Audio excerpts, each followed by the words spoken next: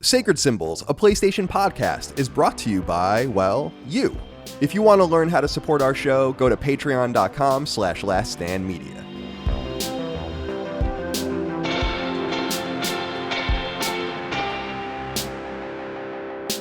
Greetings and salutations. Welcome back to Sacred Symbols, a PlayStation podcast. This is episode number 336.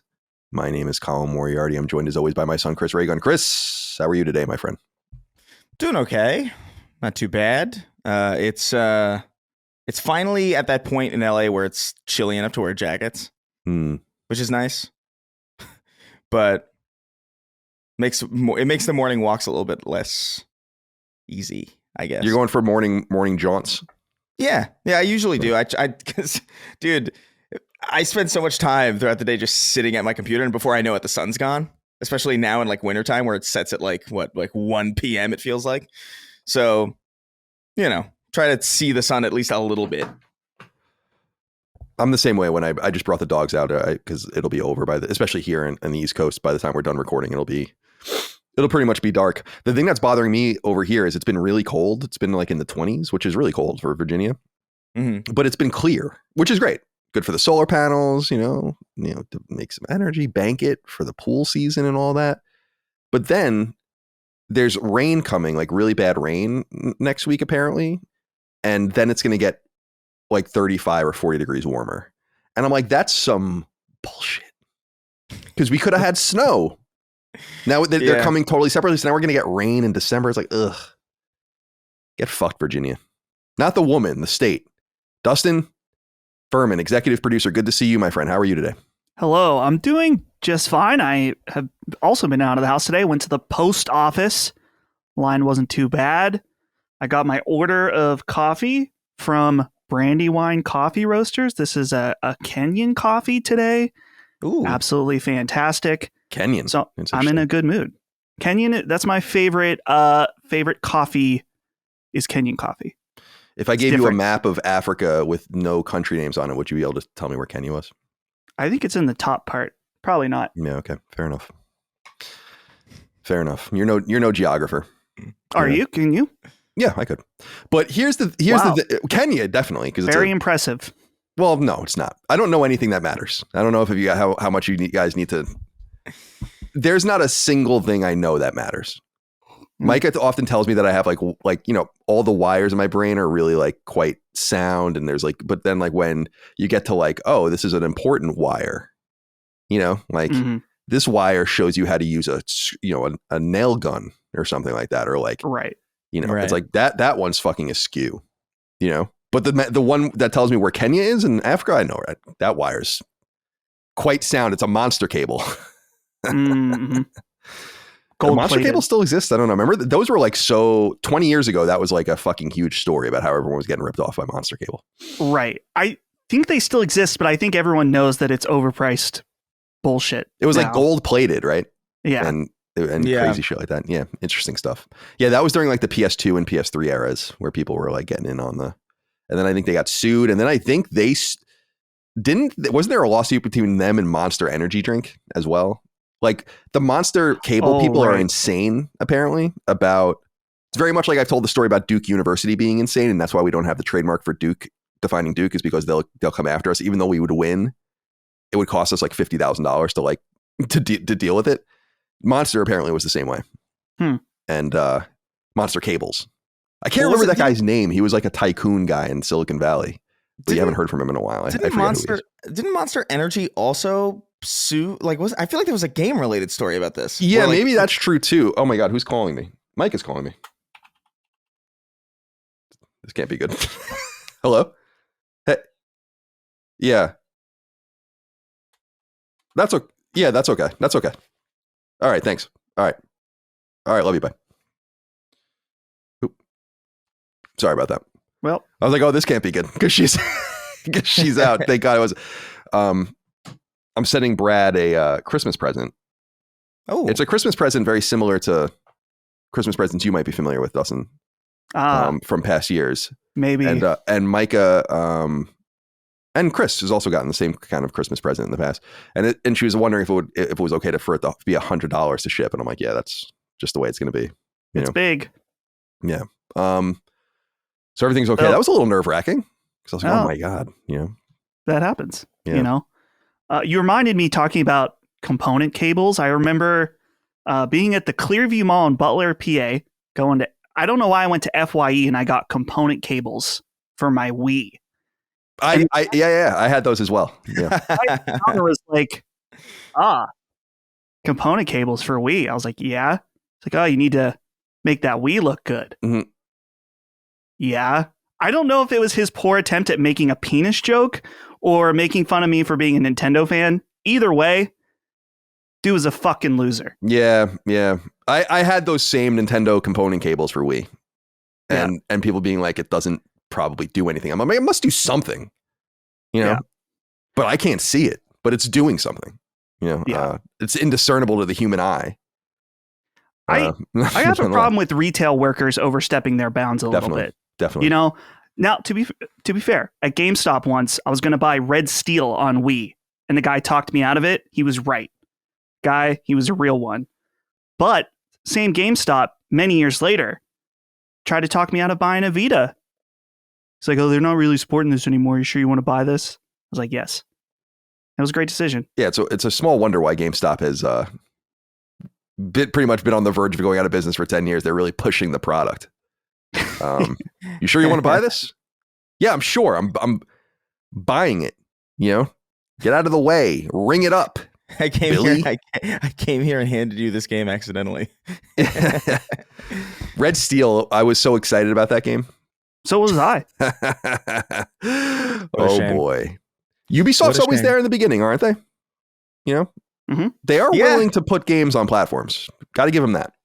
Right. That's true. When that guy told me not to buy Red Steel, I could see the passion in his eyes. Like he Yeah. had been burned. Yeah. This other Sure. guy with the Vita, I think was just a fanboy or something. I've run into a few fanboys at GameStop over my I haven't been there very recently, but some guy trying to tell me that but this was before PS4 came out, and I had a friend that worked there. I was like, oh, you're getting an Xbox? Just joking to my friend. And the other guy's like, yeah, well, at least fucking Microsoft has their network sorted out, unlike Sony, and just went off, like very serious. I was like, bro, I don't know you. Chill out. These are the people. I've said it before. The people that are still going on and on about Xbox, they're the being better or beating PlayStation in some way. It's I'm telling you, it's the Japanese soldiers in the Philippines in the 70s. Okay. I don't know how much clearer I can possibly. They are going to have to send people in to get them out. You know, and be like, it's over. It's over. Relax, everyone. Relax. Phil comes in. The war's over. Yeah. They need Phil. We have Phil to anime come in. now. Yeah, it's okay. And they salute. They get him on the plane. By the way, I found that Monster Energy thing. It was that Immortals Phoenix Rising game where it was called Gods and Monsters, and Monster Energy was like, no, people are going to get confused. No, you don't understand. People are going to be looking for our energy drink, and they're going to accidentally buy your $60 video game. Truly, that's a weird one, just because they're going after a company with means. So it's like there's nothing there, and it's like, what is the point of you doing this? There is a monster video game though, the Supercross. Right. So I guess I could see that connection, but then again, probably not. Yeah, probably not. What they're saying is that there can be no video games with the word monster in it, and that is outrageous. So do get fucked on that. And the devil laughs. And have you seen that video? There's like this crazy, super conservative religious lady doing this presentation about how Monster is like a satanic drink. And then she's like, can you see the M? Flip it up, you drink, and the devil laughs. And that's it. Chris knows what I'm talking about. I have no idea. Chris, I thought you did. I thought you went, this look guy up understands. the monster lady. At some point, the listeners. I see so many of these videos though, to be fair. And it's like, I just have to like, my eyes glaze over at a certain point. It's like, there's so much insanity. You know who I do want to recommend that does really great, and I think you would like it a lot, Chris, because it's pretty high quality, like high effort. Let me see if I just followed him recently, so I want to make sure I got his name right. It's this guy that does these. Oh, I just reset. There we go. That does these like TikTok style videos, and they get posted over on Twitter. So I see him there. His name is Andrew Russo, Andrew Rousso. And his videos are so here. I'll put his you probably have seen maybe some of his stuff before, but there's the link. This guy is so funny to the point where I actually reached out to him. He messaged me back, which was cool. I was just like, dude, you are really, really funny. Like really, really Oh good yeah, I've stuff. seen this guy. Yeah, he's so good. He's the one I was introduced to him, his content or whatever, where it was like him he plays every character in his videos, which is really funny. So he goes to Chipotle and tries to and that's the one I first saw where he starts fucking with the guy making it. So it's like just the juice from the meat and like guacamole and all this kind of shit. And he's asking him to wrap it up. And it's so funny, man. That's Shout so out funny. to Andrew Russo. Yeah, it's so funny how because I've seen this guy so many times that I never even bothered to look at his name, because in my mind, the TikTok style format translates to how TikTok sends you content. Mm-hmm. Which is like, I don't have to look this guy up. Right. Because he'll show up again at some point. Which is like the opposite on YouTube. Like if I find a YouTube video that I like, I make an effort to like actually look at the channel name. It's a completely different philosophy on that platform. But he has one. I wish I could remember the video that I saw of his that there was one where he just like he was arguing with himself, or he was talking to himself, and he was like each character was getting progressively sweatier. Yes, yeah. But I don't remember what the premise of the video. That's was. One of his things too. Is that like one of the characters will always start sweating more, or like being wet. It's really funny. It's funny. He's a funny guy. It's comical. It's good. Well, that's it. That's all we have for this episode of Sacred Symbols, PlayStation Podcast. It's good to be here with you guys today. Well, how long have we been going? 11 minutes? Yeah. Got a ways to go, don't we? All right. Welcome to Sacred Symbols, a PlayStation Podcast. We go live each and every week. You can get it 3 days early and ad-free over on Patreon, like more than 13,000 of you do. Patreon.com/LastStandMedia. Couldn't do it without you. Early ad-free access to every episode of this show and all the other shows in the Last Stand Network, including the Xbox show Defining Duke, the Nintendo show Punching Up, our conversational podcast Constellation, game conversation podcast Summon Sign, and so on and so forth. Of course, a major perk also is access to Sacred Symbols Plus every week, twice every other week. This is our supplement on Patreon to Sacred Symbols, where we can have deeper dives and all of the rest. Dragon Age, that review discussion in Spoilercast just went live recently. Had a great conversation with Obsolete Sony and Sandy Bry about their upcoming coffee table book, all about Sony. Really good shit. Had Moore's Law on to talk about the hypothetical PlayStation 5 handheld, which was great. Had Hogue on recently to talk about a bunch of legal matters and so on and so forth. We are going to sit down with Brad tomorrow so really around the time this goes live. On Patreon, we're going to sit down with Brad and do our Game Awards predictions, where he's going to present us with a bunch of weird things that we have to answer, like we did. I think we did this. Did we do this? No, we didn't do it last year because that wouldn't have been possible. Brad wasn't with us, but we did this for maybe the Xbox showcase or something weird. Mm-hmm. Where it's like Phil Spencer. How many times will Phil Spencer say the word "the"? I don't know. Yeah. So look forward to that. That's going to be fun. And other perks on Patreon: the ability to submit your inquiries to the show, of course. RSS access, Spotify access. So just send the shows early and ad-free right to those various apps and so on and so forth. Thank you for that. Ryan Goldner wrote in and said, "Hey crew, just wanted to ask if anyone in LSM has tried Slitterhead out and if there will be a spoiler cast. I'm about 60% through the game." And he said, I'm about 60% through THREW, which is a little troubling. And boy, for a budget game, I believe it still very much shines in its story and unique gameplay. Anyway, I would love to hear your thoughts. Maybe I almost joined the Itty Bitty Slitty Committee just a couple of days ago, but I was like, just a couple other things I want to play. I feel like that game's going to go down in price, but maybe not. So maybe. I heard it's pretty good, like for what it is. Some people have been shitting on it. It's gotten some pretty bad reviews, but I don't know that I give a shit about that, to be honest. You know what else got bad reviews? Mortals of Avium. And that ended up being the game of the year. Merch. The game of the year. The game of the year. Yeah. Merch at laststandmedia.store. Shirts, t-shirts, sweatshirts, hats. But are there? Dilburn wrote in, or Dilbun, said, "Hey, fellas, my wife is going to get me a sacred shirt for Christmas, but we looked on the website and saw a lot of it sold out. Bummed that I can't get any for the time being, but really happy that y'all's shop is doing so well. When the next batch of sacred shirts drop, I'll be sure to steal her credit card." I went and looked, and this is true. We're not running a very tight operation, I don't think, to not have shirts and things available for the Christmas season. But what do I know? You know? I agree. Yeah. What do we do? I agree. Well, we'll have to talk to the people in charge of merch. Yeah. This is a troubling development I wasn't aware of. Also, Micah has like plenty of things to ship dude, my house is full of fucking stand down merch. And she's just slaving away getting those things out. But yeah, sorry, I didn't know that. I would have been more on this if I had known. Of course, I can't be everywhere at all times doing everything by myself. Dilbert, thank you for Dilbert, thank you for writing in. Dilbert. All right, and please leave nice reviews on podcast services. You can find us on YouTube, etc., wherever. Follow us, enjoy us, be with us. Yeah, you better. Today's episode of Sacred Symbols, a PlayStation podcast, is sponsored by Via and their exceptional line of hemp products, which you can learn more about right now at viahemp.com. That's VIIAHEMP.com.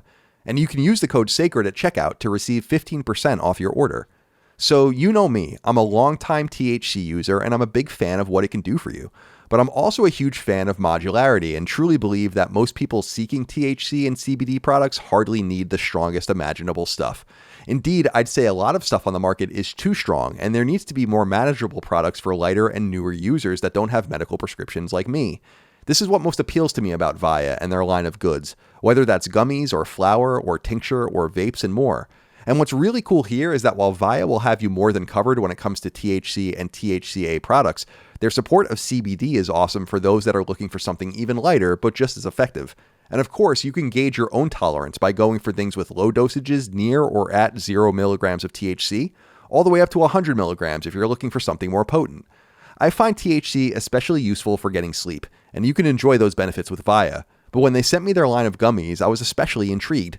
As a flower and vape smoker, I don't often partake with gummies, but I like their options for focus, which I especially need during long work hours when I'm writing or studying for this very show, for instance. And hey, THC and CBD products often help people with anxiety too, or if you're looking to simply lighten your mood or, let's be honest, just get high. That's okay too. It's your body and your life. Grown in state-of-the-art indoor facilities and free of pesticides and chemicals, Via's hemp products are natural, farmed in the US, lab-tested and certified, and eager and ready for your consumption. So will you try Via for yourself? This holiday season, give yourself some peace of mind. If you're 21 years of age or older, check out the link to Via in our description or simply go to viahemp.com. That's VIIAHEMP.com and use the checkout code SACRED, that's SACRED, to receive 15% off. After your purchase, they will ask you where you heard about them, so please support our show and tell them Sacred Symbols sent you. This holiday season, enhance your everyday with Via at viahemp.com with the checkout code SACRED. All right, let's get into some topics of discussion, and we'll begin here as we stretch our legs with Duck Feathers, who wrote in and said, "Hello, Sacred Men. Who topped your Spotify rap this year? I love seeing who everyone has been listening to. My top 3 artists this year were Charlie XCX. Is that how you say that? I think so. I don't know if it was like a number. Kanye West and Nobuo Uematsu. What say you?" I tweeted mine out actually yesterday, and I was saying that it's exactly the same as it would have been 20 years ago if Spotify had existed then. I was surprised. 311 is number 1. That's not a huge surprise. Breaking Benjamin number 2. That is a little bit of a surprise, because I really only listened to 2 of their records, but I have been listening to a lot more of them in the last couple of months, and I think it just spiked them. Dredge being 3 is not a huge surprise. The Police, number 4, one of my favorites, and then Stone Temple Pilots at number 5. So that was what it was looking like for me. I don't listen to podcasts on Spotify, so there's nothing interesting there for me, because I just use the Apple Podcast app. So I like to keep them separate. It's like the mashed potatoes and the peas on the plate. They don't need to be together necessarily, otherwise you have a shepherd's pie. Dustin Furman, what's yours look like? So, well, I use Apple Music. So I use the Apple Music Replay, superior service. Yeah, whatever. But my top 3, so the first 2 are nearly tied. But number 1, The Killers. Oh, number 2, Kendrick Lamar. Number 3, Jimmy Eat World. So that's my wrap up. New Kendrick Lamar album. Very good. In fact, I'm like, if I had listened to that album 1 or 2 more times, Kendrick would have been number 1. So pretty close race, but yeah, that's my wrap. You have one, Chris, for your account? Mine was number 1 was Rise Against Us. It always is. That's every year. because like I have because I the way that I listen to music, I have like a mega playlist, right, of all of like it's literally called every song I've ever even remotely enjoyed, and I just play that at random.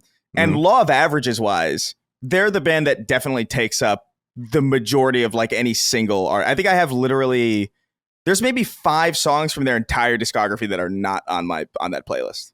Like sincerely. So like they were number one. They're probably always going to be number one just based on how I play their music. But also I have been listening to them a lot recently. And then it's Anderson .Paak, however you want to pronounce it. And then it's The Bronx, which is like it's like a punk band that I only found like in the last like year or two. I found them while I was training for the fight, but they're like probably one of my favorite bands now. Like The Bronx is crazy, but yeah, those are the top 3 for me. Did you guys look at the songs? Like this was, I don't believe some of this data, but some of it I do. The most played song for me is this very obscure song by a guy named Paul Davis called 65 Love Affair, which is so funny that's like my most played song of the year. It's like kind of like late 70s, early 80s pop rock, yacht rock kind of fusion. It's very weird. Bring on the Night by The Police was number 2. Small Town Boy by Bronski Beat, a little bit of an electronic song, number 3. But I was surprised to see number 5, the new 311 song You're Gonna Get It, which I don't, this is where I'm like, I don't believe that. I'm like, I feel like I don't even like that song. How can that possibly be? So yeah, there's some, I have, I think at number 9, Right Here, Right Now by Jesus Jones. You guys definitely know that song. You definitely know that song. Right here, right now. You know that you definitely know. Okay. No, I know that. I didn't know the name of it, but I know that. I know that. What I know that no other place the facsimile of the melody that you're Yeah, I'm trying. Right I'm a drummer. I don't have any ability to sing. My top songs are so weird. Like, cause the first one's Injection by Rise Against. It's not a surprise. Then it's Around the World, Harder, Better, Faster, Stronger, the remix from Daft Punk. Then it's Mama Said by the Shirleys. Interesting. And then it's Tuned Down, which is like that's literally like a song that I play before streams. So like I don't know if I really count that. Really, it's kind of annoying that I can't get like a more granular list to get like a little bit more accurate. And then it's The Field by Devin Townsend. But like the Shirleys is interesting. That is funny, man. I like that song. The one thing that I was wise enough to do that someone turned me on to, because I last year I really fucked my Spotify charts up by having my drum playlist, because I'm the same as you. I have a master playlist with just thousands of songs in it, and then I have a drum playlist where I play songs to drums, and that's like a couple hundred songs, and I get really fixated on like a few songs, and then those songs ended up at the top of my thing. I'm like, that's not, Self-Esteem by The Offspring is definitely not one of my most played songs of the year. I just play it on drums all the time. So then someone was like, oh, you can just select this playlist to not be included in any of your like search or stats or whatever. It's just like a playlist that's not counted. It's like a phantom playlist. And so I did that this year, and then it fixed it. Because I was getting really annoyed. I'm like, dude, Burn Baby Burn by Ash and Around the World by the Chili Peppers are definitely not my most played songs. But then I was like, yeah, of course it is. Spotify doesn't know that I played it 250 times. It's like, but I'm playing it for the drums, and they don't know that. How would it know? Yeah, that's a good idea. I didn't even know that was possible to do. Yeah, let me. I'm sure I could find it, but like I just didn't even assume that was even something that they would allow you to do, I guess, because I figured they would be like, no, we want to really see what people are listening to, regardless of whether or not they fucking. But like, I mean, I guess if that's available, yeah, because I definitely listen to songs over and over again when I'm like learning how to play them. Like, there's like I know Green Day would have been on that list a lot more if I had listened to their new album not on YouTube, because I was just trying to play those songs, because like Green Day songs are really easy to play. So I was like, oh, fun. But that I definitely like technically probably listened to them a lot more than I actually did, Yeah,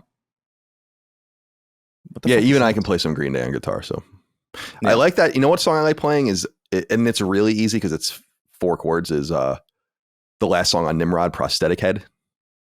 Prosthetic Head. I think I don't know.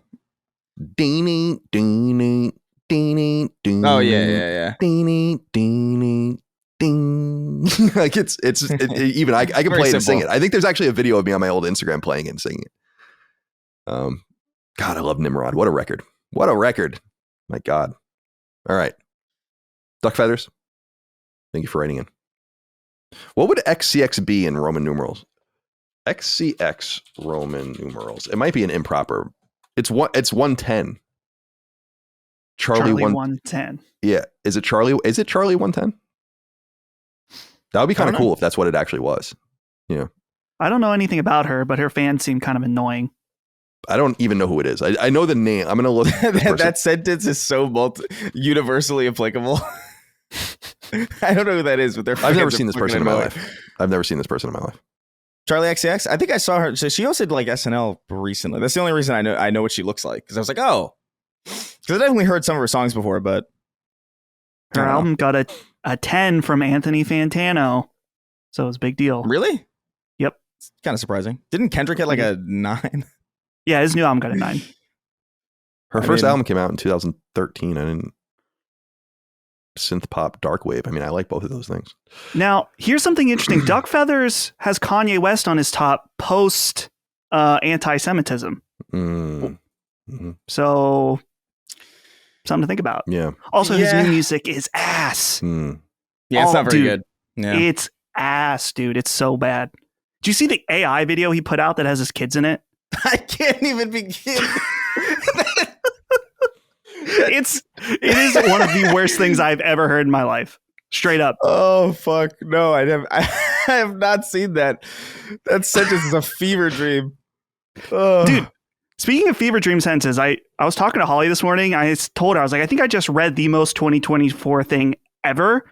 Did you see the Haktua girl is involved in a crypto scam? Yeah, I was just. It's so funny, man, because right when I was coming into the show tonight, I was listening to this.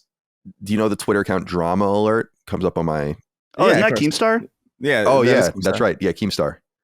Yeah, it comes up on my thing. I don't. Maybe I should follow it. It came up and there was this video that I guess was published overnight of her talking and some other guys talking to these people in this Twitter chat. And people are like, she's really going to get in a lot of trouble for this. Apparently, yeah. I don't know anything about it, but it seems like kind of like this pump and dump sort of. CoffeeZilla, dude. Have you heard of him? Yeah, I know the name, but I don't know who it is. Is he like a real person? He's a YouTuber that investigates scams. So he's the one that like did the major investigation on Logan Paul and his crypto scam and a bunch of other stuff. Yeah. So he's on it. You had a weird emphasis there on the wrong. You called him Logan Paul. I couldn't remember. I was trying to think if it was Logan or Jake. Yeah. And I think it's Logan. It was Logan. Yeah. Okay. That's the one. Is that the Suicide Forest guy? Yeah, exactly. Yes. The other one's the boxer. The Suicide Forest guy. Right. Yeah. So he had like a fake. There was like a NFT game or something that like Crypto Zoo, and then like there was the Dink Doink, his stupid coin. Yeah, like CoffeeZilla is cool. Like his that's literally what he called it. But I didn't know that. It is called Dink Doink. But yeah, he does great stuff. Like CoffeeZilla is great. He actually talked to me a little bit because do you remember? I don't know if this ever actually came to light because I think a lot of it did get resolved. But do you guys remember? I know Colin, you might remember some of like the behind the scenes like network stuff that I was dealing with last year. Yeah. Like he actually reached out to me and talked to me a little bit about that. But I think that kind of got sorted. I'm not super sure. I know I got out of there, but yeah. Sacred coin when? Slit coin? Slitty coin? Slitty coin. Slitty coin. Oh God. We can pump and dump that. Get out. How do we do it legally though? Yeah, I don't know. I got to be totally honest with you. Like I am not. It's amazing. Like Bitcoin has gone over 100,000 now. I saw that. And I'm like, which is incredible, right? But it to me, it underlines why it's not a real currency that should be in. It's you invest in it like you invested in gold. The idea that this is going to be like a currency that you're going to go to the ATM and use, it's like, no, it's not. Like, because it's crazy volatile. Like no one wants their currency to be volatile like that. You want your investments to be volatile like that. So for me, because I have a financial advisor and some interesting investments, but I'm pretty conservative and I have no crypto investments because I'm just like, I'll just invest in things that surround the US dollar. And then if the US dollar goes down, we are all so fucked that it's really not going to matter. That's like my whole mentality, as opposed to if crypto goes down or Bitcoin or all these things kind of start to crater in some way, it's not going to affect the US dollar. And that's going to have no effect on me. So that's kind of how I feel about gold in general. Like, where I'm just like, I don't like, if everything collapses, I don't think we're going to be like looking for, I really need gold right now. I agree. I think it's weird too. Yeah. I don't understand. I agree. Like I own some gold, but it's only valuable as long as the economy is good, or the economy is like as we understand it. Like the second the Chinese EMP goes off, and San Diego and Omaha get fucking nuked or whatever, your gold isn't going to matter anymore. Yeah, like during the water wars, I don't think anybody's going to be looking for gold. Right. Maybe an alchemist needs it. An alchemist. Yeah, there's always a new era. Yeah, the new one of them newfangled alchemists. Yeah. Did you see? Well, it's like Horizon, where we go back and live as primitive peoples. Right. This is a complete aside, but did you see that Korea was under martial law for like 12 minutes? I don't know what I woke up to that. I think that was just yesterday or 2 days ago. Yeah. I woke up to a video of like South Korean soldiers crawling through a broken window into their own parliament. Yeah. I was like, what the fuck? South Korea is very I'm pretty sure their last or 2 prime ministers ago is in prison. Yeah, I think so. Presidents. Pretty corrupt place. I mean, it's not a huge surprise because it's like kind of an American puppet state in some sense. Yeah. So I feel like people are somewhat easily manipulated. Plus, they have a deranged communist dictatorship on their border. Pretty tense. People don't realize how close Seoul is to North Korea. Like that pocket of humanity is like 40 miles, I think, from the DMZ or something. It's crazy how close they are to each other. It's like, oh my goodness, man, I'd be so scared. I do want to go there, like to visit. Yeah. I should have gone when I was in Japan one of those times. I don't know why I didn't, because it's like you're right there, just to see it. It's supposed to be a pretty cool place. Yeah. And then just get the hell out of there before I get conscripted into the war. I was listening to a friend of mine who's also a listener, like recently, like I met up with him in person. He was telling me about like his trip to Korea, and he was like, it's what, like, he went to Seoul and he was like, it's the best, easily the best city I've ever seen. Which is enticing. That's like super interesting. Too bad it's at the fucking whim of Kim Jong-un's fucking trigger finger. I know. Jesus Christ. Scary shit. If you read about the Korean War, it's so interesting. Like the North Koreans overran almost the entire peninsula. And then they were pushed back to where the DMZ is now. So like it's kind of interesting how that all went down. How do you know that? Did you see it?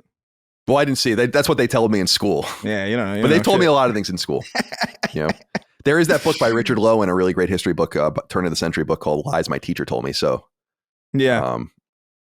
I could have, even in college, because I, as people know, I majored in American history. So I took collegiate level history courses, many of them. I'm sure half of it was lies. Yeah, I'm of the mindset where it's just like, I wouldn't be like, if someone told me, like, if I learned today that like it turned out like, oh, actually Abraham Lincoln was actually like 3 different people, and it's just like their stories worked really well together, so we mixed them up, I would be like, yeah, okay, whatever. I guess that's true. Abraham Lincoln was 3 chihuahuas in a trench coat. No one knew. Yeah, he was 2 chihuahuas and 1 Doberman with Marfan syndrome. All of them with Marfan syndrome. Oh, yeah. That's why he was so tall and lanky and weird looking. Yeah, he really was weird looking. Like weird. Interesting. Let's say it interesting looking. Unusual looking. He looked exactly the way he was supposed to be, which was like very serious and dour. Highly recommended. I mean, this is a classic book, of course, at this point, but Team of Rivals, about his cabinet, one of the great history books of the modern era. Oh, what a book. Doris Kearns Goodwin is the author. She later got in trouble for plagiarizing, so she might have been lying to you too. All right. I was going to say something else, but it doesn't really matter. Brody Lowe wrote in and said, "Hey, Sacred Boys. I should have taken y'all's advice several months ago when I wrote in about my girlfriend storing bags of chips in the microwave. As the relationship progressed, she ended up being a stage 5 clinger. When we broke up, she threw scissors at me, tried to choke me, and then kicked my front door in. The signs were all there, yet I ignored them. Now maybe I will have to leave the country. Colin was right, and I should have listened." I mean, we've all been I don't want to speak for everyone. Dustin met his wife very young, so maybe he wasn't in it. I have been in a relationship with in the past, like distant past, with a crazy person. And Chris, you have as well. we'll just say that. So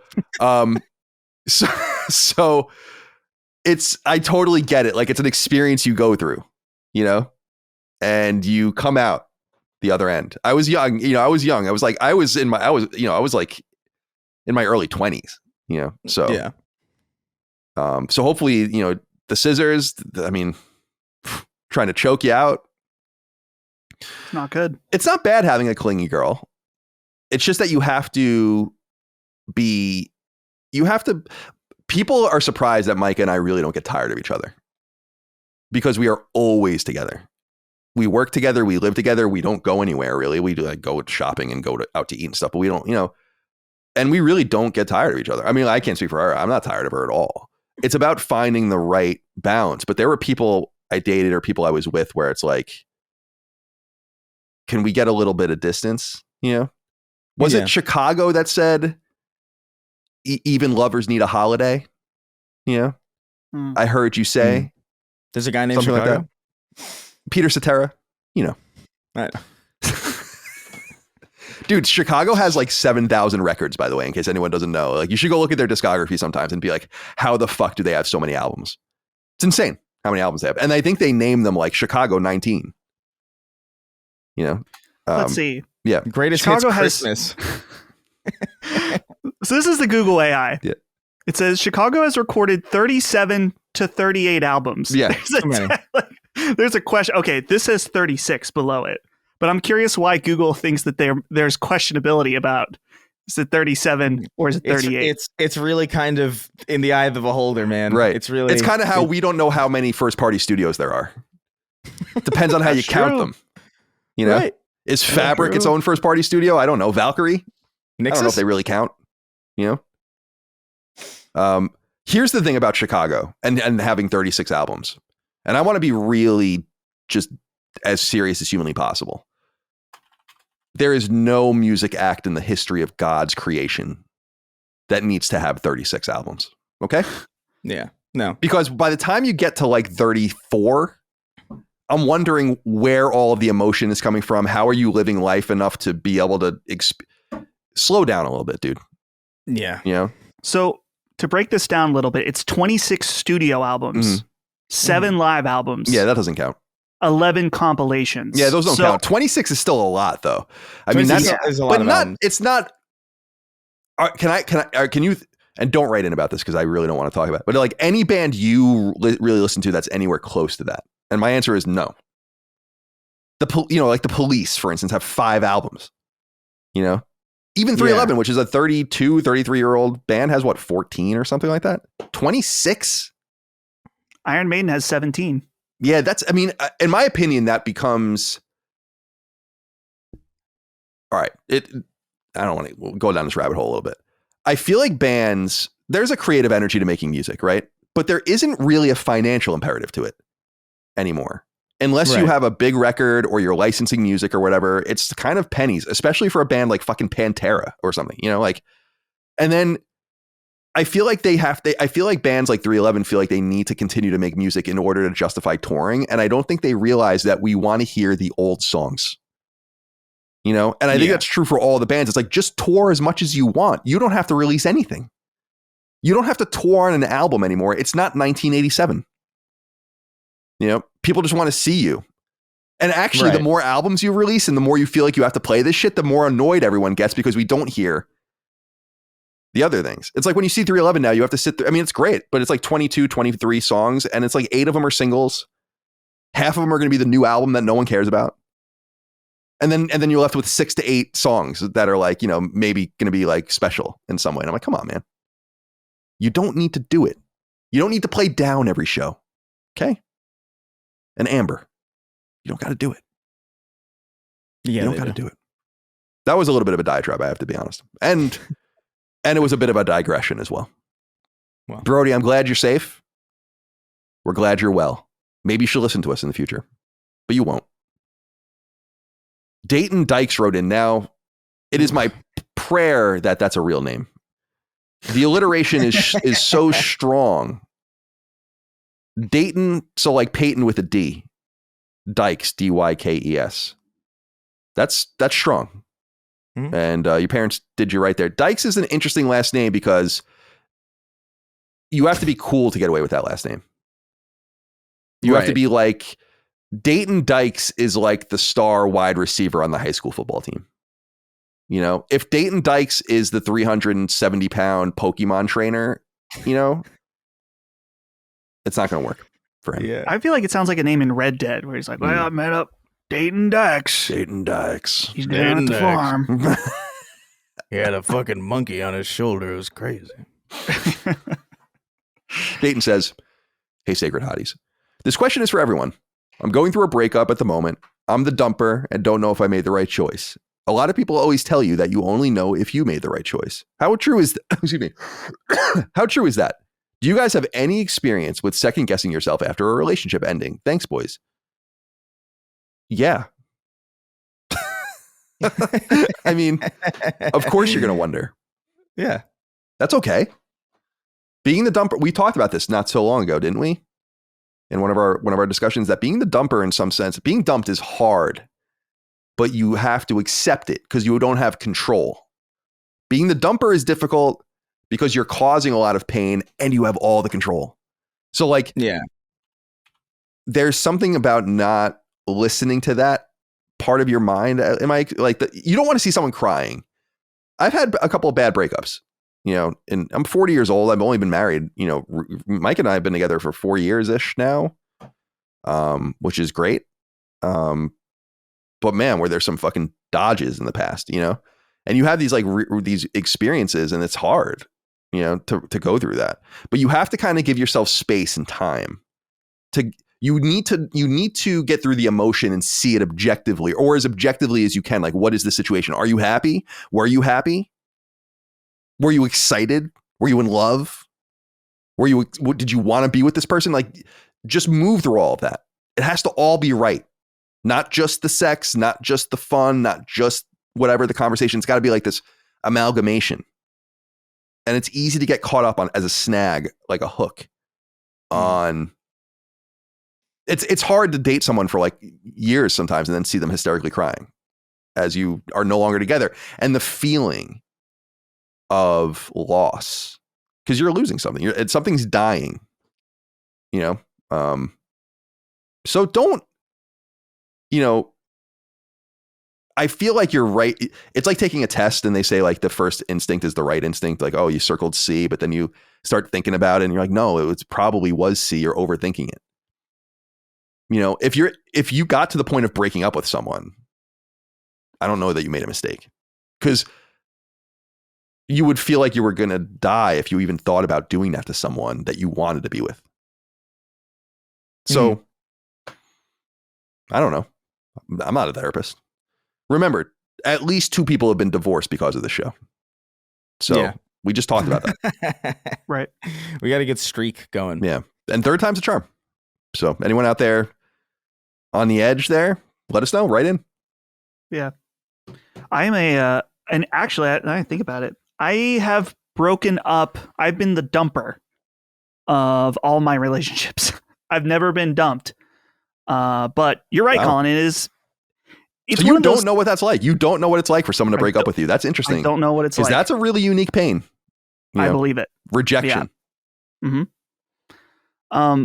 So I totally, the thing that is difficult about dumping someone is that, and it depends on the status of the relationship, right? In a few of my cases, it was situations where it was like, I don't hate you. I don't even dislike you. It's just, this isn't working.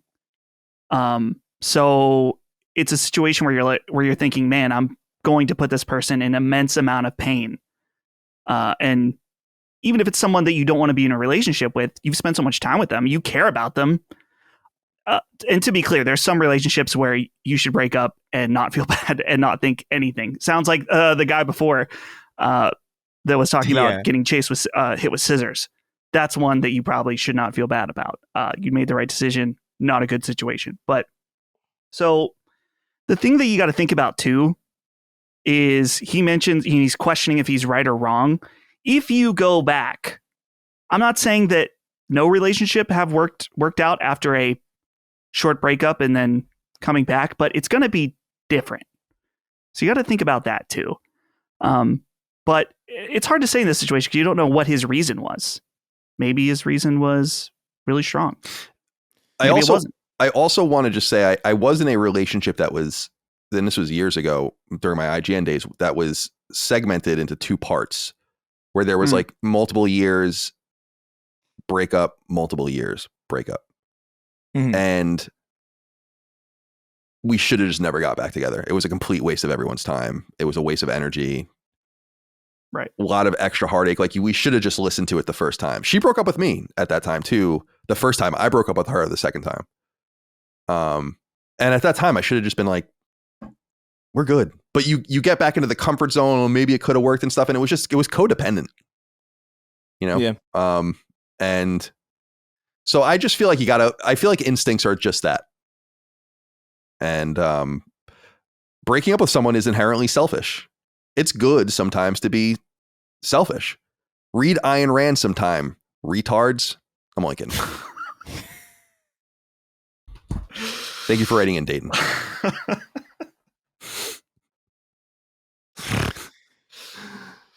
Caleb Greer wrote in. And really, you should read Ayn Rand. Although I think a lot of people, whether you like it or not, it's interesting philosophy. I think people dismiss it too quickly that people that dismiss it very quickly, I don't think read it. Because it's whether or not you're into Ayn Rand's, like, I'm not really an objectivist at all. I love Ayn Rand. I think she's a really interesting person, but I would love for more people to really read it and like interact with it as opposed to just dismissing it. And I feel like this about a lot of things, like a lot of philosophy, a lot of that kind of stuff. Like absorb communism and then fucking dissect it from there, but don't just dismiss it because it sounds bad. Know it. And then come from that place of knowledge, in my opinion. And Chris is basically a communist, so we have that to deal with. Yeah. Caleb Greer wrote in, said, "Greetings, gentlemen. What do you guys think of the new LSM Gooner rankings on the LSM Reddit? Do you agree or disagree with the placements? Cheers and happy holidays." Oh, thank you. I was going to bring this up, so I had to go look this up as well. This caused me to go and look it up. So on the Last Stand Media Reddit, which mostly hates us, but this seems like a fun exercise. Yeah. Says, "We established the most hated. Now let's decide the biggest gooner." And so this is the first of all, I did look this up just to get a there it is. To get a definition, Urban Dictionary, just so we're all working from the same place there. It says, one who is completely and miserably addicted to porn, but embraces and loves it. I thought I understood it as like having to do with edging and things of this nature. So let's just call it a level of basic degeneracy.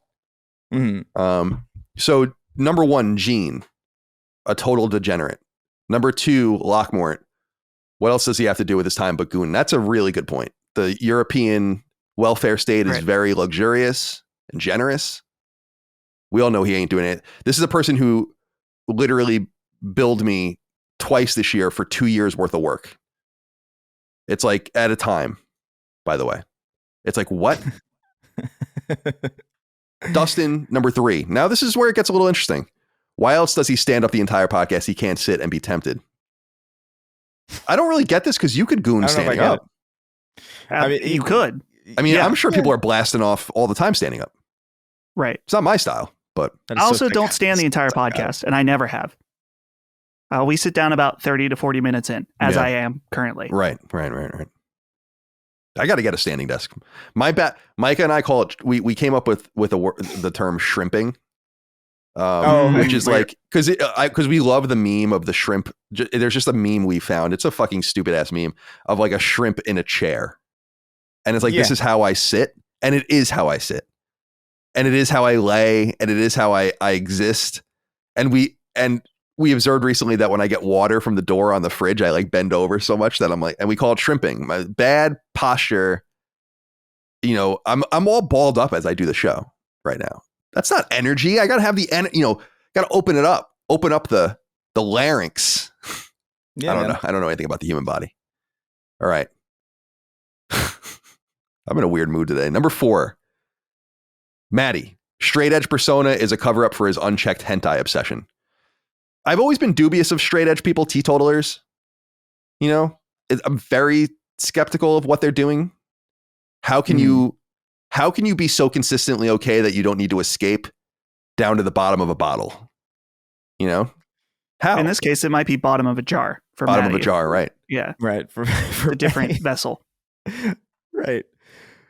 Oh God. It's a crazy amount. I mean, I don't think you guys might have missed this, but when I was like a teenager, that was the first time, because I think it came up with like the original run of emo and stuff like that. It was cool to be straight edge, and people used to get like the nautical star tattoos, which I think represented straight edge, if I recall, right? I thought it was the X. Oh, the X. Maybe that's what it is. The X tattoo. That's what it is. Yeah, that's what it is. Right. Micah is number 5. Too many weird habits not to have one more. Brad, number 6. Not sociopathic levels, but recreational. Cog is 7. Only when he's clubbing for his birthday. Chris, number 8. Too metro and hygienic to do anything other than relieve self. Metro. Interesting. You're not. I don't see you as metro at all. Jaffe's number 9. Goons when it's allowed by women. Dagan 10. Only when the blue pills haven't worn off. That's Hogue crazy. 11. A new post-stroke resolution to have fun sometimes. And then me. And then I come in. I thought it might have been. And then I came in last, 12. Colin, a total prude. Now I take issue with this comment at the top. Jimmy the dad says Colin hasn't seen his unit in years. I think you vastly overestimate how big I am. You know, like vastly overestimate, because I assume that's like being like you're fat and you don't look down. I lived with a guy in San Francisco when I lived in the house full of the gay dudes. One of the guys that owned it, Bill. I remember he told me he knew he was fat when he no longer could see his dick. Right. And I'll never forget that, because that's how I've basically measured my own weight gain and loss over time. So when I look down, I just gotta peek forward a little bit and I can see it. You know, right? Like to be fair, I think what he's saying is you're such a prude that you don't even look down there in the first place. Really? That was my impression. That's interesting, because interpretation that I got. So I just don't look at my dick. No, yeah, you don't. I admire it all the time. You pull your pants down in front of the toilet. You look straight forward in a trance, like you're on shrooms, watching the wall breathe. Right. When I shower, I never look below the horizon. You know. Yeah. Right. You know what's down there. You know it's a waste of your. It would put an extra bit of use into your neck that you don't need to use. Interesting. You know? Yeah, that's not the vibe I got, because that sounds so unbelievable. You know. Well, yes. But we're also reading a Gooner ranking. Right. This So- this person said, Green Onion says, I bet Colin is a degenerate but pretends to be a prude. That's a good theory. You know, there are people who do that. Mm-hmm. For sure. I like this comment that says, this explains what Hogue is always on about, quote, I just had a stroke.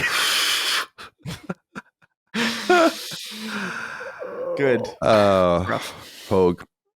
I loved when I was when he was in that competition and he won stroke of the year. I told him he won stroke of the year. Best stroke. He thought that was funny though, I think. Yeah. Yesterday, because you know, sometimes when people don't laugh or whatever at your things or whatever, and you expect it's like, oh man, I mean, Chris and I were talking yesterday privately, and I told him that he was fired after he told me something really serious, and he didn't laugh. And I was like, I'm sorry. You know. All right.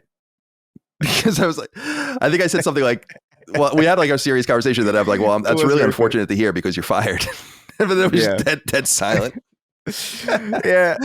Because you sound equally serious and equally jokey all the time. Like, that's it's very strange. Part of my affect. Like, you have the same. I wouldn't call it like monotone, because that's not really that's not accurate. But you switch gears so quickly, and oftentimes it's not incredibly obvious. Yeah, fair enough. That's good. That's a good quality, by the way. My flat affect is part of my comedy. You know, it works. And dipping in and out. Yeah. But I can understand how it's sometimes, I'm sure it doesn't always read to the audience either. They're probably like, just shut the fuck up, old man.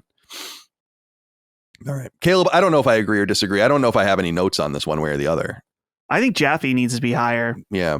I mean, he openly talked about wanting to have sex with anime women on Constellation. That was a clip recently. He told a story on Constellation about seeing a hooker in Nevada too, which is interesting. Yeah. Which is totally, I mean, it's illegal. Yeah. I feel like he's higher up. I feel like I'm too low. I feel like I should be like in the middle somewhere. Because I've been to like the alt porn awards and things like that. You know what I mean? Like I've wandered into those places, like accidentally drunk. That's interesting. But you know, I think middle. Right. Cool. My placement at 3. I don't like the reasoning. The standing desk. I mean, I'm sitting here beside the anime figures. It's bad reasoning. A lot of things you could have said to argue for it. So we need a better, better evidence. Yeah, I would say like Gene and Locke seem like good number 1, number 2. And then you might even put the ellipsis after that and then have 3 and 4 because it's so there'd be so much distance, I think, between those two and everyone else. It's like the most subscribed YouTube channels where like one's like, even though like it's like number 1 and number 2, like there's like 50 million people. Right, exactly. That's the difference between Gene and Locke, and then Locke and the rest of the crew. Right. Yeah, Jaffe should be a little higher. I don't know what's going on with Jaffe, by the way. I mean, I don't know what's going on out there with Jaffe. Like be well, Jaffe. There seems to be 17 layers of drama surrounding what's going on with him right now. I have no idea. I'm not caught up on it because you have to go back to the beginning, and I don't have the patience to go. I can't. Like I just, I can't do it because I was even looking at the exit surveys and we like lost a couple people because of things Jaffe's doing off the network, and I'm like, I can't control that. I don't know. Jesus Christ. I think some people want me to be like everyone's father.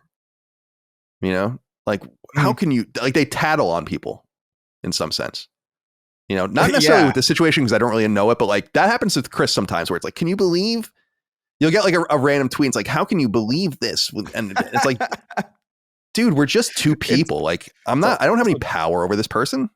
It's also Twitter. I don't know, man. Yeah, I know. Caleb, thank you for bringing that to our attention. That was really necessary. Dennis wrote in, said, hey, CDC, we need to talk about Dustin on Twitter this past week. He wrote that he absolutely loved Joker 2, Folie à Deux, a film that has essentially flopped with all audiences and at the box office this year. He also highly recommends it, in quotes, regardless of what we may have heard. So please, what gives?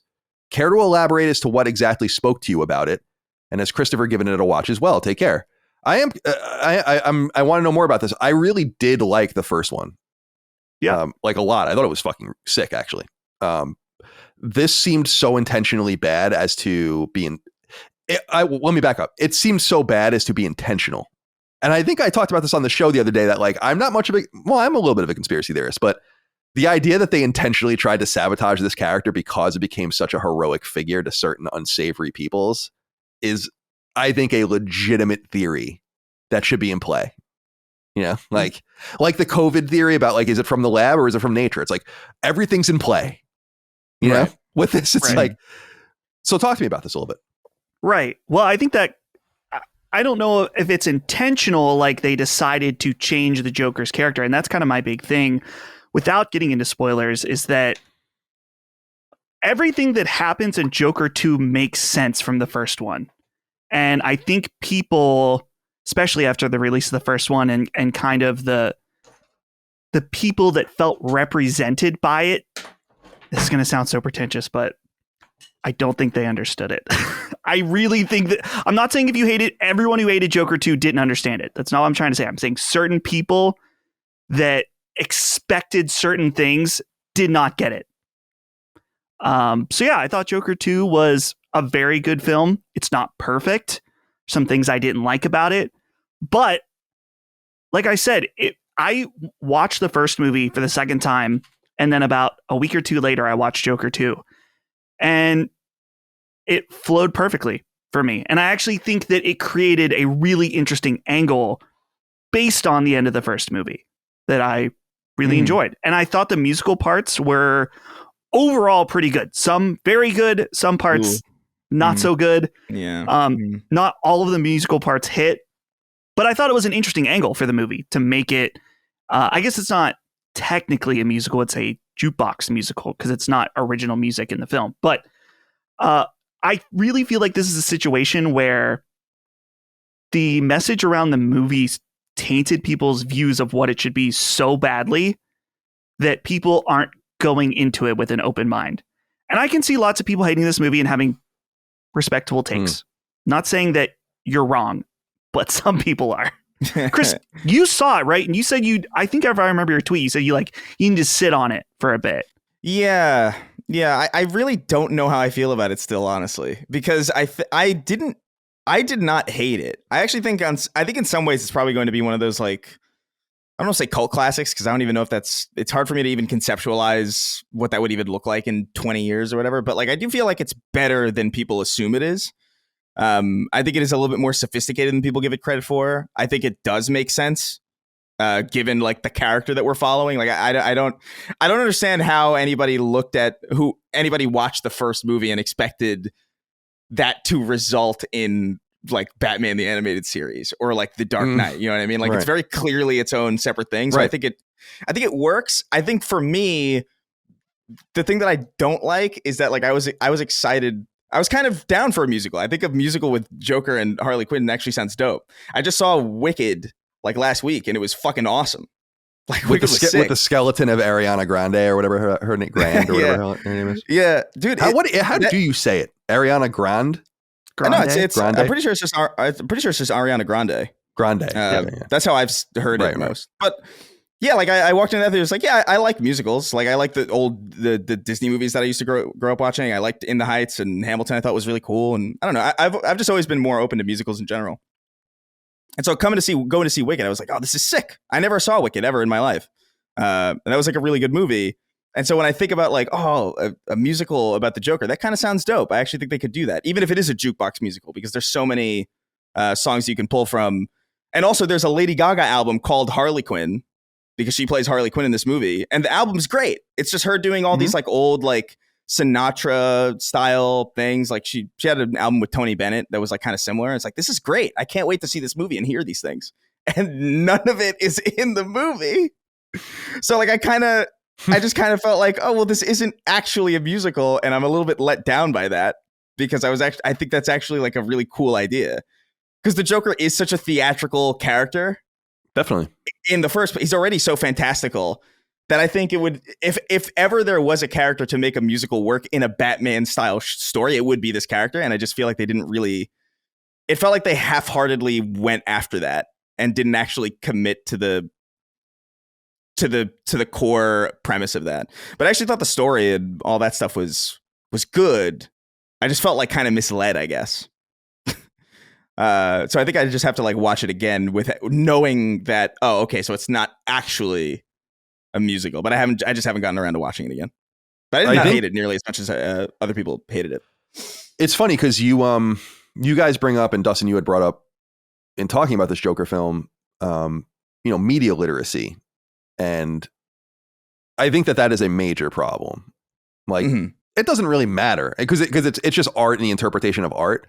But this is funny because we're going to talk about metaphor probably in the next week or two, as we all kind of get to the end of it. And I've heard many times I only see it on social media, but just reading like, wow, metaphor is such a liberal game and such a progressive game. And I'm like, are we playing the same game? Like, I have no idea what you're talking about. The game is literally premised around utopia. Thomas More, the anti-Reformation guy that got executed by Henry VIII. It's not a very liberal person or a liberal idea at all. And I'm like, it's like, and in playing it, I'm like, I understand how you can think that if you just think about this one layer deep, but like the media literacy needs to be a lot higher, with a lot of things. And I think that just comes with not only experience, but willingness to see things for what maybe is trying to be said about different products or whatever. And by the way, that doesn't necessarily always tie into the intent of the author or the creators either. They might have an intention to do X, Y, or Z, and you might interpret it as A, B, or C. And I think that that's totally valid too. But I've been troubled by that with metaphor because I've been reading that and I'm like, I don't see that. I actually started taking some screenshots of things where I'm like, this is decidedly not what you're saying. and right. So anyway, I don't want to say much more because I don't want to spoil it. Yeah, this is not a spoiler. I could see people that have low media literacy, and that's putting it as kind as I possibly can, being like, "Oh, this game has a tolerance stat. Oh, you're making a multicultural team. And just be like, dude, shut up. They have no comprehension at all. It's so stupid. The game, it's funny, man, because the game to me is just one level deeper than the multiculturalism that's at the center of it, which is really cool, is that it's all a distraction anyway. And that if you read Thomas, well, again, I don't want to get too deep into it, but that there's a character named Morin, it is not a fucking coincidence. That the book is utopia, is not a coincidence. And I wonder, again, it reminds me a little bit of something we always bring up with Far Cry 5, where I'm like, I wonder how many, what percentage of people look at this and don't make that connection at all. Very similar to, the Far Cry 5 domestic terrorism analogs that were so obvious in it. But if you just don't even make that connection because you're too young or not aware of it or whatever, then I think you miss all of it, like the whole rest of it, because you're kind of not working from the proper place, in my opinion. But I've really avoided a lot of things about Metaphor because it is so deep and so interesting and so story and character driven, and I want to see what the people who created it say about it later. But I don't want to spoil it for myself in the meantime, because they might, for all I know, the director might be like, this is the ode to progressivism, whatever. I'm like, oh my God. Okay. So, but I just don't think so. I think it's about decency. Why is that political? Well, it shouldn't be. No, it shouldn't. But I think, anyway, I don't want to say too much more because I don't want to spoil the game. We'll talk about Metaphor in a little while when we get into what we're playing. All right. Well, let's get into the game's conversation. I think we're done here now, stretching our legs. Guys, I'm sure you've noticed that there's a 30th anniversary celebration on PS5 right now. That an update was pushed out that allows you to mess around with various 30th anniversary kind of themes for PlayStation 5, including one each for PS1, PS2, PS3, and PS4. And the startup is the classic SCE PS1 startup. David Graham wrote in on Patreon, just like you can, says, SS officers, you cannot call us that. Which 30th anniversary console theme is your favorite? I went straight for the PS3, but I've changed it to the PS2 since, in my opinion, that has the most iconic navigation sound effects on the console. I went to PS1 and then I went to PS3. Well, I tried them all, but PS3 for some reason was the one that vibed for me. And I was wondering why that was. Is it like a recency thing? And then I'm like, no, you would never hear the PS1 toggle tones unless you were messing with your memory card, which is like once in a blue moon, or maybe playing a CD or something, an audio CD. So that sound, I remember it, but it's not iconic to me. Yeah. And then the PS2 one is somewhat similar, DVD menu, memory cards, whatever. So, but the PS3 click, that's a sound that you heard every time you turn the console on, no matter what. And so that was like deeply embedded in my mind. So I did keep it there, but then I actually just shut it off and went back to the normal thing. Or I kept it on 30th anniversary, so it has the startup, but not any of the specific console ones. So the noises are the same. Pretty cool. Chris, what did you think of this update, and what did you go towards? Yeah, I think it's cool. I was surprised by it pleasantly. I love that startup. Dude, that PS1 startup sound is iconic. Like I think that might be my favorite sound. Period.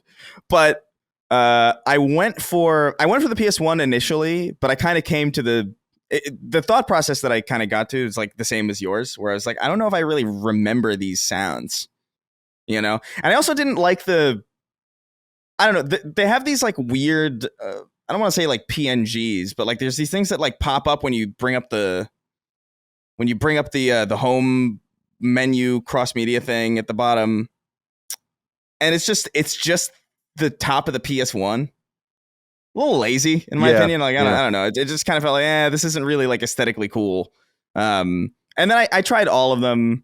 I liked the PS3, but like I'm on PS2 right now. Just because like, even though I don't remember that sound, I like the blue. I like the blue hint to everything. And I like the what is it? The extruded squares or like that pop up when you press the home button. Right. I dig that vibe a lot, even if I don't really remember this. But I would agree that the PS3 sounds were the most satisfying to me. Am I mistaken in that? Because I don't know why I interpreted it like this, but I was like, okay, so I went to PS1 first and then I reset the console, and it started up like a PS1. And then I went to PS2, but it started like a PS1. It would have been cool if it was like all of them, that bloop, thing from PS2, but it doesn't have to say PlayStation 2 because it doesn't say PlayStation 1 anywhere. It has like the 30th anniversary thing, but it would be cool if it was just that 30th anniversary art with that noise. That would be cool, yeah. Yeah, so I was a little disappointed with that because I was like, oh, it would have been cool to have all the true startups for the console.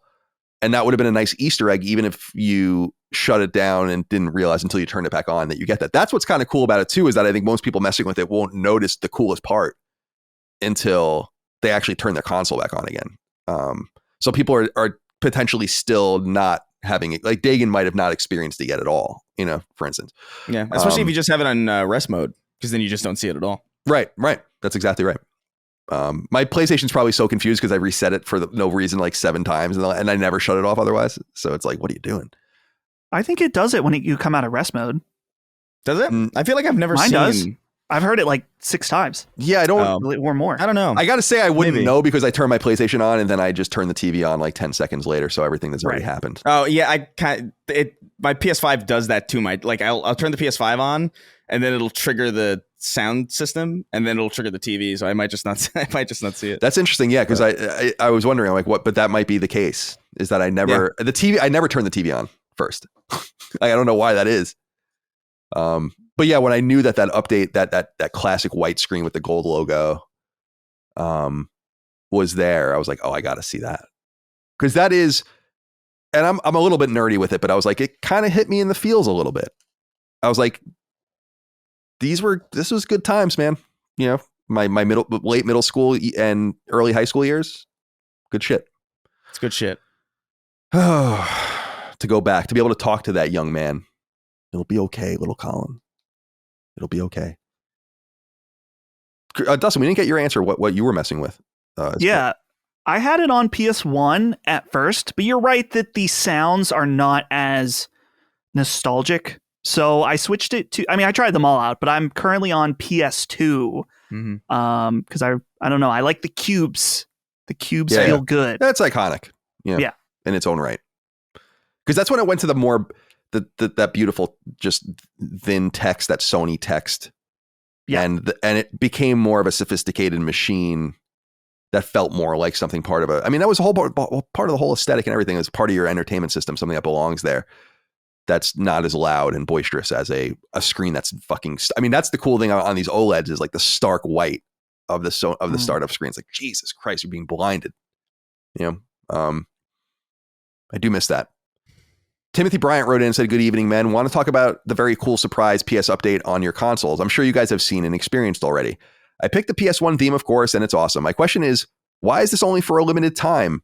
Since this is Sony doing this directly, why isn't this a feature that we can keep in perpetuity?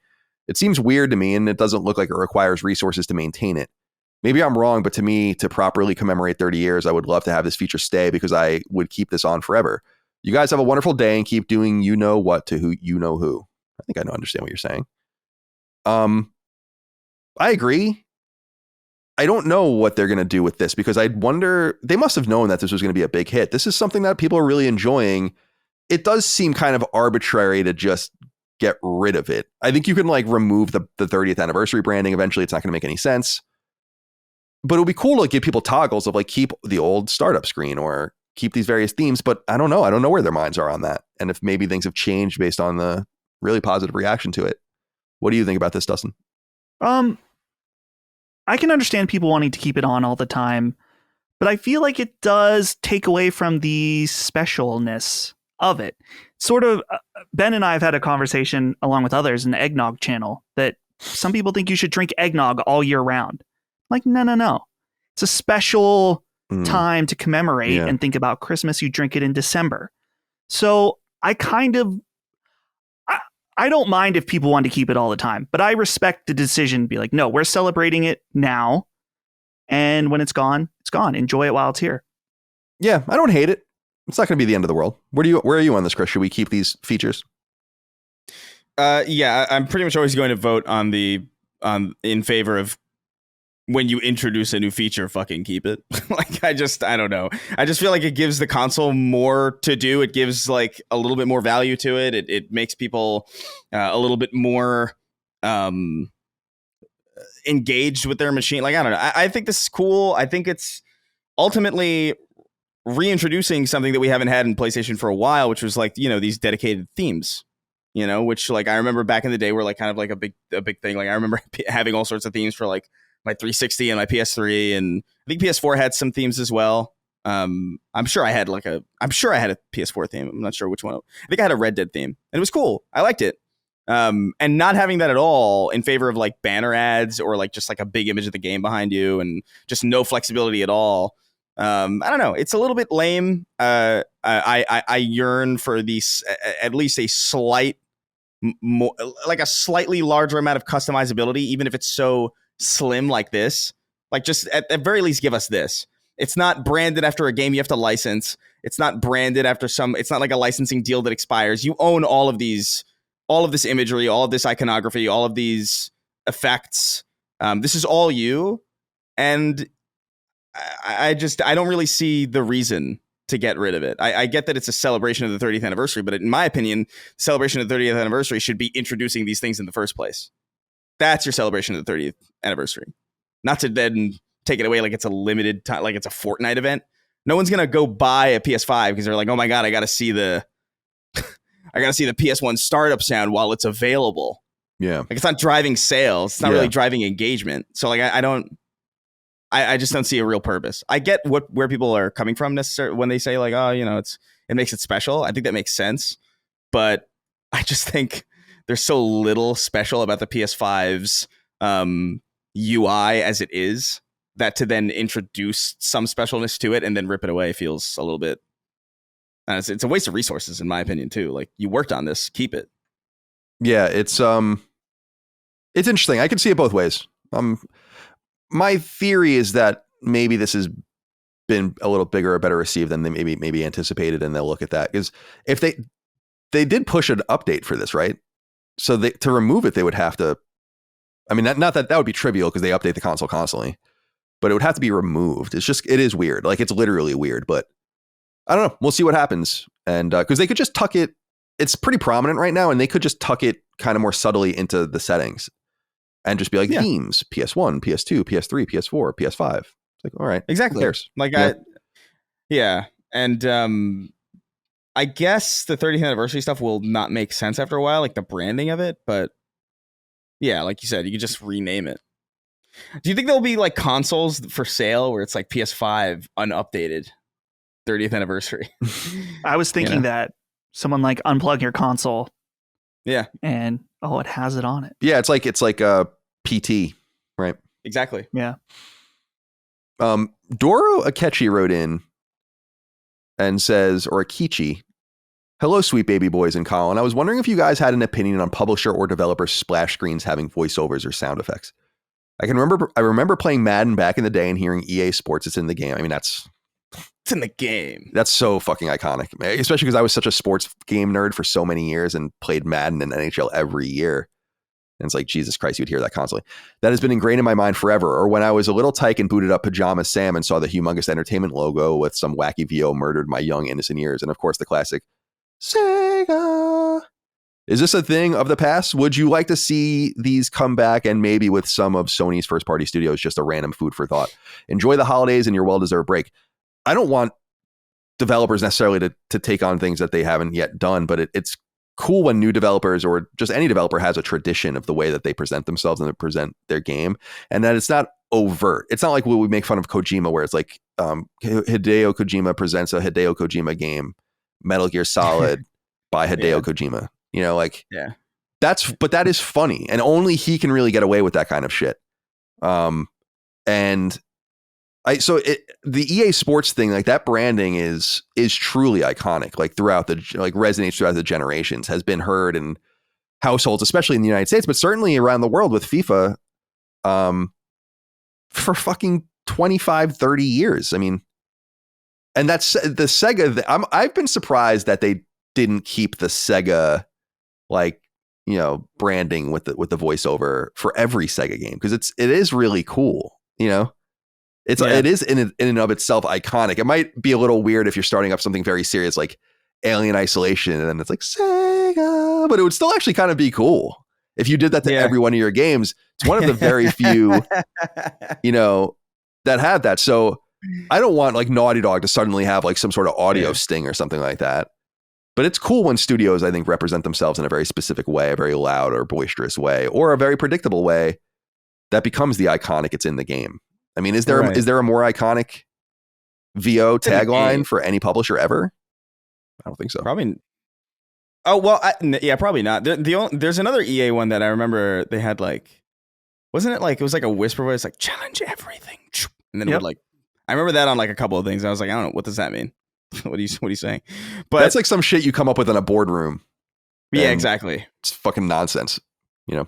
I will say the most iconic, like, this isn't even really used in the same way that the Sega thing was, but like, the first time I heard like PlayStation, like that is iconic as fuck to me. Like, and I hope that stays forever in the capacity that they use it. You know what I mean? Like, it is, if in advertising, it can go away for a while and come back, but I hope they always come back to that, because that is really fun. There's something really cool about it. I don't know if it's like the effects that they use or like how they, the person that they got to say it, it hits that warbled kind of electronic PlayStation sound is awesome. Definitely. Like I watch old, as one does, I watch old PS1 ads sometimes because there's so many game ads. Like, so many games had PS1 ads back in the day. They pushed so many things in Japanese ads, European ads, and that ending stinger was a staple on MTV and Cartoon Network. It's so cool. And I think these things just kind of co-integrate into people's minds. There's something about it. It's like why I know all these jingles to fucking stupid, like, Empire carpets or something, you know, like, and Jacoby and Meyer and shit. It's like these are fucking daytime TV brainworms from the 90s, dude. And I still remember them. Cars for Kids. You know, like these fucking stupid jingles and all these different things. If those things get in your mind, imagine things you care about. You know? And meanwhile, it's like Safe Light Repair, Safe Light Replace.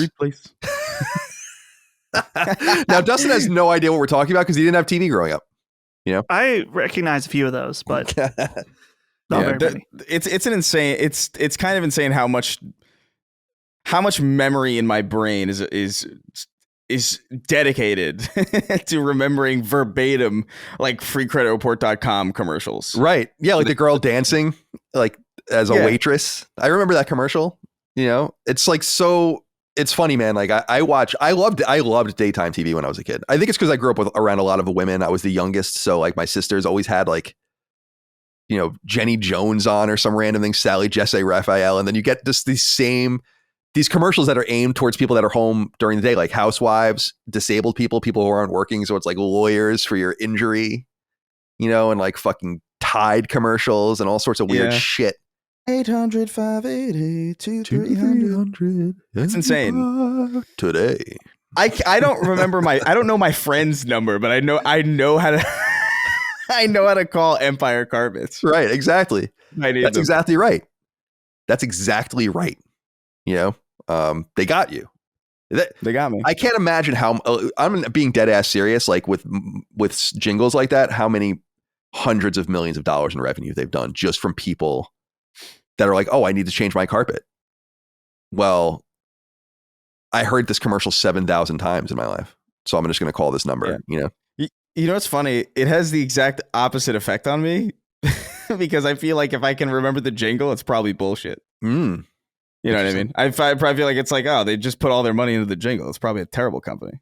It's interesting. All right. Anything else to be said about this before we move on? I don't think so. No. All right. The BBC published an interesting article, you might want to call it that, called "People, Not AI, Will Make Games," PlayStation boss says. This interview bothered me a lot, actually, because the BBC is a really well-established and respected institution. They get access to Herman Hulst and Hideaki Nishino at the same time, the co-CEOs of the PlayStation brand, and they ask them nothing interesting at all. This interview is less than interesting. There's nothing in here that's truly notable. It's marketing fluff of things they want to get to a wider audience that we already know. And it's hard to get mad at that stuff. But when you get access to these guys, why not ask them something? It's insulting. Like, they're using you, so you should use them to get like a story, you know? They want a BBC fluff piece. Well, give us some incisive question about some dude. Ask them about Bungie. They apparently asked them about Concord and they didn't say anything interesting. It's like, press them. What's going on with Concord? Like, what happened? What's going on with Bungie? Ask something interesting. It's just boring. You know, I'm just kind of tired of this half-assed reporting. These guys don't talk to anyone. They don't have to. I'm not saying they have to talk to anyone, but they're kind of just getting away with it. Like, say something. Jesus Christ. And ask some question. This is such an interesting time for PlayStation. And they kind of just split things up. It's like, okay, there's discord over Concord, but then there's an interesting quote about, I cannot express how happy we are with the reception of Astrobot, Hulst said. And they talk a little bit about cloud streaming the Portal, and they talk a little bit about, it's like, quote, I am hoping to raise the PlayStation IP outside of just gaming category and elevate it so it sits comfortably within the larger entertainment industry. It's like, we know. I don't know. I just saw this and I wanted to just kind of comment on that. These guys need to be asked better questions. And if they're not answering them, then what is the point? Yeah. Why do you want to keep a PR relationship going with a company that has such little respect for you that they don't say anything ever? What is the point? Who cares? I don't know. I don't know if you guys have anything you want to say about it, but we'll speak about one specific thing they did say, but I just wanted to kind of go off on that a little bit because, you know, I've beat up people in the Microsoft ecosystem for never asking Phil Spencer anything. And they rarely do, frankly, when they get way more access to him. And he says way more, which, you know, I respect, although a lot of it just seems mealy mouthed and whatever. But on the other side, you have to kind of keep it real and just be like, well, the reason that Sony seems to want to talk only to BBC and GQ and whatever is because no one asked them anything.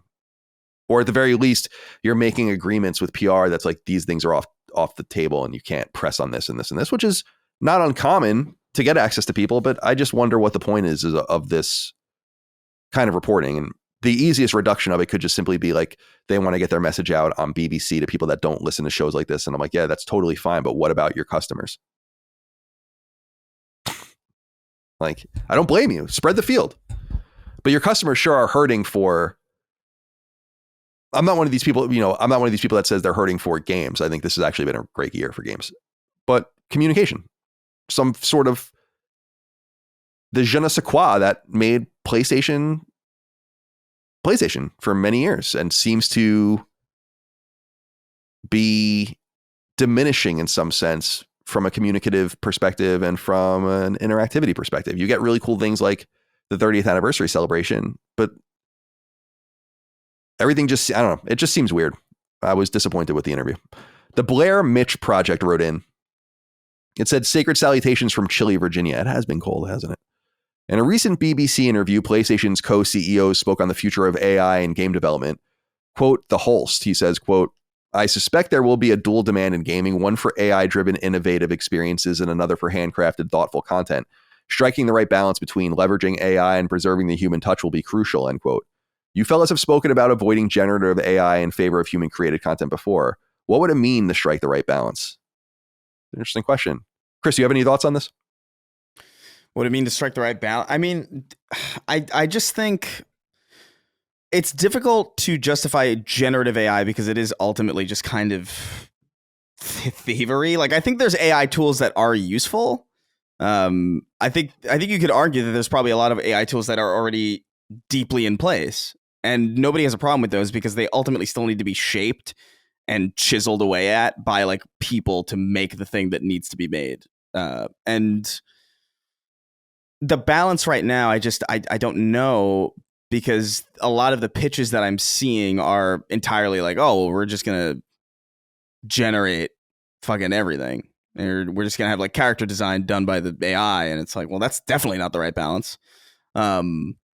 So I don't know. I think the best balance you can have is like maybe using AI as like kind of like maybe a baseline to get an idea out. If you're like, the only way that I could see this being like beneficial is if you're literally an indie dev and you're like one guy and you don't quite know how to do art that well, and you don't even want to do AI art in your game, but you want to have like some means of conveying the general style of what you want to convey, to then pitch that style to real artists who can then do that properly, like by hand, without stealing. You know what I mean?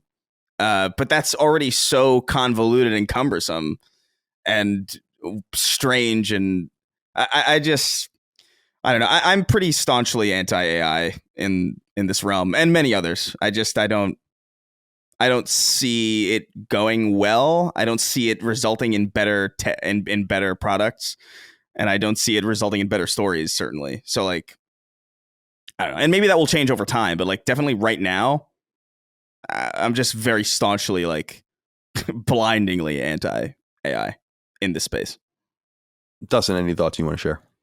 Yeah, I appreciate his comment saying that you need to find the right balance, because that's something we've talked about here, is that AI is inevitable to the future of game development, but how are we, I guess not we, but game developers going to be responsible about it? I could see a situation where, like, an example of how AI might be used that could be neat. Imagine if a developer wrote, or like a writer wrote a 30-page document all about one character, his backstory, his family, his likes, things he doesn't like, something he is sensitive about, something he's proud of, just an entire document all about this one character. And then you were able to use AI in an RPG to be like, okay, read all this. And now when the player character interacts, this is the baseline. Mm-hmm. And I could see really interesting RPG interactions through that, where any interaction right now in an RPG has to be written by a person. But in a more immersive gameplay, in theory, it should be literally anything could be said. So having AI use some kind of basis to then create any possibility of interactions, I could see that being interesting. And being that the base character and their story is written by a person, but the part that is so interactive that it's literally impossible for a person to write out every scenario they're in, that could be interesting. I could see something like that. I think about a game like Baldur's Gate, which is already so impressive, the level of interactivity between the different characters, how you interact with them affects different things. So I think that could be cool. Even a situation where if you talk to the same character over and over, let's just say you go up and talk to them, eventually you're going to hit the wall of things for them to say, and they're just going to start repeating themselves, and that will break some level of immersion. What if a character, you talk to them 6 times, and on the 5th time they say, why do you keep talking to me? Don't you have something else to do? Or quit asking me about this specifically. I had nothing else to say. And then eventually, maybe if you keep pushing, they leave your party or something like that. So I could see a world where AI is used for that level of interactivity. But as I said at the beginning, I would hate to see a situation where it says, okay, AI, just completely create a character and a backstory and all their likes and dislikes, and it just feeds off of all the information in its repository that other people wrote to make some amalgamation of a character. That would be improper use, I would say. So it's like Hulst said, finding the balance. Yeah, it's good. It's the issue is that it's so convenient, and like I feel like people are just creatures of convenience. Like they seek convenience above all else. I know I do. Like I avoid inconvenience to an almost upsetting degree. And so to me, I'm just looking at it, like, well, would I rather like go find, like, would your average person rather go find a good artist and spend the time like putting out like a call or like trying to find people like that? Or would they rather learn how to do this art from scratch or and like struggle through like the design process of like, this isn't working, rip it up, throw it out over and over and over again? Or would they rather just put a prompt in and get something like basically what they want in like 5 seconds? And the answer is probably that they're going to do that. So it's not necessarily that. I think AI is a really cool tool. I think like the way that Dustin described, like, NPCs in an RPG, like being able to like react to you in ways that aren't like the same every single time. I think that's really cool. I've actually seen like some people do that, mod that into Skyrim already and like other games like that, where it's like, it is cool. And I think that's like a really interesting thing because no individual can really do that. And it's really something that can only be done with an infinite amount of, processing power, like the type that AI gives you. But I don't trust people with a tool of that magnitude or a tool of convenience of that magnitude to not then just lean so far in that you're just basically doing all of the hard stuff through AI. And like, it's just too tempting. And I don't blame people. I wouldn't even necessarily blame people for doing that. I wouldn't support it. But like, it's just naturally like, yeah, why am I going to spend 20 hours drawing this character when I can just have like an approximation of it in 5 seconds? It's just it just makes sense to do that. And I just think that allure is just too strong for people to be trusted to reliably use it with the restraint that would be necessary to use it effectively.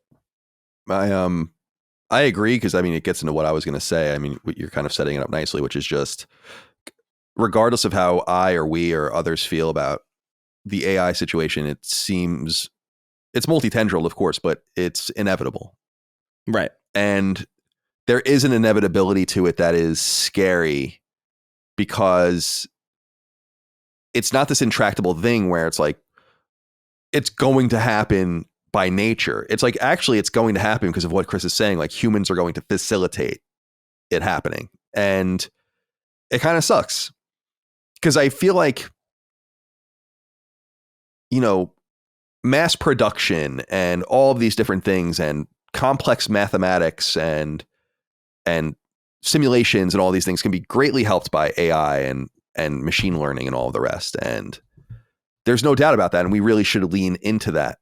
But I just continue to make the argument that we shouldn't be so quick to remove the few things remaining that leave us human, the consciousness of creativity and art and the subjectivity of how things are made. And it kind of bums me out, because I feel like we're taking a tool that you can see the logic behind for the mass production of some good, and it figures out exactly how to do it and all the rest, and it makes it perfect and it makes it low impact and all the rest. But then that's like a commodity, and games aren't or shouldn't be commodified like that. We don't need more games. We don't need more games made more cheaply. We need better games.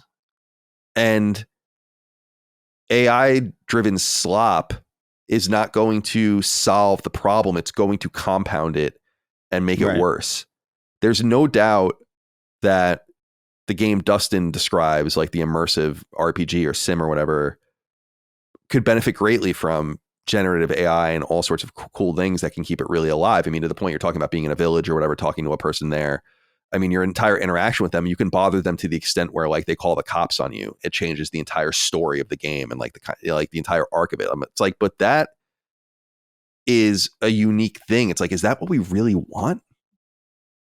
Like, that sounds cool, like once, but very similar to picking up a book off a shelf, even if it's a choose your own adventure book.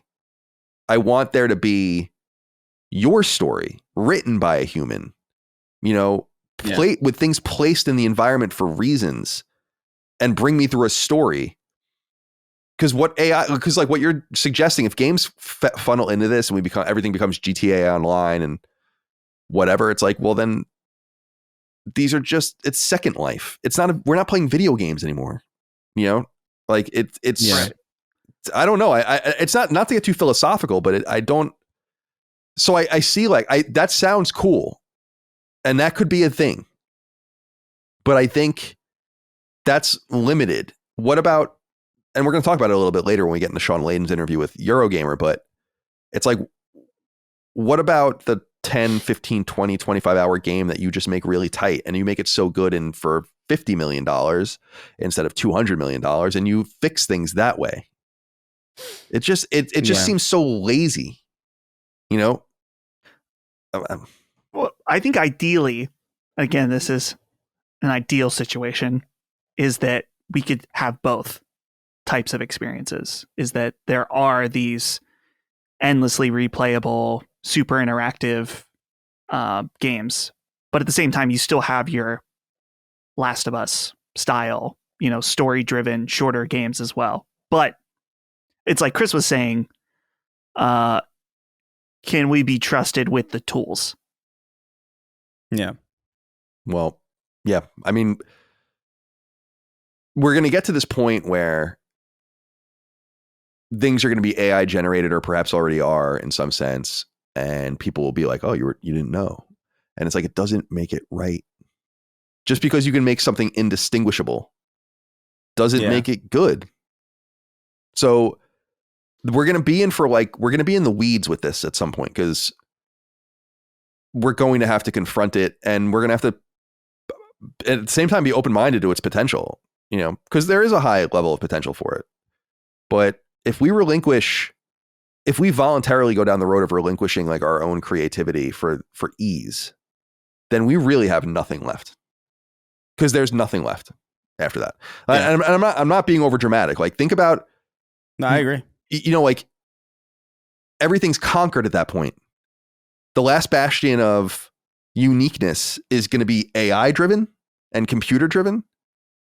Because you see people out there sometimes being like, I don't care. And I get it. It's like, fine. I don't give a fuck where my food comes from sometimes. Like, I prefer that, the animals are treated well when they're, slaughtered for the food or whatever, but I just go to fucking Safeway, or not Safeway anymore, Publix, and buy whatever, my meat and all the rest. And then there are people that are like really into going to like farmers markets and buying like, really well produced pork that with pigs that are treated, very well and all that. And that's awesome that people do that, and that there's a spectrum of that. Well, consider me the farmers market guy in video games, where it's like, I think we need to be there. There's something here that's so weird of people. It doesn't seem like something creative people would think. It's hard for me to rationalize a creative person also thinking these things. And you see, I guess what you're saying is you see people being like, so back to my point, it's like people like, we don't care where the games come from. If AI can make the best movie ever, or the best TV show ever, or the best game ever, it's like, so who cares? And I'm like, well, okay. I mean, enjoy. But I feel like human interaction in some way, even in a video game, means something. I love playing things and knowing things are there for reasons. And sometimes you don't know. Oftentimes you don't know the reason why. But that a person drew this, or put a pixel here, drew this sign here, or put this person here. The symbolism behind everything is lost. Yeah. Machines don't understand that shit. Anyway. It just kind of feels like, I don't know. AI just seems to me like it's like a pair of glasses for people who are creatively bereft. Like it just kind of feels like, oh, well, I can't write a song, but like I can tell an AI to write a song, and now look, I'm a songwriter. It's like, I don't like this shit, man. Right, me neither. Why do you have to do everything? Like must you? If you can't write a song, must you? Don't. Or learn. Yeah, like you don't, and you don't know how to write a song. You don't know how to write a song. Like, yeah, and learn music theory. Like, I don't understand. Like, why are people so they don't want to learn? Whatever. We're gonna go off on a tangent. This is gonna be like an 8-hour podcast. No, no, you're right. You're right though. It's what I think about with the AI movie people, where it's like, I made an AI film. It's like, no, you didn't. You didn't do fucking anything. You don't understand. And by the way, neither do I. The first thing about making a film: the writing, the production, the lighting, the sound, the set design. Like, you don't know anything. How dare you, try to like usurp that with a fucking crude AI representation of it. It's so, I remember seeing, I think we might have talked about it, like the person recently circulated the live action Princess Mononoke trailer. And I'm like, this shit sucks. Yeah. That you're producing, like, every shot sucks. You know? Get the slop out of here. It's funny, Miyazaki, the creator of Princess Mononoke, he was there's like this awesome video of him being presented with, this was, I don't know, 10 years ago, maybe more, of AI doing animation. And he said, I strongly feel this is an insult to life itself to their face. It's awesome. A video. Yeah, I think I've seen that video where like the guys like don't like the color like disappear from their faces, basically. You know, yeah. That's awesome. It is. It is an affront.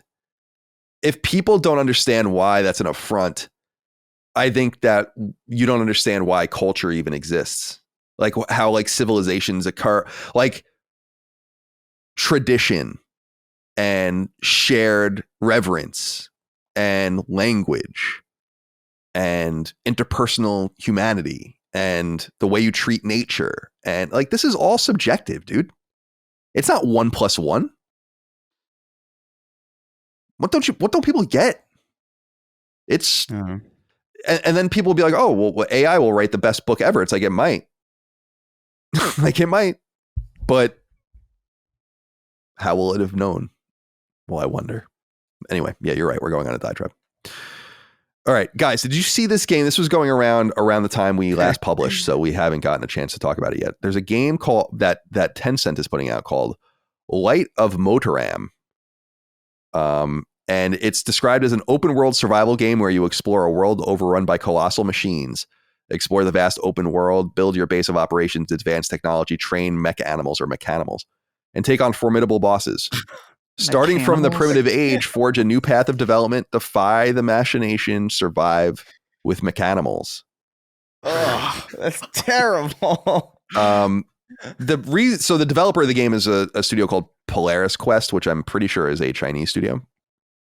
And the reason that this game, for people that haven't seen it, the reason that this is notable and we're talking about it is because it is a fucking straight up ripoff of Horizon to the nth degree, right on down to its white female 20-year-old redheaded protagonist.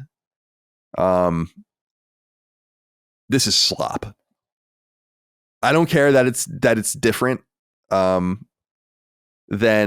you know, like it plays like Horizon. It's a third-person action game fighting machines in a primitive setting. The machines look like they're Horizon machines. The protagonist looks like Aloy.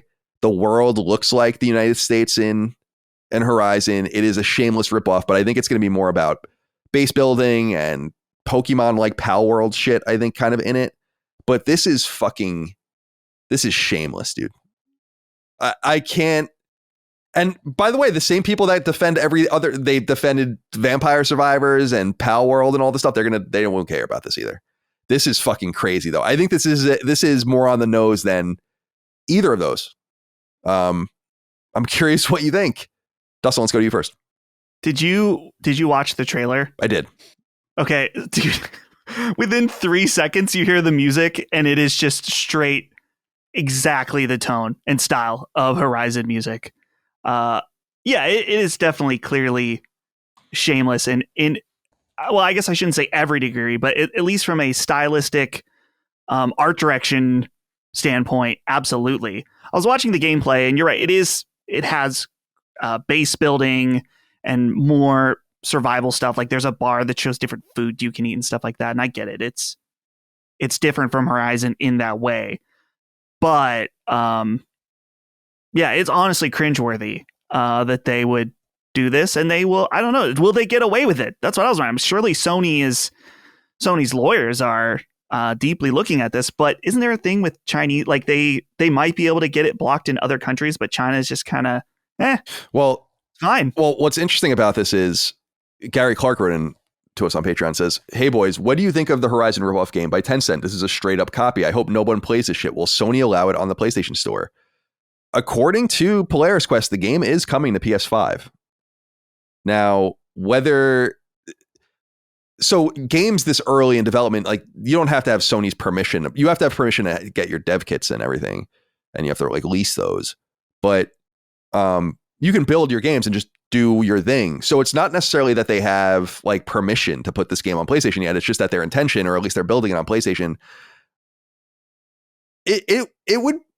What is Sony going to do, right? Like in this case, I don't think that there's anything legally actionable here. It's look and feel stuff, Apple versus Microsoft stuff. Like the games are a little bit different. It's not like they're indistinguishable. If you showed me gameplay from one or the other, I could tell, and it wasn't Aloy, so you had like two random antagonists or protagonists rather, I could still tell them apart.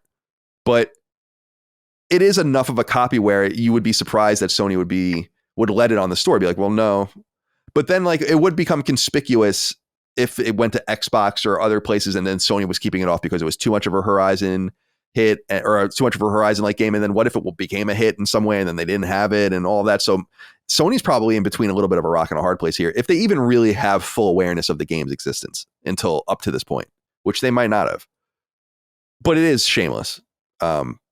It's crazy, actually, I think, how shameless it is. What do you think, Chris? Dude, it blew my mind when I saw this. It's like, this is actually, it is genuinely astonishing because I feel like you could take the idea of Horizon and literally like steal the idea and make it entirely unique. You know what I mean? Like, I think there's like a way to convey that uniquely. I think there's like a different art style that you can use. There are different inspirations you can draw from, but like, dude, like even just the clothing that she's wearing and like the color palette of the clothing is the same. And even the robot dinosaurs look like there's a lot of different ways that you could make robots in video games. There's a lot of different styles you can choose from. And they don't all look exactly like Horizon, but there's some that look like pretty uncanny. You know, there's one that specifically like there are certain like weak points on certain ones that are very clearly weak points. And I'm like, that's a Horizon weak point. Yeah. And they have orange eyes and everything. Like there's just telltale. It's just crazy. Yeah. You know? Exactly. Yeah. And there's stuff. This seems like an amalgamation of a lot of things too. Like there's definitely like there's a scene like 1 minute and 26 minutes in where she's like the character's like walking up to a sci-fi temple, and it's like that looks straight out of that's a Forerunner temple. Like that's a Halo 4 level. Like exactly. And it's kind of wild. I guess I don't know what grounds they really have. If Power World like can exist and it is different enough. They've got like the base building mechanics. They've got like the kind of this other side to the gameplay that Horizon just doesn't have. I guess it's not really that legally actionable, but this is one of the most blatant ones that I've seen in a while that doesn't feel I don't know, there's something about Power World that felt skunkworks in some way. Where it kind of felt like a bunch of people just kind of making this thing. And I remember playing the alpha of Power World, and it felt that way too. It felt like 4 people put this together in like a couple months. I know that's not what it actually ended up being or what it actually is, but it felt that way. This looks like it's got a crazy budget. And so to see something that feels like this much of a ripoff with so much production value behind it is pretty stark. It's pretty startling. But that was my takeaway. It's just like, damn, that's like one of the most that's like the biggest budget ripoff I've seen in a while. I was looking up just to make sure that I couldn't find anything else. Like the Studio Polaris quest has like no footprint.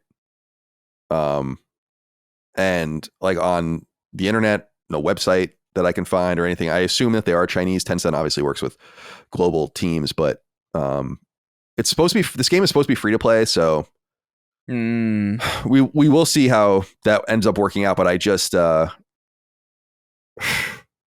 it's just so bankrupt. It's just crazy how bankrupt this idea is. Like, you have to have some balls to just with a straight face. I was going to tweet this out, but I ended up not doing it. Of just being like, it's pretty crazy. Like, only Chinese corporations that steal everything from everyone else, which they do constantly in the tech world, would with a straight face be like, oh, here's a Lord of Motoram. Doesn't it look so unique and interesting? It's like daring you to notice. It's like, what is this shit? Are you kidding me? You couldn't make some subtle changes to this to make it not Horizon. There was no other way for you to do it than to copy Horizon. If I were Guerrilla, I would take it as a great compliment, but we'll see how this game, again, scheduled to come to PS5, so I would assume Sony has no problem with it. But again, knowing how games end up with PlayStation, and you have to fill out a bunch of paperwork and all that kind of stuff to like kind of get going with your dev kit. You obviously have to have an idea and everything, but you don't necessarily have to provide that specific game. And so it could be possible that they would rebuff it, but I doubt it. I just think they're in between a rock and a hard place. They could subjectively say, we don't want your game for whatever reason they want, but we would all know why that would be. And then it could blow up in their face if it ends up being good. I really doubt it's going to be a big game though. All right. I wanted to know what you guys thought of this about From Software. Automaton, the video game website, translated an interview that Hidetaka Miyazaki gave to IGN Japan.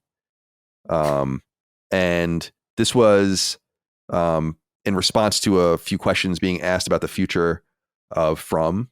And we know, of course, that Katakawa, the majority owner of From Software, is currently in talks to be purchased by Sony. That might happen at any moment. I mean, who really knows? Any moment. Could happen right now. And I was surprised by one specific thing in here. I especially wanted to get your take on this, Dustin, but we can obviously hear from Chris too. It said, when asked about Elden Ring IP, Miyazaki commented, quote, "We're not really considering developments such as an Elden Ring 2, end quote. At the same time, the creator also emphasized that he's not denying the possibility of the Elden Ring IP being expanded upon, quote, in some form in the future. He does note that From is working on several games. We don't know the nature of any of them. That would be pretty crazy, right? Not to have an Elden Ring 2 going already. I'm not saying it would be in full production, but you're not pre-producing an Elden Ring sequel? Are you crazy? How can that be? What do you think? I would imagine that a sequel to Elden Ring will not be called Elden Ring, because I think that in terms of the game and the DLC, I feel like it's a pretty complete experience. And if you follow the story, I mean, there's other ways that they could expand it and do new things with it. But it's almost like how Elden Ring is a sequel to Dark Souls. So I'm personally totally fine with this because I want to see From Software do and make new IP and try out new things. I think there was an interview maybe earlier this year where Miyazaki was talking about how he's trying to set up From Software where there are directors other than him that he is less involved with their projects.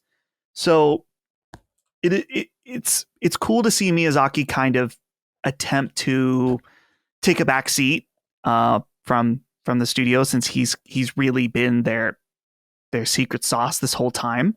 So I'm okay with it. I understand that from a business perspective, it's like, why wouldn't you just immediately make a sequel? But I think From Software has earned such recognition from their brand as a studio that they can really do the next thing and not have to call it Elden Ring 2 to be insanely successful.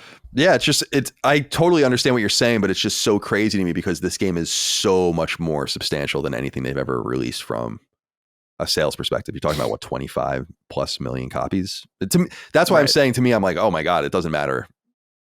Like what our creative, like whatever we're working on, we should just call it Elden Ring 2. And that's why I'm surprised to hear you say, I think you're probably right, because they do have that certain quality where they can just attract people. But I would look at the Elden Ring IP, and I was looking it up to make sure they own it outright.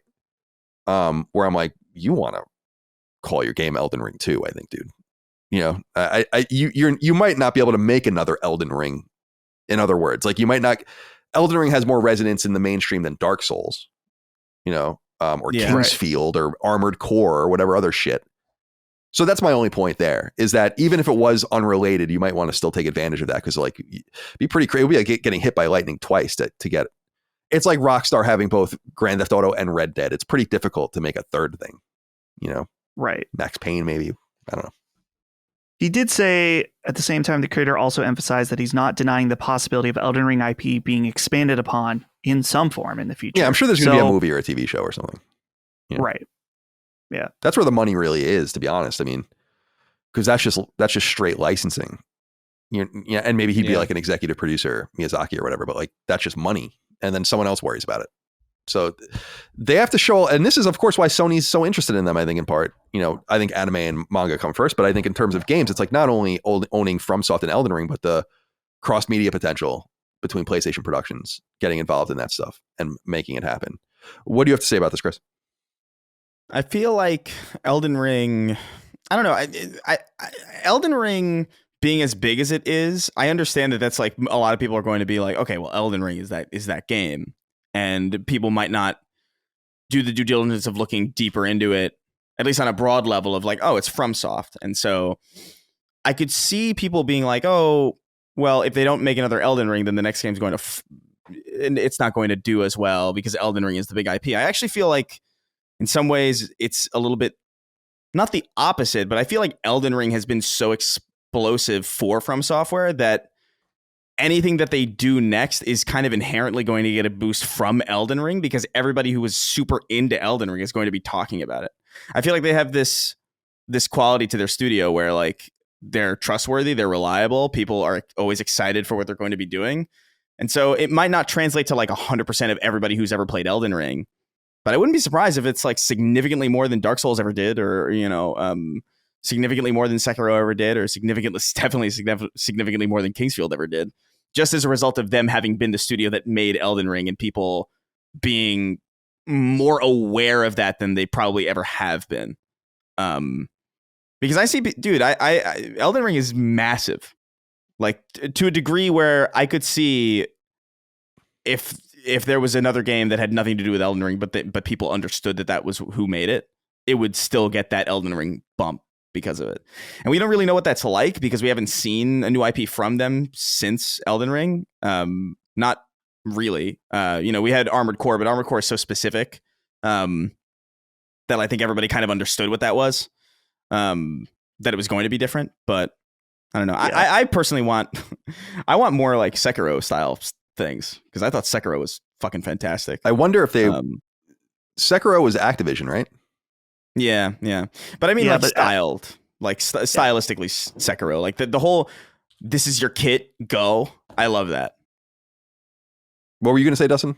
I don't think Activision owns the Sekiro IP. Yeah, I'm looking at it now. They don't. Is it just publishing rights? From owns it. Both Sekiro and they have a different one for Sekiro and a different one for Sekiro Shadows Die Twice. So it indicates that there could be more in play in the future. But yeah, no, I understand what you mean. I wonder what they think the imperative is. That studio is kind of uniquely situated, in my opinion, where you could make an argument for volume, where it's like, let's get more games out, or at least try to get more games out. But you could also make an argument that's like, maybe you should become more Bethesda like now. You're hitting sales figures where it's like, now you can really get into a pocket. Wouldn't it be nice to just spend the resources of the whole studio, unlike what Dustin was saying, splitting up and getting multiple directors, where it's like, what if we had just had 500 of us making the next game? We can get away with it because we're making, our next game will sell probably at least 10 million copies just based on, it's the next Souls-like game. We'll probably sell a good 10 million copies at least, based simply on the inertia of the last game. And I imagine much higher than that. So they're a good position to be in. I'm interested to see if this comes with what happens with Sony. I do think, I could be wrong about this, but I do think people that think that Sony is going to make From Software a PlayStation studio you're crazy. But because that kind of sales leverage only happens off console with rare exception. Why would you want to lock them the PlayStation? That would be so crazy. Okay. Yeah. Next piece of news is that Xdefiant, after months of rumors that it was thinking of shutting down, a lot of this stuff came from friend of the show, Tom Henderson, who was reporting often in the face of rebuttals from Ubisoft management that Xdefiant was in some level of trouble and that they were considering closing it down. And I think as of October, we're even told overtly that the game's not shutting down. But it turns out Xdefiant is indeed shutting down. They write on the website, the game's website, "Today, I wanted to share with you that we've made the difficult decision to discontinue development on Xdefiant. Despite an encouraging start, the team's passionate work and a committed fan base, we've not been able to attract and retain enough players in the long run to compete at the level we aim for in the very demanding free-to-play FPS market. As a result, the game is too far away from reaching the results required to enable further significant investment, and we are announcing that we are sunsetting it. Concretely, that means that as of today, new downloads, player registrations, and purchases will no longer be available. Season 3 will still launch, and the servers will remain active until June 3rd, 2025, so exactly 6 months out. Out of appreciation for both our dev teams who worked on it and the Xdefiant's active players. Unfortunately, the discontinuation of Xdefiant brings difficult consequences for the teams working on this game. Even if almost half of the Xdefiant team worldwide will be transitioning to other roles within Ubisoft, this decision also leads to the closing of our San Francisco and Osaka production studios and to the ramp down of our Sydney production site, with 143 people departing in San Francisco and 134 people likely to depart in Osaka and Sydney. To those team members leaving Ubisoft, I want to express my deepest gratitude, blah, blah, blah. What are our thoughts here? It's rough out there with this particular free-to-play shooter market. Chris, I got to get your thoughts on this, as I know this is kind of your space. Yeah, I mean, I played Xdefiant for a little bit. It was entirely fine. And so it clearly did not stand out. I remember being immediately annoyed with it. Actually, I kind of fell off like pretty quickly because it had like weird map design, and there was like there's specific just design philosophies there that like I really specifically hate. But I mean, this isn't surprising. I mean, it's a competitive industry out there, especially in the free to play market, where you already have these like titans of industry basically that have been cemented for a long time. You have Apex already, you have Fortnite already, and so, and I mean, even Call of Duty really is kind of in that space as well. And so, you know, the idea of making a new, you know, modern military kind of stylistic shooter based on what, like Ubisoft IP? Like the whole idea of that game, I think, is, as far as I remember, was that it was like kind of like a mismatch of all the different Ubisoft IP. So like there would be a team of operators that was like purely third echelon from Splinter Cell, and then you'd have other from, I don't know, other Ubisoft IP, and you're just like, I don't know if this is really what people are clamoring for. I don't know if there's really space for this. It's not good enough to just be good now. Like, you really have to be transcendently great in this space to really stand out. And if you don't have that, or maybe you can get by if you have like some brand recognition. Like maybe you have like an IP that's really, really like specifically valuable, or maybe you have a studio with a high pedigree that gets people interested right off the jump. Like, I think that's probably going to be the case with Marathon from Bungie. I think there's probably going to be a lot of people who jump into Marathon just because Bungie is making it. Sorry, we had a technical snafu there. So, Chris, do you remember what you were saying? Kind of. I think I said most of everything that I needed to say, though. Yeah, I just the writing was on the wall for this thing. It just didn't look like it stood out. It didn't look unique.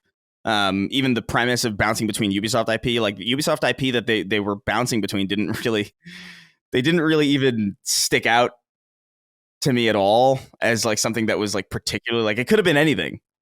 Upon, like, did you know that? Like, looking at trailers for it, I didn't. I had to play it before I even understood that was even the premise of the game. Right. So yeah, it's, I don't know. It's bad for, you know, the team and all that. And I do think, to be fair, I think what was there is competent, but it's, again, like I said already, it's not good enough to just be good. I agree. I mean, we say that over and over again with the games as a service thing, and it seems like Ubisoft's going to stay engaged with it. With the games as a service stuff, it says here on the letter, quote, developing games as a service experiences remains a pillar of our strategy, and we've achieved significant successes like Rainbow Six, The Crew, and For Honor, among others. It's a highly competitive market, and we will apply the lessons learned with Xdefiant to our future live titles. What are your thoughts here on this, Dustin? I specifically wanted to ask you guys, actually, and maybe you can speak to this, Dustin, is I don't know much about Xdefiant. It's not my kind of game, obviously. But I saw that one of the pillars of it, and this has been discussed already, obviously, is the no skill-based matchmaking, and how that was like a pillar. But why wouldn't people want that? What does that suggest? I don't even understand the argument against that. What, you want to have uneven matches? Right. Well, to my understanding about skill-based matchmaking, this is a common thing, and especially Call of Duty circles, people hating skill-based matchmaking. My impression of it is that most of the big complaints come from streamers who are high level, very good at the game. And so instead of being placed in a lobby with the guy that just got off of work for, 8 hours and gets to play a few hours every week, and so he just gets annihilated, instead they're ranked with other people. So their skills don't look as impressive because they're playing against people their same rank. Certainly skill-based matchmaking isn't perfect. I've seen it be really annoying in my playing of Call of Duty, where you'll have a few really good matches, and I think it knows that, and it's like, okay, well, we're gonna try to even this out. Or maybe you're in a party with someone who is a much higher rank in its internal rank, not like in a ranked playlist or something. And so you're playing in one of their lobbies where it's going to be much more difficult. So it's not perfect, but I can understand the desire from some people that there's no skill-based matchmaking, but I personally don't really understand it. And I think Activision has come out and said like, oh, people play more with skill-based matchmaking as opposed to with it not being there because of the more casual players that just don't want to show up. And then there's one guy going 30-0 or something in every match, right? As far as Xdefiant, I don't know if I have much to say that Chris didn't already say, and that you just can't just be good. And even then, when I played, I didn't even think it was good. I'm curious about some of the other games in this space right now. Like the finals was really big. Is that last year? I'm looking on Steam. The finals actually, I feel like I saw something recently that the finals was doing pretty good actually. Didn't it come to PlayStation like randomly? I think recently? so. I think it did, yeah. So I know when games come out now that I don't follow because of trophies popping up. Right. The finals, by the way, I would say is pretty. That's a good game. Right. Like, that's actually pretty great. And it's so a game like the finals is evidence that you can break into this market and have success, or at least it appears from the outside. I'm trying to look because it says there's been 15,000 players on Steam specifically in the last 24 hours. By the way, I'm wrong. The finals came out late. It came out this time last year. Okay. Sorry, Right. I guess I'm having a little brain fart there. Right. Sorry, I didn't mean to interrupt you. Oh, no, you're good. So I don't know if that's the type of sustainability that the finals needs or something like that. But either way, the conversation, at least on people's impressions of the finals, is much higher to a game like Xdefiant that are both trying to push into a very crowded space. So it comes down to, is it fun? Do people enjoy playing the game? And sure, there were probably lots of people that enjoyed Xdefiant, but I'm sure there are many, many more people like Chris and I that popped in and it didn't grab them. And so you can't just be mid. You must be very good. Yeah, there's a baseline of, and I do want to clarify, like when I say Xdefiant is like good, it's like it's competent. It's not like Gollum. You know what I mean? Like I really don't think there are really many bad games anymore. Like I feel like when we do get a truly bad game, it's like an anomaly. It is something like Lord of the Rings Gollum or that Kong on Skull Island where you're like, whoa, this is so bad that it recontextualizes everything. It's like, oh yeah, maybe like Concord isn't bad. It's just not particularly great at all. And so the finals, I think, has a lot going for it. I think the finals plays really well, but it also has something unique, which is like the pure destructibility of absolutely everything. That is not something that's like even Battlefield, which is like a series that's kind of predicated on this like Levolution idea where like it's very, very destructible. It's not even remotely as destructible as the finals is. And in the way that the finals is, it's really, really cool. And it's something unique in the space. So on top of being great mechanically, you also have to have that too. You also have to have something that like is unique or that is a reason for you to be pulled away to it from other things. Because if it doesn't have that, then it's just like, oh, well, Xdefiant is literally just Call of Duty with less mechanics. Or at least that's how it felt to play. You know, even if that's not what the core design is. And that's not enticing to people. Well, a few notes here. And again, I shouted him out earlier, but Tom Henderson at Insider Gaming was all over this and is clearly deeply connected to Ubisoft. He just seems to know everything about all these Ubisoft games. He reports that the decision was made due to poor player numbers and a lack of player spending, end quote. So not enough players and the players aren't spending enough money. I mean, this is the danger of free to play. And then he also published an internal letter that was sent around Ubisoft from Yves Guillemot. And here's what he said in part, and quote, I'm going to quote him here because it can't, we've talked about this extensively. I even did an entire episode dedicated to Ubisoft on Sacred Symbols Plus, but they're in trouble. And here's what Yves Guillemot said, quote, I am well aware that given the current context, such announcements about the closure of these studios and Xdefiant may worry you, and that's understandable. The entire industry is facing similar difficult decisions, yet often the scale of the impact is much larger. Our organization has allowed us to limit the impact of these kinds of decisions and make more targeted restructurings, and all our efforts are focused on trying to maintain this course and philosophy.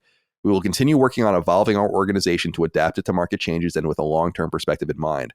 Over the past few weeks, I've had the chance to read results of Ubisoft's XP 2024 survey. He notes that 86% of people in the company responded with 55,000 comments total about the course of the company. He says, quote, I would like to sincerely thank you for your commitment, the quality of your feedback, and your collective intelligence. It's very impressive. We are compelled to take your critiques to heart, live up to your expectations, and be accountable to you and your needs. I want you to know that all my energy is focused on finding the means to guide Ubisoft through these turbulent times. I am working tirelessly with my team to identify the best solution so we can maintain control of our destiny. End quote. There's a lot said in there, I think, because what he's basically saying is, if we don't fix this, we are going to sell the company.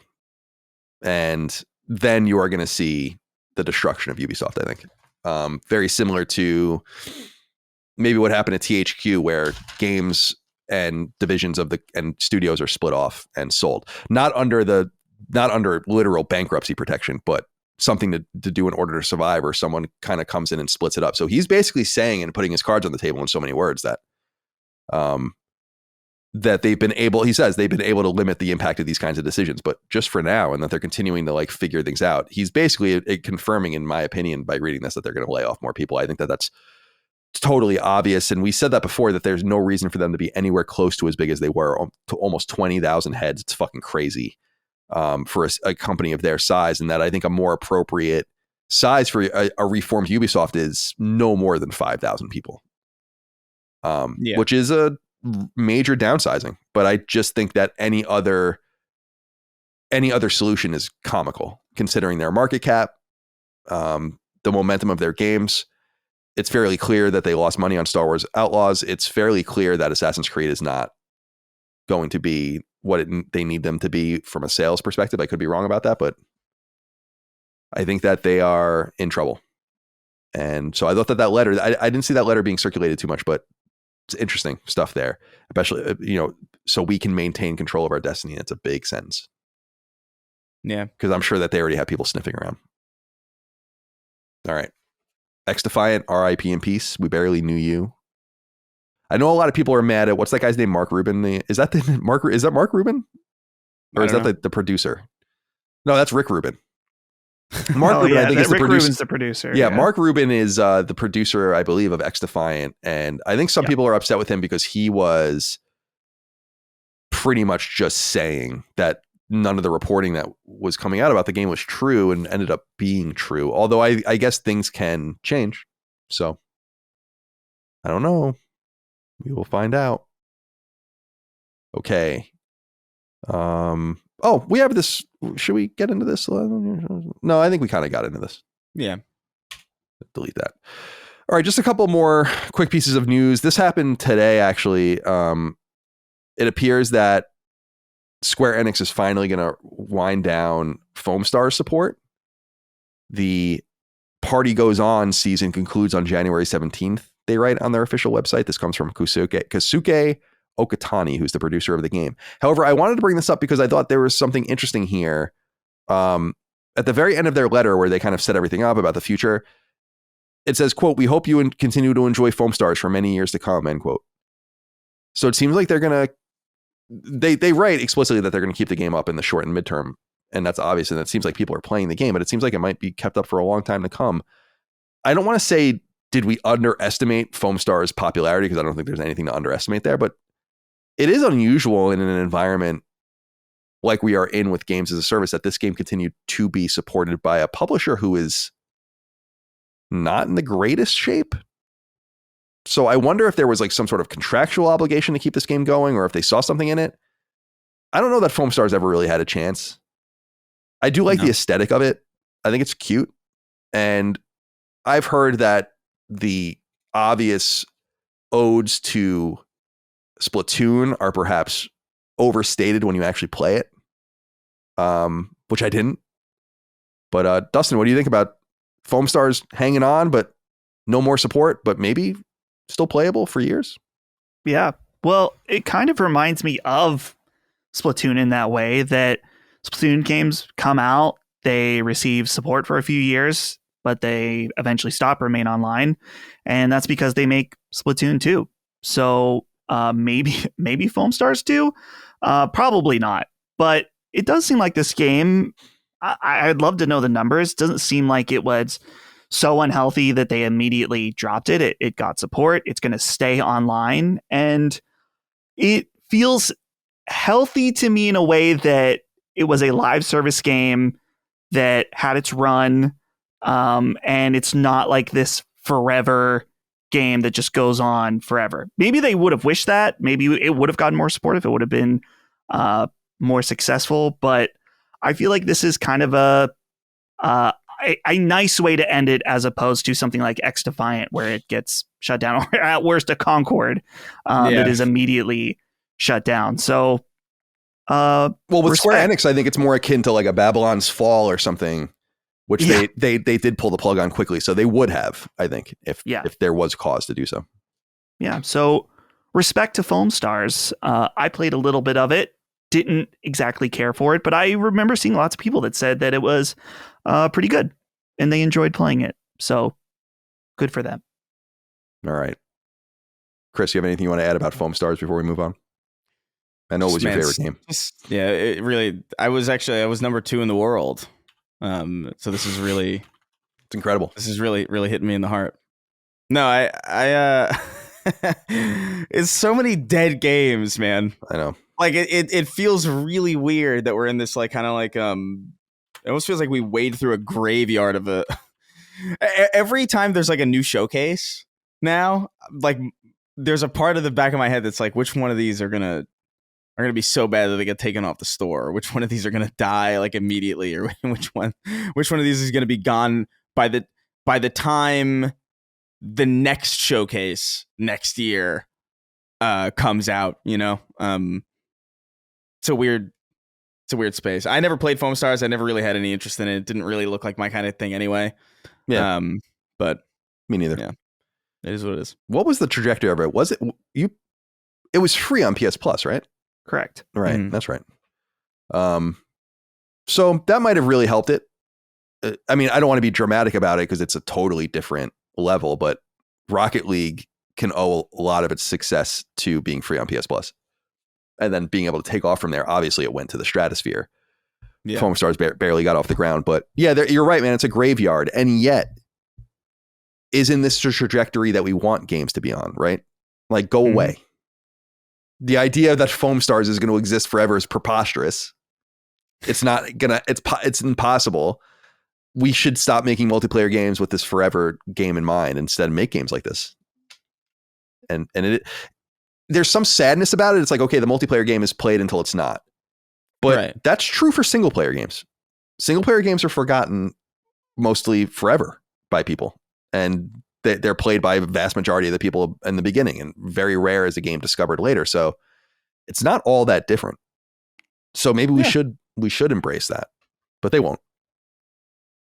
All right, let's get into what we're playing. I don't know exactly how much we have to say here. I'll go first. I'm still playing Metaphor. I'm at the very end of the game. I'm dealing with there's like a bunch of optional bosses, and I've beaten all of them except for like the ultimate optional boss, which is kind of kicking my ass. I don't really know if I'm going to be able to do it or not. So I might, it has nothing to do with the game at all. It's just like, I'm kind of over this game. I just want to be done with it. It's like, I'm 70 something hours of my life, you know, and that's just game time. It's been much more than that in terms of just restarting things and doing things. So I got to get through that. I'll be done with it, and we'll do the episode of Sacred Symbols Plus about it in the next week or two. So that'll be cool. I did, however, discover this game that Jaffe had recommended me a while ago, published by the fairly well-known retro publisher, Retroware. They actually did that Castlevania clone, the Transylvania Adventure of Simon Quest, which is fucking such a good name for a game. But they published this game, which I think is Russian, from a guy named Valerievich Suvorov is the developer. And he made a game. He made a few other games too, apparently. But he made this game called Iron Meat. And Jaffe told me a couple months ago, he's like, you got to check this game out, Iron Meat. And it's fucking awesome, dude. It's so good. It's a game inspired by Contra in every way. And it's really beautiful and it's fun and it's not too difficult. I've beaten it several times now. I'm working my way towards the platinum trophy, and it's like 10 stages or so. You can probably, if you're good at it, you can beat it in like, an hour and a half or so. And I bought it for $20. I started cashing out my sacred points, my PlayStation Stars points, and you can get $10 little gift cards. And I have like almost $100 worth of points, but you have to do it slowly. So if you try to do 2 in a row, it won't let you. So you have to like come back later in the day or the next day and do another $10. So I was getting impatient. I'm like, all right, fine. Like, what's a $20 game that I can just go buy for free? And Iron Meat was kind of sticking out. I'm like, yeah, man, I should check this game out. And I'm really glad I did. It's so fun and really, really well made. Like Contra, it is definitely made or catered towards 2 players, but I played it by myself and it's totally fine. Playing by yourself too, and quite difficult. So I highly recommend it if you're into old Contra. I kind of vacillate with Contra, where sometimes I can't stand it, and then sometimes I'm really into it. It's certainly a very nostalgic product. It reminds me of my brother. Like it sometimes you're just in the zone for it, and then sometimes it's annoying. It's like, fuck this game. You're getting hit by everything. It's the same thing where in this game, like you can't get hit or you die, but you have a bunch of lives. And yeah, man, I highly recommend it if people are into these sorts of 2D side scrollers. It's hard though. So, be well aware that it's going to challenge you for sure, but really, really cool. High shout outs, high marks to Iron Meat. So that's all I have to say about what I'm playing. Dustin, let's go to you next, since you're playing Metaphor as well. We can keep that connectivity and go from there. Yeah, I am cruising along in Metaphor. Some crazy, interesting, surprising things have happened that I cannot speak about. The one thing I'll say, and I can't be specific, so we'll have to talk about this on Spoilercast. And Colin, I can tell you after. Something happened in Metaphor that was so fucking stupid and so, like, from a writing perspective, I couldn't believe. I wonder that they did. I immediately took a picture of the screen where a character was saying something, and I sent it to Gene and I sent it to Brad. I had assumed you had probably been there, Colin, but I was erring on the side of caution. I appreciate that. Yeah. Because I still have a decent amount left, but it's not. It will not ruin the game for me. But it was so incredibly dumb that I was surprised by it. But overall, despite that, still having a great time. I don't know. This is the tough part. I don't know how far I am in this game. I would assume that I am at least 2/3, maybe more, maybe 75%. We'll see. Yeah, let me, let's look at your trophies and see. Oh, I have to update you. Oh, yeah, I guess there is a trophy that pops at the end of every major story event. Yeah, let's see. You're pretty far. You're almost where I think we're in a pretty similar place. Where are you in the calendar? August. Oh, okay. Yeah. I'm in the middle of October, so I'm at the end. Yeah. So you have a little bit of time left, but yeah, you're doing it. That's cool, man. Yeah. So yeah, playing that. I want it. These 2 games, I need to, they're starting to weigh on me because I've been playing them for a while. And, so I'm feeling the want to start to play a new game, just like that, where you're kind of just getting tired of playing the same games. So I'm going to resist that. But the other game, of course, Silent Hill 2, which I believe I'm about halfway through, still enjoying it. The technical aspects are starting to get a little annoying.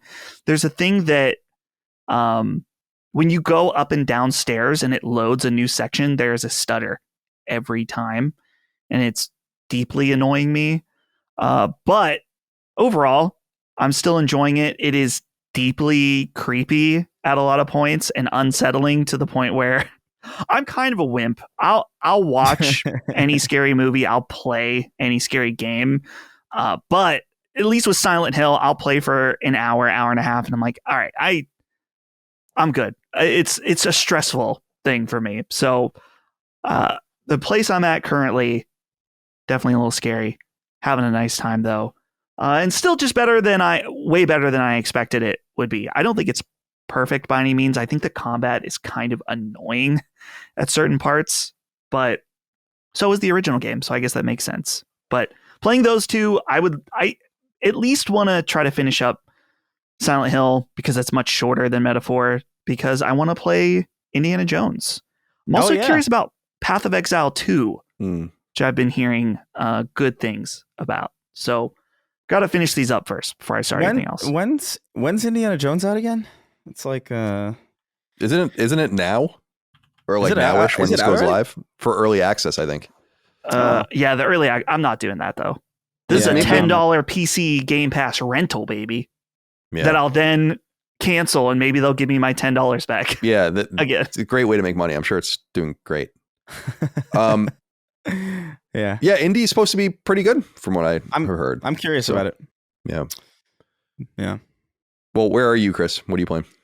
Yeah, so I mean, I'm playing a lot of things, but I just don't have much to say about a lot of these things. Like I'm still working my way through Rebirth. I just finished chapter 10, so I'm in chapter 11 now. I'm back, or I think I'm back in like Nibelheim, or at least I just landed in Nibelheim. Yeah. I just so I'm. I know there's like Nibelheim. That's what I want to say. Yeah, but yeah, so I'm I think there's only like 3 more chapters in that game, if I'm remembering correctly. I think there's like 14 chapters in Rebirth, if I'm not mistaken. I could be wrong. So like I know I'm kind of on the way to finishing that, which is fun. Don't have much more to say about it. It's still I still feel the same way. And there's a bunch of other stuff too that I'm playing that I feel very similarly. Yeah, it's the same thing as always. But I did want to talk about this because this game's very surprising to me. I played Mouthwashing, not only after Dustin recommended it on the show, but also because I kept seeing it everywhere. Asmongold recommended it to you, so you had to play it. Yeah, Asmongold. He decapitated a roach with his teeth as he recommended this on stream, and I just couldn't say no. So I downloaded it. The curiosity got the better of me. I still have that money from the Concord refund sitting in my Steam wallet. So I was like, you know what? Whatever. This is a small little indie game. I'll pick it up. I might as well.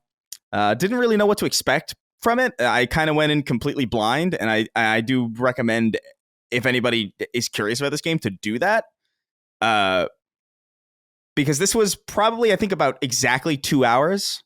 Maybe like an hour 50, 2 hours and 10 minutes of my time.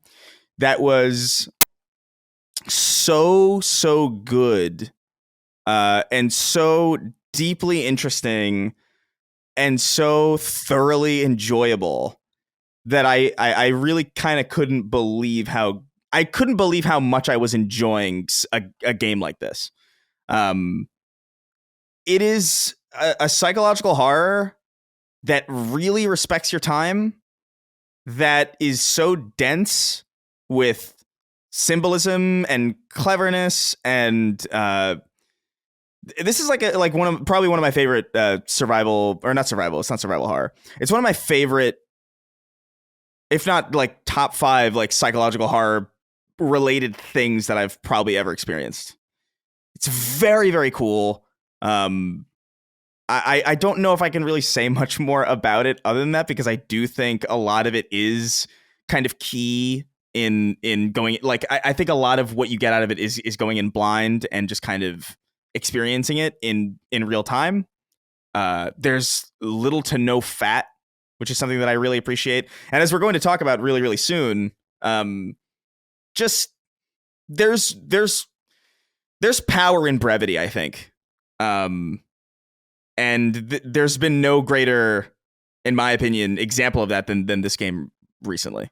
It's just so quick, so brisk, so well thought out, and so cleverly written, and so good, and so dense with metaphors and symbolism. It's really fucking great, and I highly recommend it. I don't think, I know that like 2 hours is probably not a lot to people, and I know that like it might be a little bit of a sticker shock. I don't remember exactly how much it was because I bought it with Steam Wallet money. I think it's like 13 or something, like something around that on Steam, and it is on Steam. I do hope this comes to other platforms because I do think it's very, very, nothing about it feels like PC centric necessarily. It's not like Half-Life or something. It's $12.99, by the way. So 13. I highly recommend it. I actually think, Colin, I think you would like it a lot. I think this is Colin bait. Yeah. People stuck on a spaceship. Commentary on capitalism. Yeah, I'll wait for its console for it to come to console and play it. Yeah, that's it's one to look out for. And if you are on Steam or whatever and you're curious about a game like this, just yeah. I can't think of a game that I enjoyed the entirety of since probably like I don't know, maybe like Dead Space. It's probably the last time I thoroughly like 100% enjoyed the entire thing without like a lull or without like all right, let's get along, let's move to the next thing. Just really, really great stuff and a really interesting little game. And I just wanted to talk about it. I know it's not on PlayStation yet, but I think it should be at some point. Like I would. This is a seminal game for me. Like I loved this thing. So that's awesome. Yeah, it does look great. I did look into it because it's all the rage right now. I'm sure they'll port it to console, and I'll check it out there. Well, yeah. Looks great. Looking forward to it.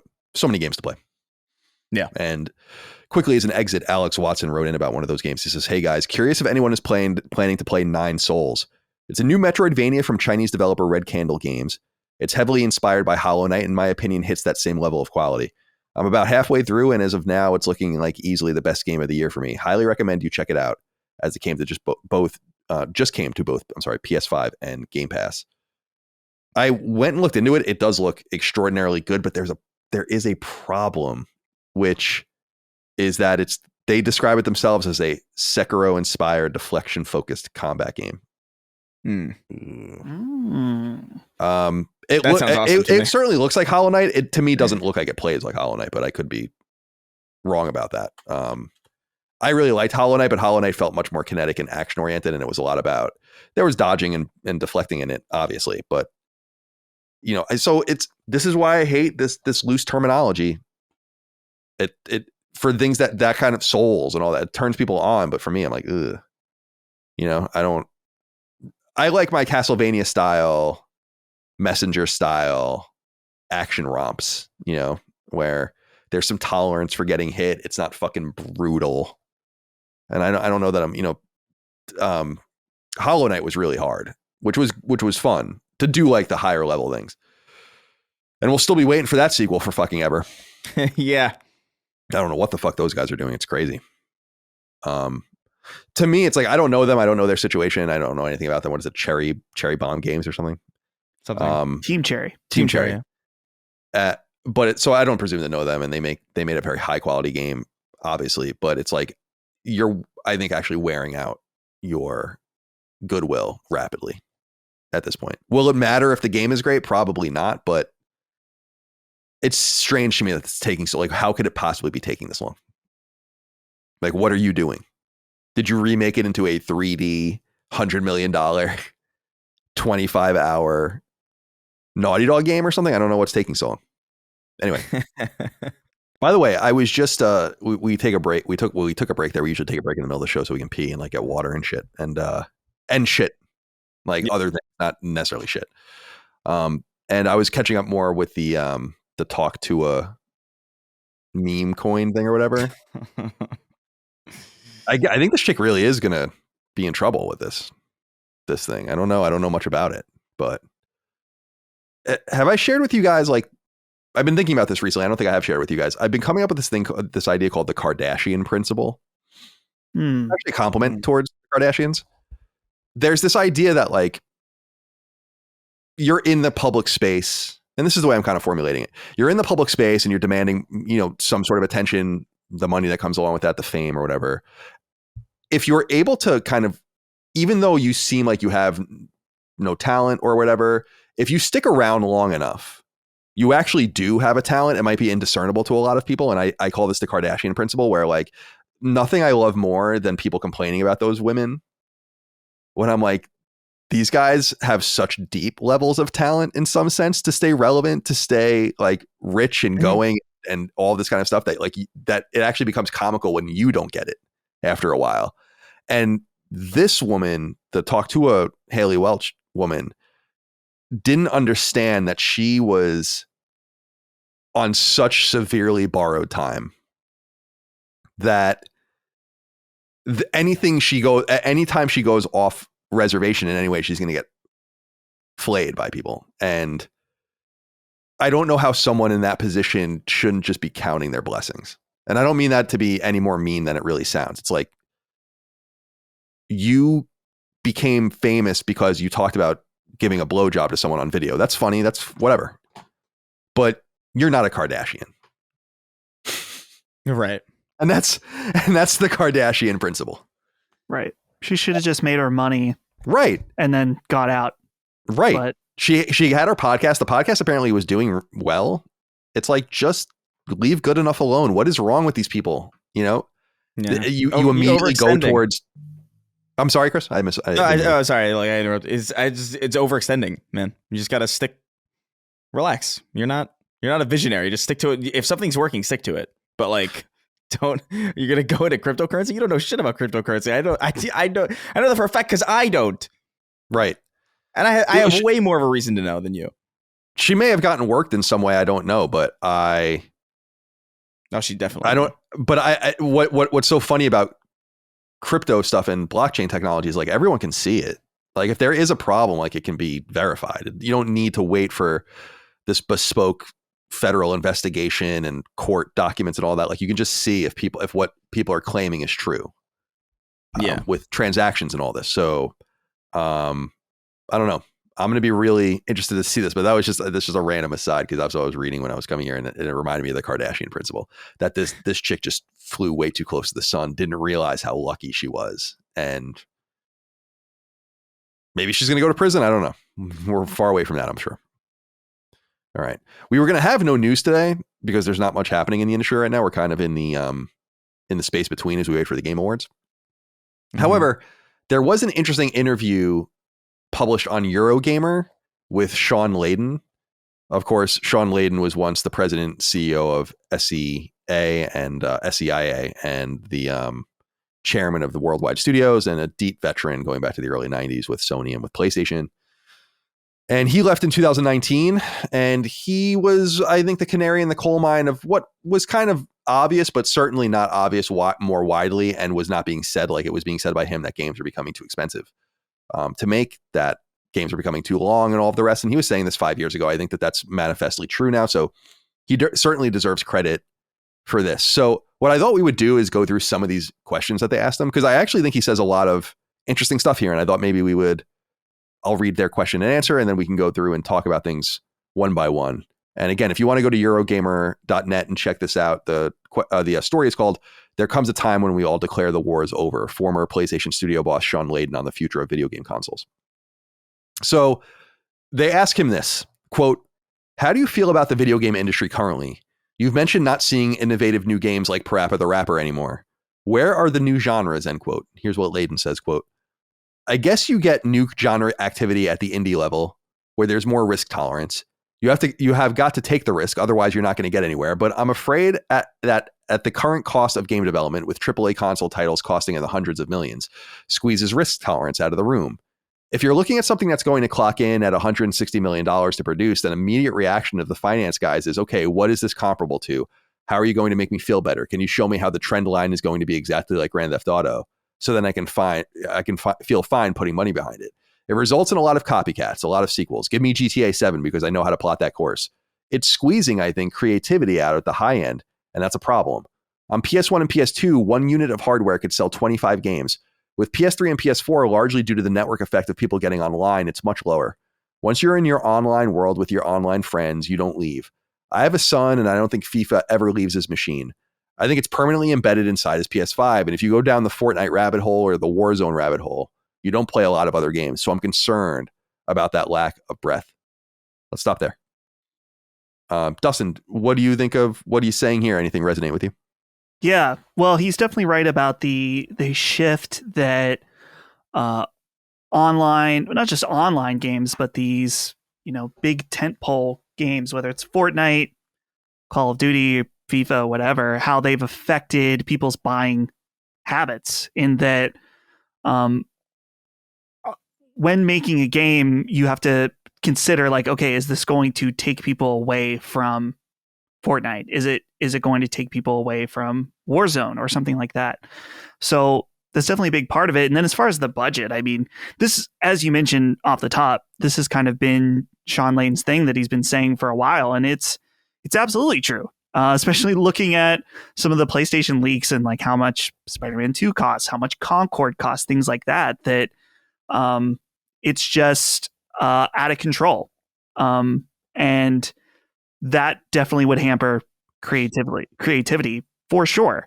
And people talk about the old PlayStation that we had all these different games, and it mentions, of course, Parappa the Rapper or Vib Ribbon or things like that. Even Ape Escape to some degree had, while it was a 3D platformer, had all these new creative ideas. And now you don't really see that. You see, I guess, micro creativity, I think, within games. But even something that we were praising highly, a game like Metaphor, it's not super different from any other game that they've done, like a Persona game. Sure, there are micro creativities, we could say, in the way the combat works, the story, but it is true to some degree that we are just playing the same types of games over and over. What do you have to say, Chris?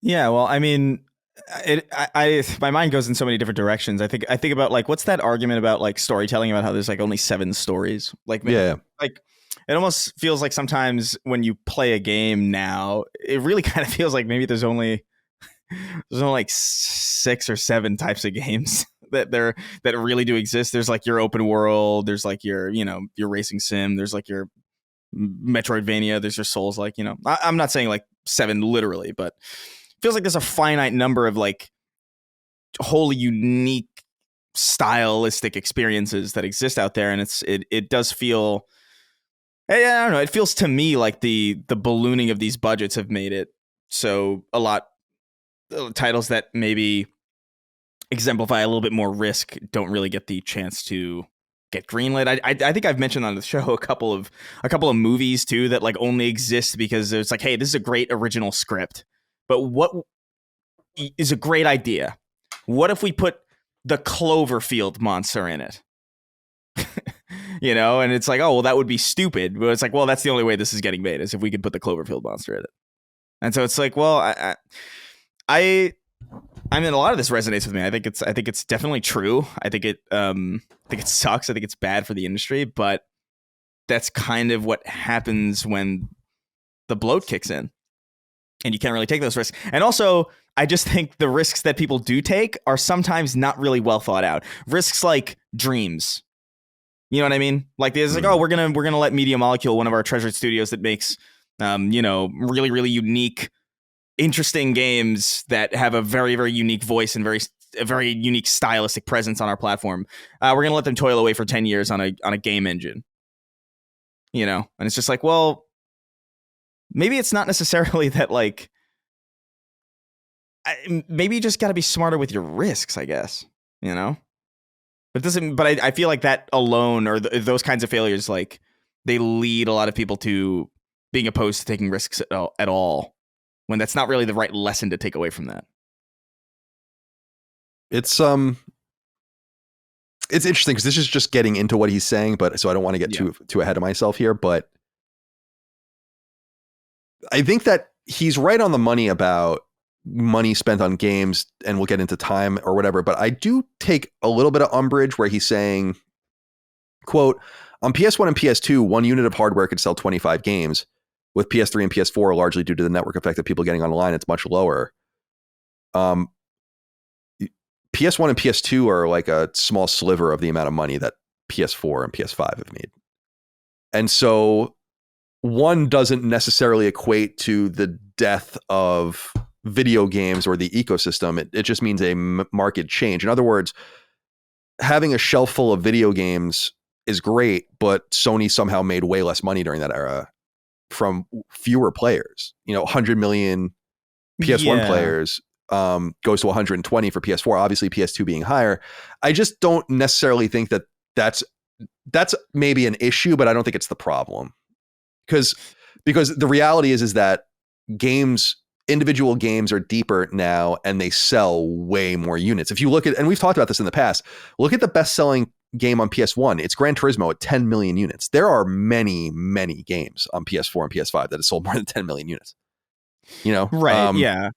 And with fewer consoles, especially for comparable to when we're comparing time over time. So I just think that it's not the problem, in my opinion.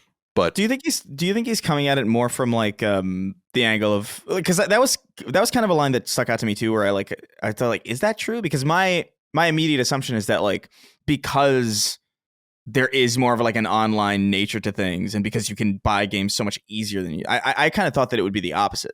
You know what I mean? That like games are more accessible to you, and like, wouldn't that translate? But do you think it's more that like the people who bought games on PS1 only wanted video games, as opposed to like now, where if you have a PlayStation, it's a pretty good chance that you inherited a PlayStation from like a friend or something. It's like, oh, this is my Netflix machine, or this is like, I'll use it for FIFA and that's it. It's less dynamic than, like, the audience is less enthusiast, I guess, than it used to be, or less hardcore than it used to be, by nature of just like the flexibility of the machine and what it can do. Yeah, I think there's something to that. I also think that there's something to not talking about games as a monolith, but rather the kinds of games and the type of games people are playing. Like, people are cycling through free-to-play games. Games were not, or couldn't be $5, $10, $20, $25 on disc-based and certainly cartridge-based consoles. So there's a low end too. Sure. And he does celebrate that low end. That didn't really exist. Even in the console space, we didn't really see a true low end until games like carnival games and stuff like that. Like games you would literally see at a checkout counter, where that, I remember seeing carnival games at a checkout counter, like CVS or something, and be like, wow, that's interesting. Like stacked up like, chocolate bars or something. Anyway, much more to be said. He says, or they ask, quote, there's been discussion recently about how console generations aren't growing over time either. Is it enough to keep selling to the same size audience, end quote. And Layden says this, quote, so yes, if you stack it up and look at things that were around during the PS1 era, whether it's Saturn and N64 or the PS2 and Xbox era, no generation seems to get over 250 million units of hardware aggregate. The one time it popped is when Wii Fit came out and a bunch of people thought they could lose weight by buying a Nintendo Wii. There's the momentary Christmas, oh, let's lose weight thing that shot up the console number, but then it fell back down again. Even when you hear that gaming revenue went up 23% during the pandemic, it wasn't from new people necessarily. It was more money from the same people. And this is the existential threat I talk about when I'm meeting with developers and publishers, that you're just getting more off the same people. It's a business model I understand and you understand, and that's fine, but we're not growing the next generation. We're losing the next generation to TikTok. The competition for gaming isn't Xbox and Nintendo. It's everything else in the freaking zeitgeist that can take your time away from your gaming activity. The pandemic gave us an unnatural pop for gaming where we thought, oh my God, gaming is the biggest thing in the world. Yeah, when you're locked down, it's the biggest thing in the world. But in the regular world scenario, you've got to combat against all the other distractions that are available to young people. And I'm afraid that we are not facing that head on as an industry. He gets more into what should be done about that, and we'll cover that next. So let's stop here. And Dustin, we'll go to you. Who did we go to first, lads? Did we go to you first, Dustin? We did. So okay, so I'll go to Chris first this time. Sure. So Chris, what do you make of this about the stagnant nature of maybe arcing never over 250 million cumulative worldwide players? I am of two minds with this too, because again, he acknowledges it, because it is the Achilles heel to the argument, which is like, well, you're making way more money on the same amount of people. Like, how can anyone be upset about not growing your base, and yet orders of magnitude larger than it was during the PS1 era at this point? But at the same time, he's right that, and I see it in my own anecdotal experience where playing console games or single player games or whatever does seem like a dying breed. Even if these games pop every once in a while and you get an Elden Ring at 20 million or Red Dead at 50 million, whatever, it just does feel like things are different. And I see that just with my nieces and nephews where they have been overexposed to games. I mean, think about their, 2 of their 6 are Dagon's their dad. And I am constantly, I bought these kids all their game consoles. I buy them games all the time. And I've captured all of them in different ways, but none of them really play like we did. And they're nerds too, some of them. So there is something to this. But yet I think it's kind of overstated because that's a pretty big group of people, 250 million people. I guess the question is, are we in our own population decline with the way we play? Yeah, go ahead.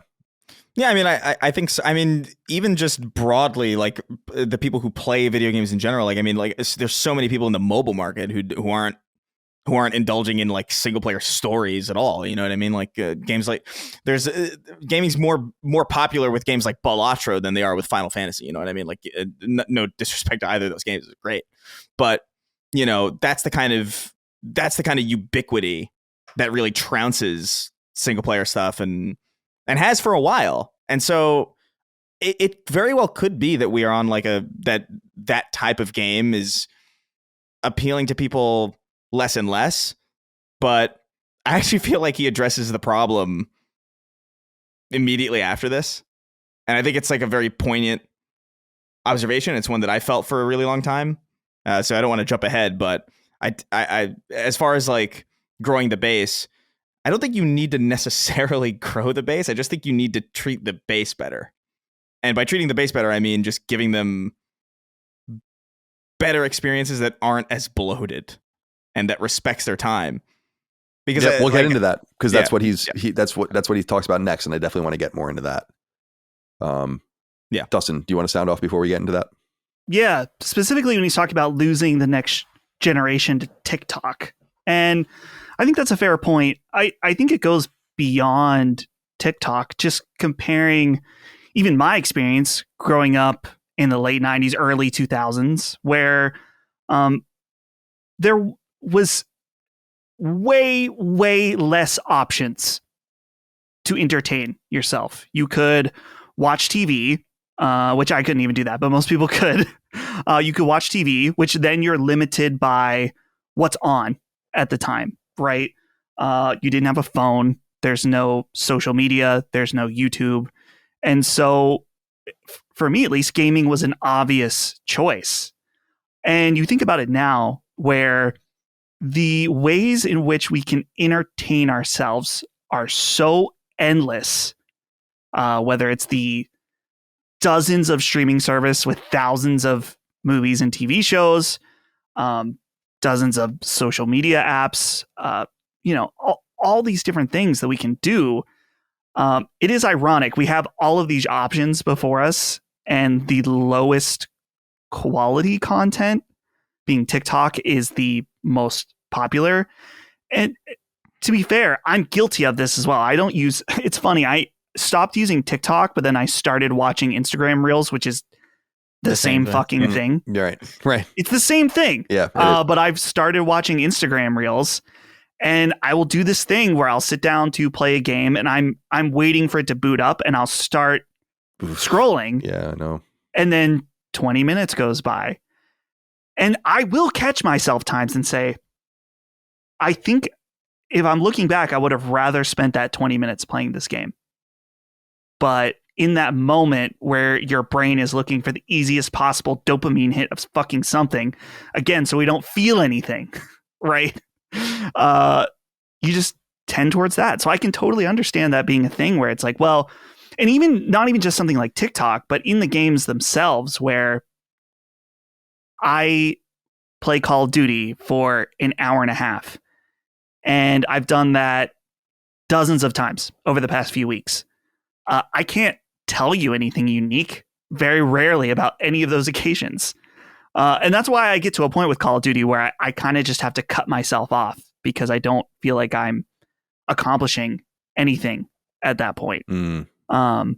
Which you accomplish things in the game, and I get that, but there's something about playing a robust game with a story and different things that feel like impact you as a person as you play them, whether big or small. So yeah, the competition for games is absolutely fierce right now. And unfortunately, like I said, guilty as charged myself, it would make sense to me that the masses are gravitating towards the lowest, easiest, most accessible content, something like TikTok. Let's get more into what he has to say here. They ask very succinctly, quote, "So then how do we face that threat head on as an industry?" End quote. He says this, and this is what Chris was kind of getting into. We'll get into these next two questions because they're kind of together, and we can talk about this because I think this is the biggest issue of all. He says, quote, "We need to address 2 or 3 things specifically. One thing is the exploding cost of game development. Every generation, it costs twice as much to build a game. What costs $1 million on PS1, then costs 2, then 4, then 16. It goes exponentially. The PS4 generation, which was the last I was associated with, game dev was $150 million if you want to be top of the line, and that's before marketing. So by that math, PS5 games should eventually reach $300 or $400 million, and that is just outright not sustainable. They already have. It's like we're at the end of the 18th century, and we're realizing that building cathedrals is really expensive. Can we continue to build these massive edifices to God for this incredible amount of labor and time, or should we just build 4 walls and a roof and that's a church, right? I'm afraid we've built AAA gaming into a kind of cathedral business, and it just can't grow any further. In fact, it's probably grown too far already. How do we cap that? How do we bring that back? I think part of the answer is, and it sounds simplistic, but hear me out, I think games are too long. I haven't even opened Red Dead Redemption 2 because I don't have 90 hours, and I'm retired and I don't have 90 hours. For the longest time, we kept banging on about 100 hours of gameplay. This is going to be awesome. It's 100 hours of gameplay. Like, that's the most important thing to know. That was the metric in the early years when the average gamer was 18 to 23. And when you're 18 to 23, you're time rich and money poor. But at the average age of gamers moved into the late 20s, the early 30s, well, it's the opposite, right? Maybe you aren't money rich, but you're definitely time poor. So I think our approach is a mismatch to that market, to reality. I've made a bunch of games that were 80, 90 hours long. So I'll be the first to say those weren't always 100% quality hours.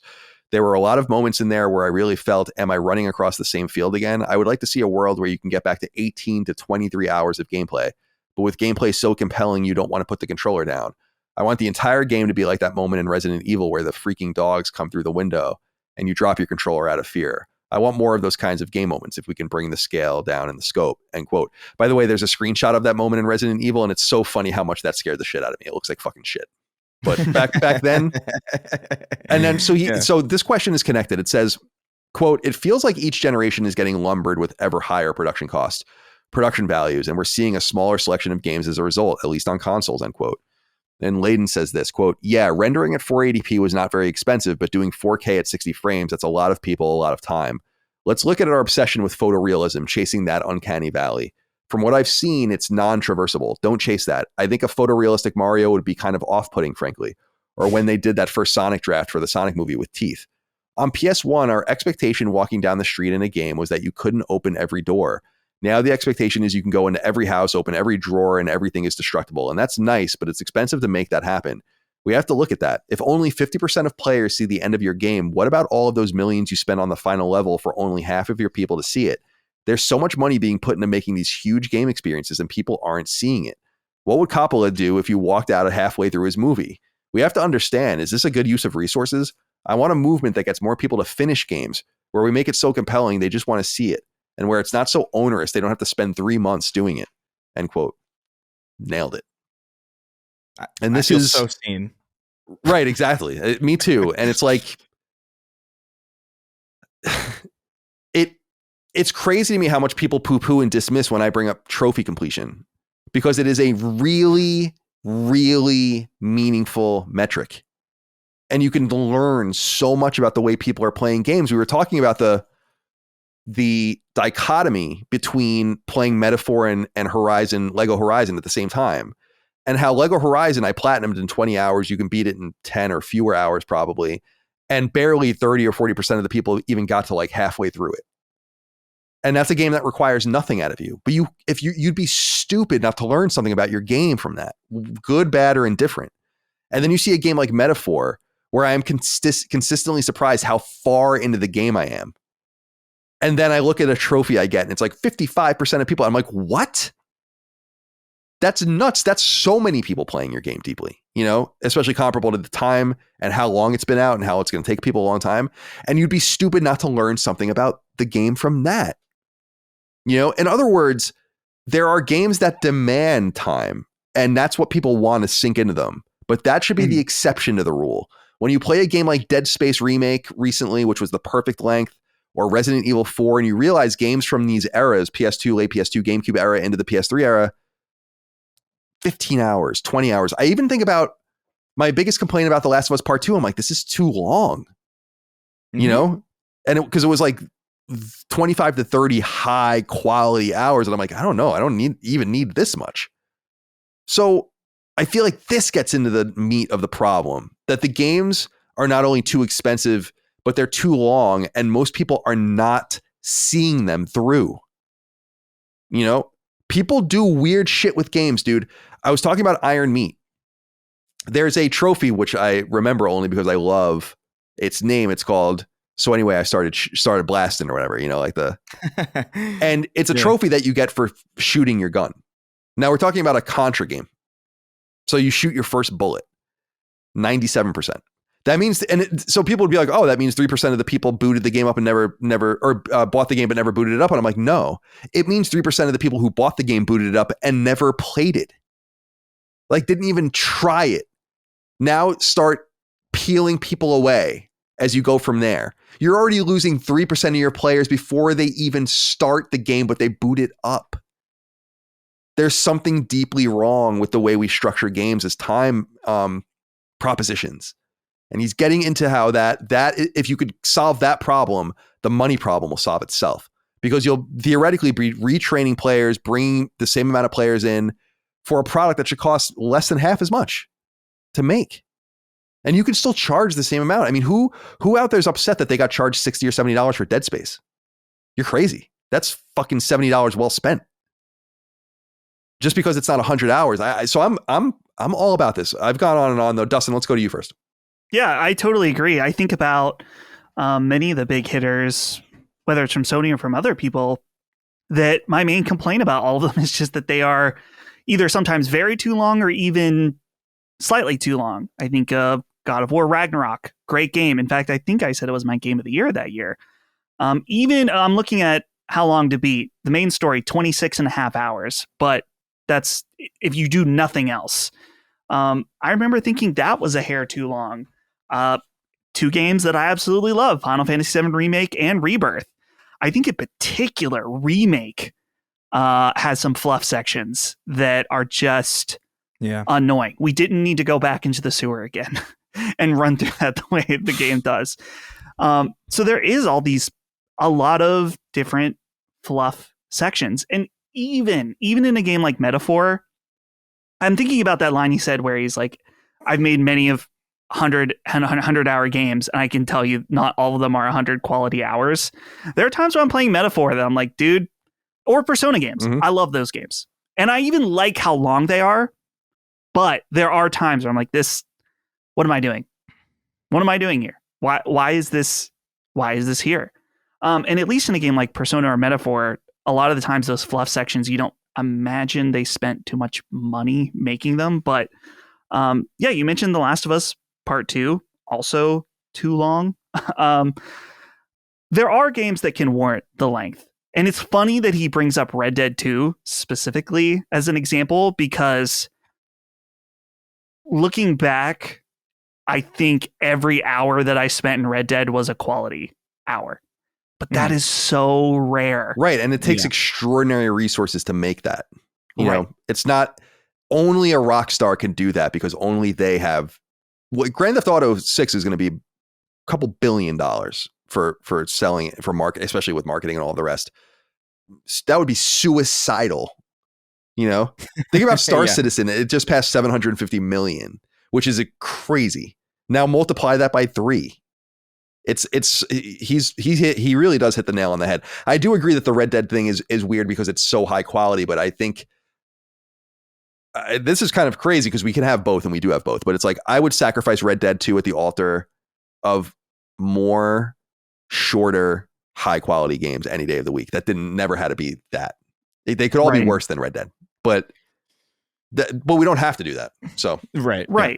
Well, I feel like there's a lot of teams that think they're like, oh, well, Red Dead is we want to be like Red Dead, this long, expansive story. Look how many people enjoyed that. And it's like, dude, you're not Rockstar.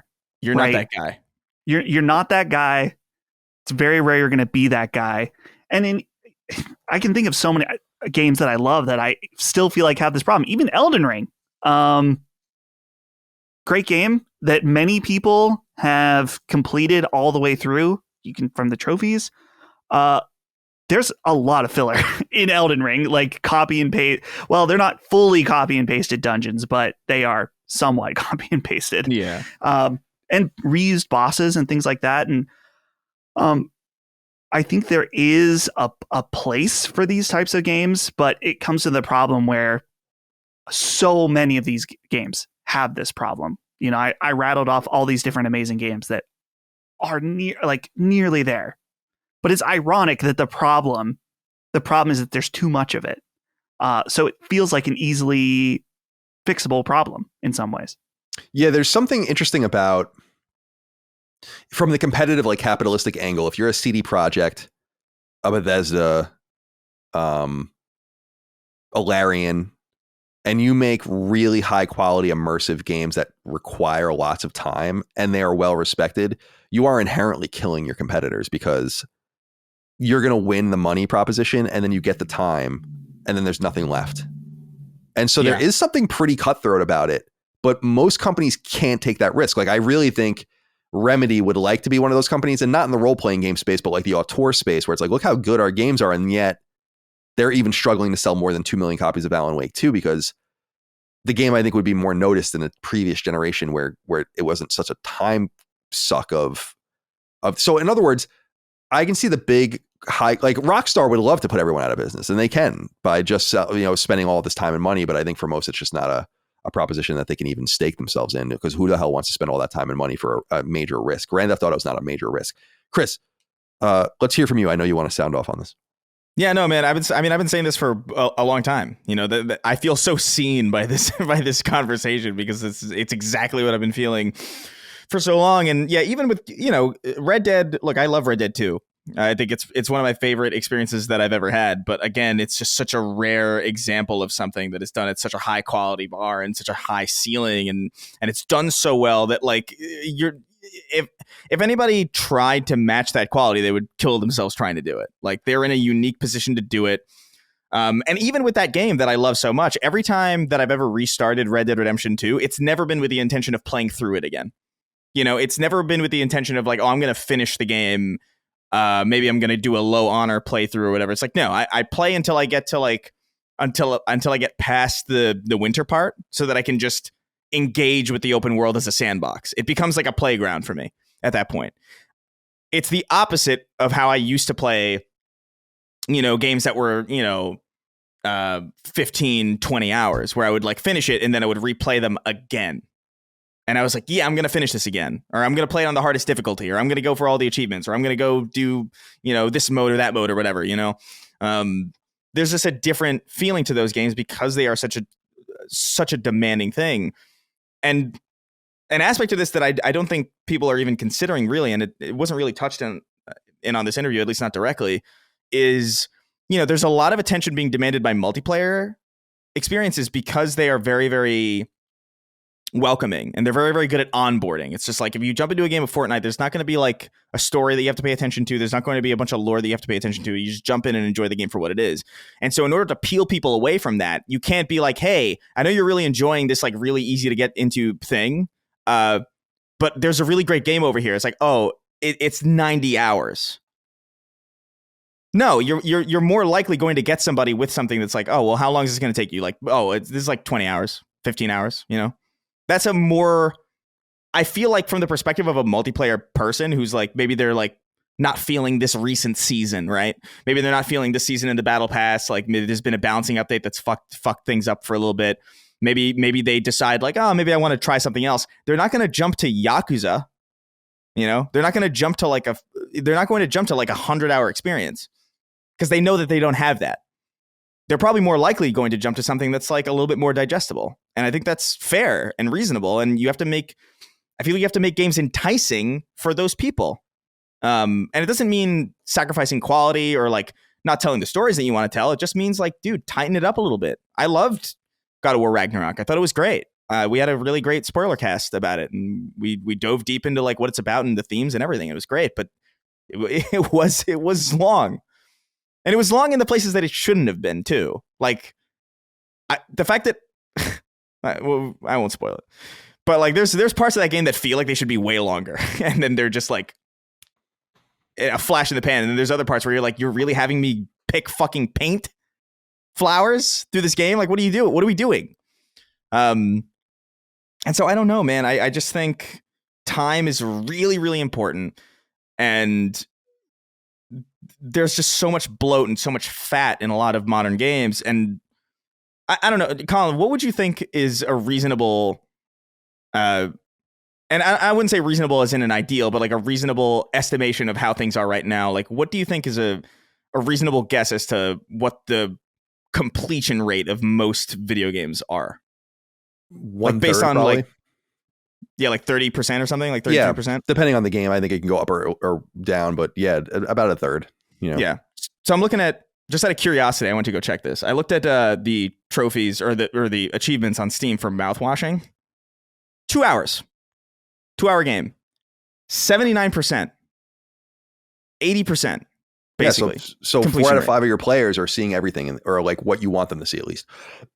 Right. And this isn't like a Balatro like addict game. You know what I mean? It's not like mechanically like amazing. This isn't like, high octane thriller stuff. This is like slow plotting contemplative stuff that's getting 4 out of 5 players to see it through to the end.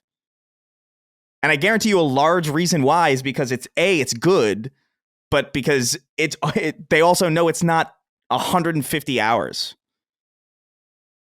That's a big deal, I think. Yeah. I think that I didn't even know that until we had this conversation. That's kind of awesome. Yeah. And it would be great if we had more of that, I think. Dustin, what do you want to say about this? Yeah, no, I totally agree. The mouthwashing thing is interesting too, just in that I could see people hopping in from the hype and then being bounced off, but yeah, it is a game that immediately grabs you. And I think the fact that, going in and knowing that it's short, it's amazing just because it has such amount, like a deep amount in that 2 hours. It's like densely packed. There isn't any wasted time. Sorry, I'm reading like there's just an interesting, because I'm looking at some of the trophy completion percentages here. And it's worth noting that they vacillate, and also achievements specifically, but trophies now too, are affected by PS Plus, Game Pass, and people kind of just dipping in and out of the games and have kind of skewed these percentages. So that the purest ones are the ones that are kind of only available a la carte. So you really have to look at PlayStation and Steam specifically. But it just seems obvious to me that the sweet spot is 10 to 20 hours for AAA games. Yeah. And if people really have a problem with not being value for your dollar, then I just have to ask you how you consider value going to a movie or whatever. It just doesn't, or going to a concert. Is it really only about time? It can't be. That's so fucking hollow, dude. And I totally get what he's saying, because when he was saying earlier about like when you're 18 or to 23, it's like, dude, when I was 10, 12, 15, I was obsessed with that shit. Oh yeah, Dragon Quest 7 or Dragon Warrior 7 is 100 hours. Hell yeah. What did I have? Nothing to do, and I had no money. It's just not no time, nothing, no. I don't know, man. It's weird that we got sucked down this hole, yet no one is playing their games that deeply. I beat almost everything I play. That is rare. It just, the numbers speak for themselves. This can't be obscured or hidden anymore.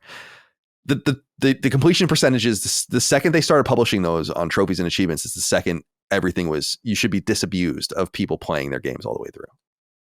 And he's totally right. If you're investing all of this in stuff that people aren't seeing, it's like you got to ask yourself why. And the only answer to the question is make your game shorter.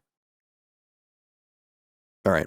2 more things I want to get into before we move on. Sorry, I lost my place because I was scrolling up. There it is. Eurogamer asks Layden this, quote, can consoles continue to exist long term? Xbox is already publishing to multiple platforms and now rival consoles. Will PlayStation survive another 30 years just publishing on its own consoles and PC? Will Nintendo? End quote.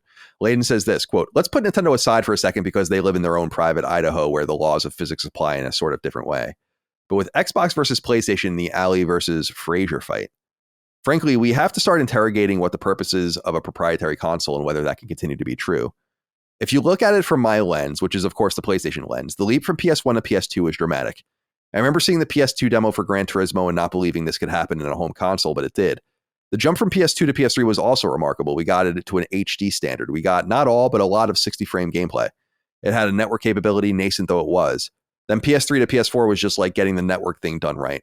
Then the PS5, which is a fantastic piece of kit, but the actual difference in performance, we're getting to the realm, frankly, where only dogs can hear the difference now. You're not going to see another PS1 to PS2 jump in performance. We have sort of maxed out there. If we're talking about teraflops and ray tracing, we're already off the sheet that most people begin to understand, end quote. And then Eurogamer asks, consoles are never getting a big leap in power again? And Layden says, quote, I don't think so. I mean, what would that leap look like? It would be perfectly realized human actors in a game that you could completely control. That could happen one day. I don't think it's going to happen in my lifetime. We're at a point now where the innovation curve on the hardware is starting to plateau or top out. At the same time, the commoditization of the silicon means that when you what means that when you open up an Xbox or PlayStation, it's really pretty much the same chipset. It's all built by AMD. Each company has their own OS and proprietary secret sauce, but in essence, it's the same. I think we're pretty much close to the final spec for what a console could be. Dustin, what are your thoughts on this? Yeah, he's right. They both run on very similar AMD architecture, which is good for games that come out on both platforms. It's not like a situation in the PS3 era where a game like Skyrim is struggling on one console because it is just completely very different from the competitor. So that has made things a lot easier. And he's definitely right about the jumps in power. Now, I could see a counter argument saying like, well, look at a PC with a 4090, how much more powerful that is than a PS5. And yeah, that's true. And there, I think, will always be a market for the latest and greatest, the best frame rates, the highest resolutions. But when we're talking about the console space, and you're seeing this kind of before our own eyes with the PS5 Pro, is that we are starting to get to the point, and I think have been in some ways, where we're starting to split hairs when it comes to certain performance and resolution related things where, sure, we're not at a point where every game is at a perfect 4K 60. But as he says, I don't think we're far off from that. And where do we really take things once we've hit that performance max? There isn't really elsewhere to go. We don't want photorealistic games to the point where it is, like it's mentioned in the article, where it looks completely lifelike. We'll hit the uncanny valley and we already have in certain games where it's like, don't really like this. Artistic direction, style, I think are way more important than how photorealistic a game is. So I don't think we'll see that jump in power again. And then it does bring up the question of, well, what are these two consoles other than exclusive boxes, which we've already kind of lost that to some degree with Xbox. So I don't know what that means, though. Does that mean that there's just PlayStation? Is the suggestion? I don't know. Maybe. He says in here that Nintendo, somewhere in here, because we're not reading everything that he said, that PlayStation and Nintendo kind of make sense together. Like that they can exist side by side. And I guess the insinuation there would be that's kind of what the market can tolerate. Because he says later on, and Chris will go to you, but just to add a little bit to this, he says, quote, as part of a different question. He says, quote, "This is why after the VHS versus Betamax fight, you saw industry consortiums come together for things like compact discs and then DVDs. This is how the technology we're going to land on. These are the specs around that tech that we're going to agree to. You might compete on price points and its aesthetics. Do you want it in wood or black or orange? But the real competition will be on content. And content should be the competition for publishers, not which hardware you get behind. I think we're at the point where the console becomes irrelevant in the next, if not the next generation, then the next generation, definitely. That's where my mind kind of is, where I think there will be one traditional generation after this, but it becomes hard to imagine how that even happens in the 20, because at that point, you're talking like 2038 or something like that. It's like, I don't know, man. Like that, we're still going to be doing it the same exact way then. That seems like a death sentence just for putting because people will always buy consoles, but putting yourself in a niche, as opposed to kind of broadening your reach. And he later says this, he says, quote, "If you're playing your game with your curtains open and the sunlight is hitting against your OLED, you're not seeing any ray tracing in real world scenarios. It's really hard to get the full impact of some of these innovations without having the perfect viewing experience. We're going into the mid-gen now with the PS5 Pro at a robust price point, so to speak, and it remains to be seen who the market is for that. I think it's a connoisseur market, shall we say," end quote. Chris, what do you have to say about this? Yeah, I mean, oh man, I feel like I was thinking about so many of. I feel like the conversation's skewed in so many different places, but I feel like take it however you'd like. Yeah, I don't know. I think as far as like the generations go, I do feel like we're kind of in that weird space where, like, I agree. We're not going to see that jump between PS1 and PS2 ever again. We're not going to see, and in my opinion, we're never going to see the relationship evolution that we saw between, the PS2 and the PS3 and the Xbox and the Xbox 360, where like the console became this thing that we really that was kind of like the central cornerstone of so much of what we do. Like that's. I've said this before, but like our relationship to the consoles really changed with 360 and PS3, and that relationship hasn't really changed since then. It's been kind of the same. It's like, this is where I'm going to stream my Netflix. This is where, like, if I'll stream Spotify through this, I'll play video games through it, and, I'll get messages and friend requests through it. I'll go into party chat through it. And, it wasn't the case with PS1 and PS2. That was no such thing. And if it was very, very niche.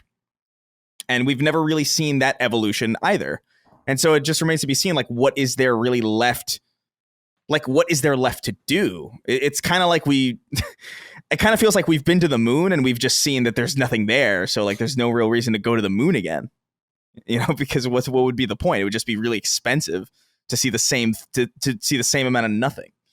And so, yeah, I don't know where we really go from here. In some ways, I actually feel like, Xbox, though not intentionally, might be a little bit better positioned for this hypothetical future, because I do feel like the machine is going to be less important. And I wouldn't be surprised if we ended up with, like, the difference between consoles is really going to be like PlayStation, Nintendo, and, PlayStation for your high end, like, tech pushing things, and Nintendo for your very, very, very, very specific niche of first party, very specific kind of, childlike stuff. And yeah, maybe it does. Maybe PlayStation just sort of becomes the DVD player in some way, where it's just like, yeah, this is what you play your games on. And maybe other people will make their own PlayStations. I don't know. Yeah, that's kind of where I think things will break down to, because it kind of gets into what we're going to talk about next, the final topic, but that he brings up that I wanted to discuss. But what I think Layden is underselling, although I think he's right in the main, is the companies involved in console gaming are going to only let it go like after a really deep fight. Because if they become agnostic, like when VCRs were allowed to be built by everyone, but it was like, what was it, JCV or JVC or whatever was the company that owned it. Obviously Sony was part of the major part of the consortium that created the Blu-ray. This is licensing money, so you build a Blu-ray player, Sony gets a little cut, but they don't give a fuck about that. They want a piece of the content.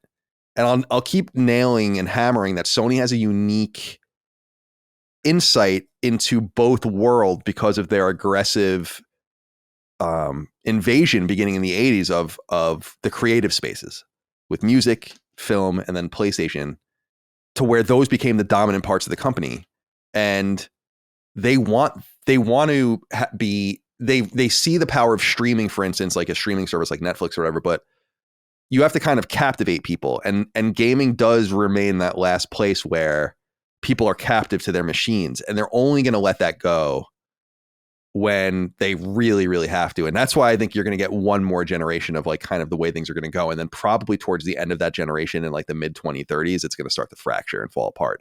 And that's when you might see an Xbox made by someone else or a PlayStation made by someone else, where Sony realizes if we have to sacrifice something, we should sacrifice the hardware and then keep funneling people to PlayStation Network because we still make money there. And I think that that's kind of like Apple's in a similar bind as they slowly get cracked open by the Epic lawsuits and all the rest, where they make so much money just on other people's shit. And I guess that's what I'm getting to, is that Sony is the king of passive income. And you let go of your console, you're going to look a lot different because go ahead. Well, so here's my question. The PS6, you figure like what, 2027? Yeah, at the earliest, I would say, yeah. How the fuck do you sell that machine? I don't know. Like, what do you show on a PS6 to be like, damn, I really gotta get in on that? I honestly like, and dude, like we're all fans of games here, you know what I mean? Like, and I'm sure like the day that machine comes out, we'll be all over it, just for posterity. But like,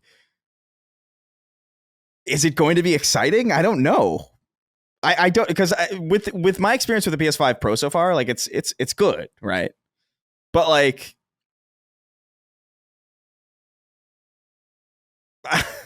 it seems, I don't really know. I don't know what I'm getting out of it, really.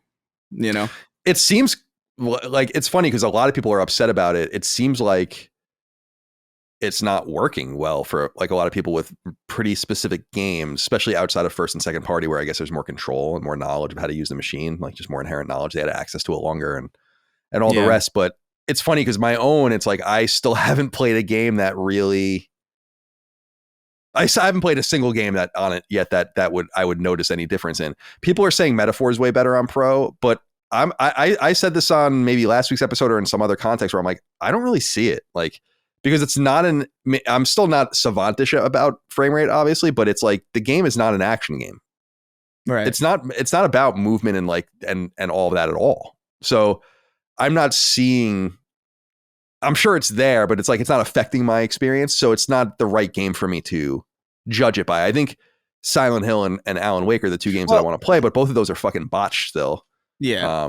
So we'll see. And what I mean is like, I'm sure things are better in certain very specific cases. I know that I think Resident Evil 4 is really, really good on Pro and other things as well. But is it so good that is it so good as to render the previous incarnation unplayable? No, I don't think so. Like I feel like we're at a point, and we've been here for a while, to be fair, where video games have looked great for a while now. Like more so than I even really need. That's my perspective anyway. Like I'm sure that there's some like graphical savants out there who are like, oh, I really love it when you can see the pores on everybody's face, and it's like getting sick. To me, I agree with the sentiment that I don't know how they're going to sell the new console, and this is why I'm kind of the mind that they should extend this console generation. Me too. Yeah. What I think is going to end up happening, I think Tom from Moore's Law told me this on our episode, but I don't recall specifically. But it's something along the lines of like kind of embracing that consoles might actually fold back into being more like PCs, in the sense that you'll have out of the box experiences that work, but the PS6 will be marketed as a better PS5. But then so that there won't even really necessarily be games for it. And to me, I'm like, if you do that, that's like there would be modularity, in other words, between the games. Because we were specifically talking about the idea of there being 3 generations at the same time.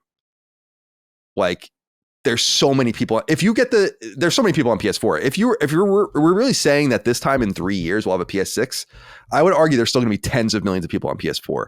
At that point, it's like, what are you going to do? This is why I think this should be a 10-year generation. Like, I really truly believe it. Like, just ride this thing to 2030, and they're not going to do that. I mean, it seems like all the reporting says that they already made the choices of who they're working with and what things are going to look like and all the rest. And I'm like, all right, this is happening. And they'll probably sell a lot of them.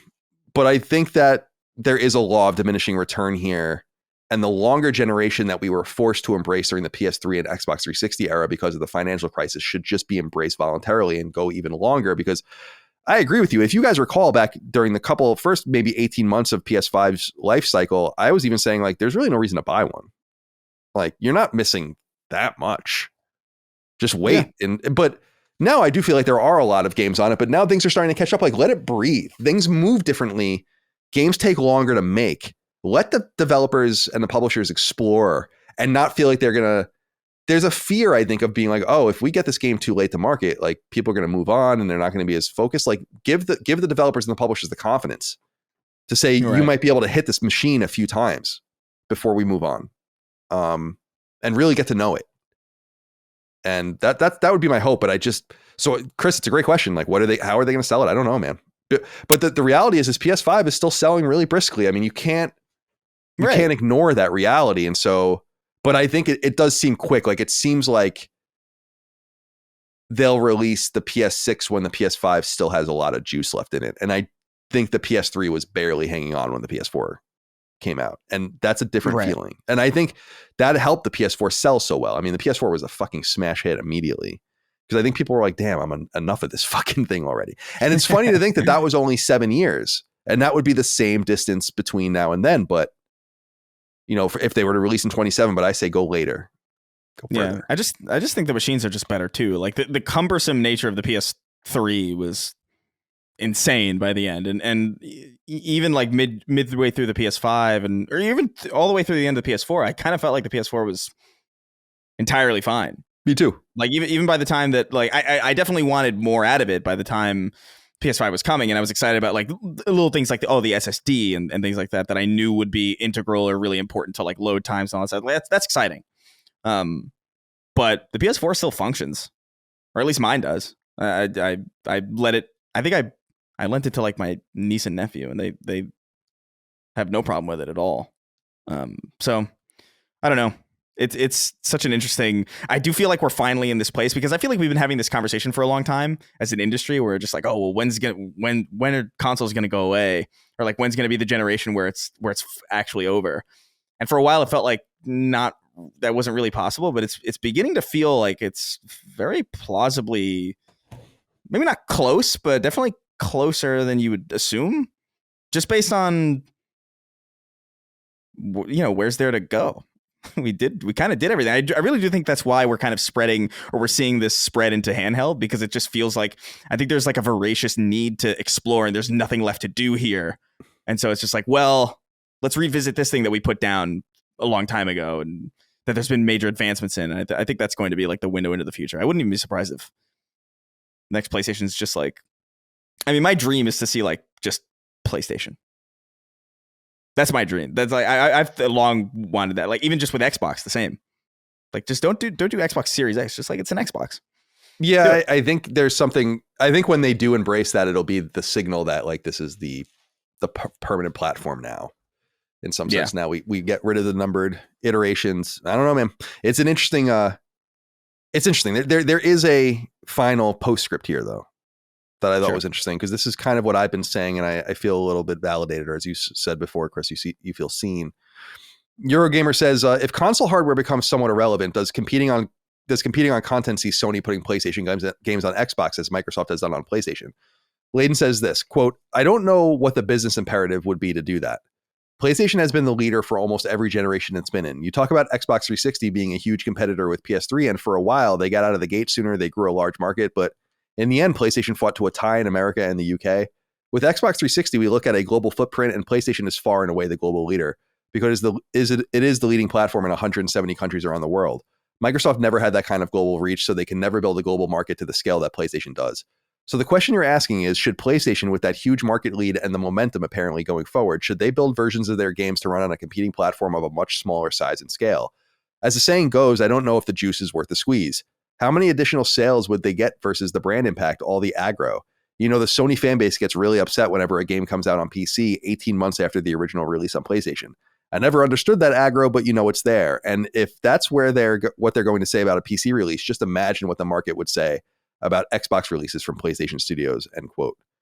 And then they're asked about what about Lego Horizon? And Layden says what I said earlier, which is, quote, historically, PlayStation and Nintendo platforms have lived happily side by side in living rooms across the world. It's almost like a natural pairing, end quote. And I think that that's true. I feel this is exactly what I've been saying. And it's not to say it's true.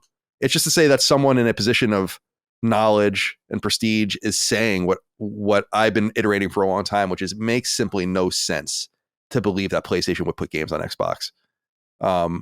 They might end up doing that. I have no idea. And I'm not even sure on a game by game basis, if you had a totally even keeled fan base that wasn't so invested, and I understand people's investment, it's not a problem. It's just if you had just a fan base that was very passive, then you could probably find select games that would actually make sense, like a Helldivers or whatever, if you wanted to just kind of squeeze more player base out of it and make it healthier. But generally speaking, it just never made any sense to me why people think it's going to go both ways. The one part of it that I'm surprised he didn't kind of get into a little bit more, and maybe he would have if he had more time, is just this is actually an inflection point for PlayStation to actually help kill Xbox as a competitor, by refusing to reciprocate. You imagine there might have been conversations behind the scenes of let's both do it. I'm sure all these things were pitched and cajoled at dinners, and they're like, no, you can do it. We'll take 30% of the indie money for sure, and the Doom money and all the rest. But more importantly, we'll make sure that those games are here so no one jumps to you, and we'll never give you the same power. That would be my perspective if I were them. So it was just interesting to read that at the end. I don't know if you guys have anything you want to say about that, Dustin. No, I don't think I have anything to add. I agree that it doesn't make sense for a PlayStation. I think that there's maybe the tiniest argument that doesn't really hold weight is about multiplayer games. But again, that's just, it may be good for that individual game, but it's not good for the platform. Why would you do that? Right. As you were saying, it can't be judged simply as money in, money out. There's no doubt that if Sony put Uncharted 4 on Xbox, they would make money on it. The question is what does that look like in the holistic view? 40,000 feet. What does it say about your platform? What does it say about the franchise? How does it anger your player base? All for what? 1 million copies? It's just, they're not hard up. They don't need that. They don't need to do that. On the other hand, you just keep Uncharted siloed, not on PlayStation, but away from Xbox. That's kind of their strategy, I think, at this point. And you slowly just whittle them away, knowing that, and I've said this time and time again, Switch and Sony are not really, or Switch and PlayStation are not really competitors. They're complements. And this is what he was saying to each other. This might become more blurred with the new Switch and especially with the new PlayStation. But for now, I think they can both live. I really want to see the Lego Horizon data, which I imagine they're going to look at that and be like, there was no reason for us to put this on Switch. The bigger question is why it's not on PS4. No one has a good answer to that. But why wouldn't you put it on PS4? So strange. That's like the Playroom machine in people's houses. It's why wouldn't you do that? Anyway. Anything else to say about this stuff, guys, as we wrap up? I thought it was a fun little exercise. It took us about an hour to get through. Yeah, it was cool. Is Shawn Layden still working for the Chinese company? Oh, Tencent. He says here he's retired, and I don't know if he was consulting with them, but I don't know anymore. Yeah. Still was a little put off by that. It's not my business what you do. I don't know him from a fucking hole in the wall. I mean, I've met him, but we don't know each other or whatever. I'm not trying to judge him as a person. I just can't. My whole thing about that is you're Shawn Layden. Go work for someone else. It's not like they were the only ones with a handout. You crazy? Go work for another. He's fluent in Japanese. Go work for a Japanese company if you want. Yeah, that bothered me, but it's do what you want. I don't know. What can you say? All right, guys. 6 questions, comments, concerns, thoughts, and ideas. Let's end the episode as we do each and every week with inquiries from the audience. Remember, if you support us on patreon.com/laststandmedia, not only do you get early ad-free access, the ability to download Sacred Symbols Plus every week and twice every other week, the ability to listen to other episodes of shows in our network and so on and so forth early and ad-free. You also get the ability to submit your inquiries. I put up a thread in the newsfeed each week for this show, and other threads go up in the newsfeed for the other shows as well, so keep an eye out for those. I picked through them. You've heard a bunch of your inquiries already throughout the show, and let's end with 6 more as we always do. Starting with Braxton Wilkerson. Says, hello, CCD. When you guys were talking about Shuhei Yoshida last episode, you spoke briefly about the famous game sharing video. I am 19, so I was not paying attention to the industry when this video was made, but I have heard Chris and others say it was a massive blow to Xbox. Could you guys please explain the context of this clip and why it was so detrimental to Xbox? Yeah, we talk about it all the time. Do you want to get into it, Chris? Sure. Explain Yeah. I it mean, to young Braxton. I mean, there's a lot of like smaller things that I'm sure were part of it that I forgot, but the long and short of it was Xbox had this really. People often mix up the Xbox One console reveal for their E3 presentation, which is that's actually not the case. They had their console reveal, I think, 3 weeks before E3 2013, where they unveiled the machine, and they basically like that was for everybody but gamers. It was like, hey, here's like how it integrates into your cable box, and it's got an HDMI in and an out, so you could watch TV on it, and all this sports, NFL, all this stuff. TV. There's like TV. A super cut of them saying TV over and over. Super cut of TV. And then their E3, which was 3 weeks later, I remember it actually being pretty good. Like they did entirely games oriented, no time taken away because they got all the shit. It's so funny. The reorientation. I really feel like that generation could have been entirely turned around if they just reversed the order of those presentations. It really is a wild, just such an obvious mistake. But so they had their unveiling and people didn't like it. They were like, what the fuck is going on? And then over the course of like the next couple of weeks, or even probably the next couple of days, like reporting had gone on around the Xbox One and how it would function. And basically like there was always online DRM, and you wouldn't be able to really share discs. You wouldn't be able to share games in the way that you used to. And so in response, PlayStation just did this like really, really quick video. And it was like a PSA almost. And they're like, here's how you share games on PlayStation. It was just, and it was Shu and who was it? Adam Boys. It was both of them standing in a room, and Shuhei hands Adam a game, just like, and then he turns to the camera and he goes, thanks. And that was it. That was the video. And it blew up because it was just like, oh yeah, well, why wouldn't this be how game sharing works? And it just caused like a huge scramble over on the Xbox side. And there was like a bunch of restructuring after E3 where they were like, oh no, we changed our mind. You could do this. And actually the DRM's going, and actually the Kinect won't be necessary for the thing to turn on. All these really massive, restructures to how they've made their machine in response to a lot of not only just public sentiment, but the way that PlayStation handled that in a very immature but very, very effective way. Yeah. It almost felt like a YouTube beef back then. It felt insane to watch. It's like, this is how you share games on PlayStation. It's like, oh, thanks. Yeah, it's most reminiscent of, I mean, this is even older, and Braxton wouldn't know this or remember this at all, but it's very reminiscent of Sony at E395, where they just said $299 into the microphone and then walked off stage because that was the price. It was $100 cheaper than Saturn, and that ended up really killing Saturn. Mm-hmm. Same thing with the PS4. Right, exactly. A lot of bravado. They were feeling good about themselves then. So yeah, that's a memorable video. Do you have any memories you want to share here, Dustin?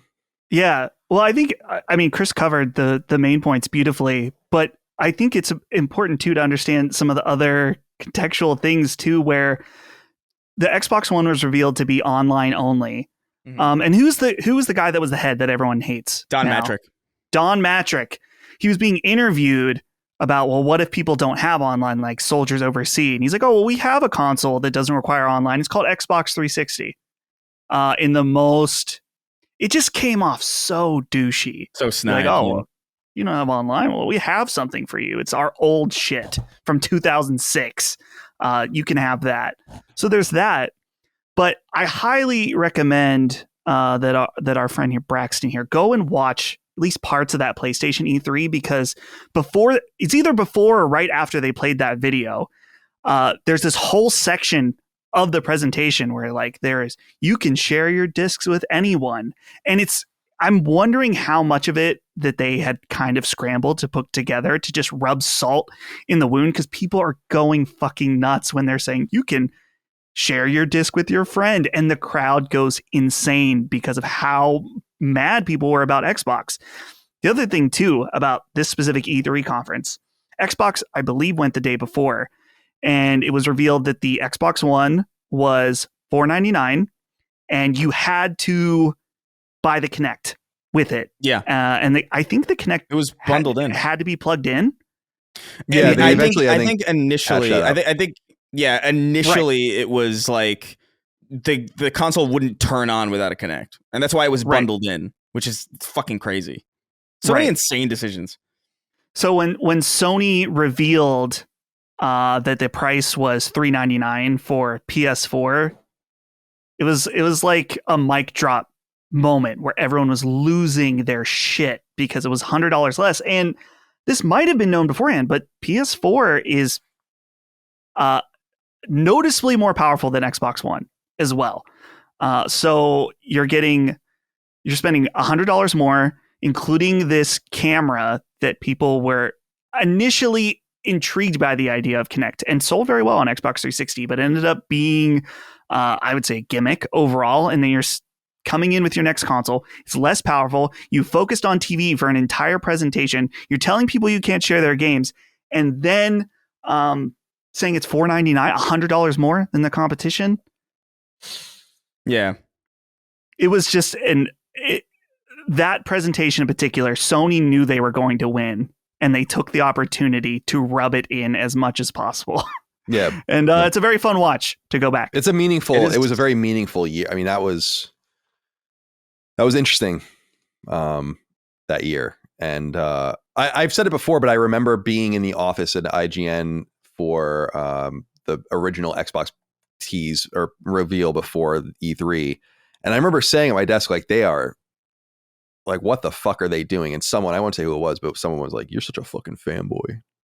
And I was totally right. I was like, what the fuck is this? It was insane. Yeah. Everybody, dude, I remember watching that and being like bewildered. I was like, why would, like, I get why you would want to highlight this stuff, but like as your reveal for like a game console, like this is the first time people are going to be laying their eyes on the next generation Xbox, and it's all NFL and cable. That is so insane. I think man, I don't know if this was an interview with somebody from Xbox. Maybe it was Phil Spencer or something. Is that it was purely an example of misunderstanding your numbers and stats. Because I think that a lot of the thought process was like, well, people are buying Xbox 360 and then they're spending 60% of their time watching Netflix. So why don't we build a device for what people are actually using it for? Yeah, it's not a horrible idea in a lab, like it just wasn't the right move. I really think it's all in presentation, man. Like, I really think it's like you can make your Xbox like an all-in-one machine. Like, that's fine. Like, in fact, I think they're technically right about that. Like, I mean, I think about the way that I don't use my smart TV at all. I use my consoles to do smart TV things, so like, it's not like the thought process is wrong. It's just about like, think about the people who are using these machines for that purpose. Think about the people who are like watching Netflix on their machine. Do you think people who are sitting at their console watching Netflix and that's all they use their machine for are going to sit and tune in for a fucking live press conference about how good Netflix is going to run on your fucking Xbox? Nobody gives a shit. That's completely secondary. And it's just such an insane focal point for a presentation. Like, talk about the game, like, do your E3 presentation first, and then have like, then you can go off and like, okay, like, we had our game showcase. Here's like a, feature set, and here's all the weird shit that you can. I remember plugging my PS4 into my Xbox One because it had the HDMI in, and that was so trippy as hell. It was cool, but it's just, I really think a reversal, and also just like a lot of those decisions too, like the always online, the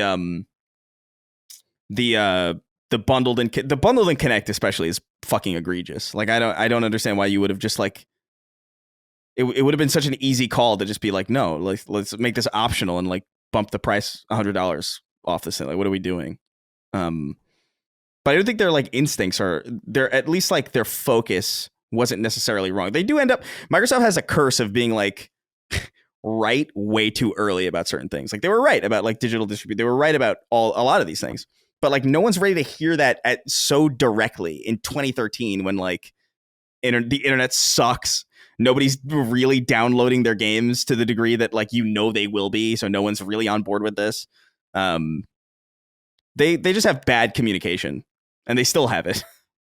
To be fair, so all right, Braxton. I hope that catches you up. Welcome to the world, little boy. Josh Harris wrote in. Said more like Gacrid symbols, am I right? This week's question pertains to PSVR 2. Has PlayStation started a new marketing push for it? Will we see the platform hit its neon genesis? Yesterday saw the debut of the immersion trailer for Skydance's Behemoth and a booth at SIGGRAPH 2024. I had to look up what this was, by the way. It's SIGGRAPH. It's the premier conference and exhibition on computer graphics and interactive techniques. It's in Denver, in case you're curious. So testing out the finger tracking a la Apple Vision Pro. We've also been seeing the release of Metro Awakening and price reductions throughout the year, leading to presumably increased sales. Is the age of PSVR upon us? Cheers for the best value Patreon there is. Have a good Christmas and see you in Biggleswade on the 2025 UK tour. Thank you. We'll be there. We'll see you there in Biggleswade. What the fuck that is? Sounds like some made up shit. Just like half the towns in the UK. Okay. So first thing, PSVR 2. It's anecdotal. We don't really have data from Sony. They don't share as far as PSVR 2 sales data. But I've seen anecdotal data that it's selling very well at the new price point and that it's actually sold out in a lot of places and can't be found. Now, there is some theory that Sony's still working through its old stock. Remember, they stopped manufacturing them. And who knows if they'll start again. But it seems like they are pushing it. And I gotta say, that Behemoth game looks fucking sick.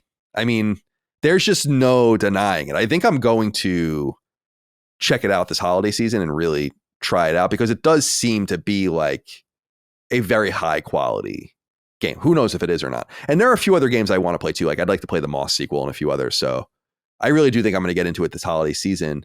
Is it going to be abandoned? It seems not. It seems like Sony is investing in it. I don't know what they look at it as, and what I mean by that is I did see that they're getting it working. And this is what you were talking about, Josh. They're getting it working without controllers at all and just using hand tracking, which is super cool. And I think that kind of level of continued immersion and reducing what you need, like they reduce the cords and they reduce the box and all the rest, got to keep doing that if you want to get people more into it.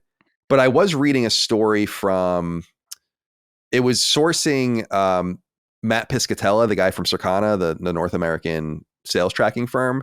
He said something along the lines of, it's not an exact quote, but he was basically saying, and it was in like an AMA style thing where he was like, the consumer market has like definitively rejected VR.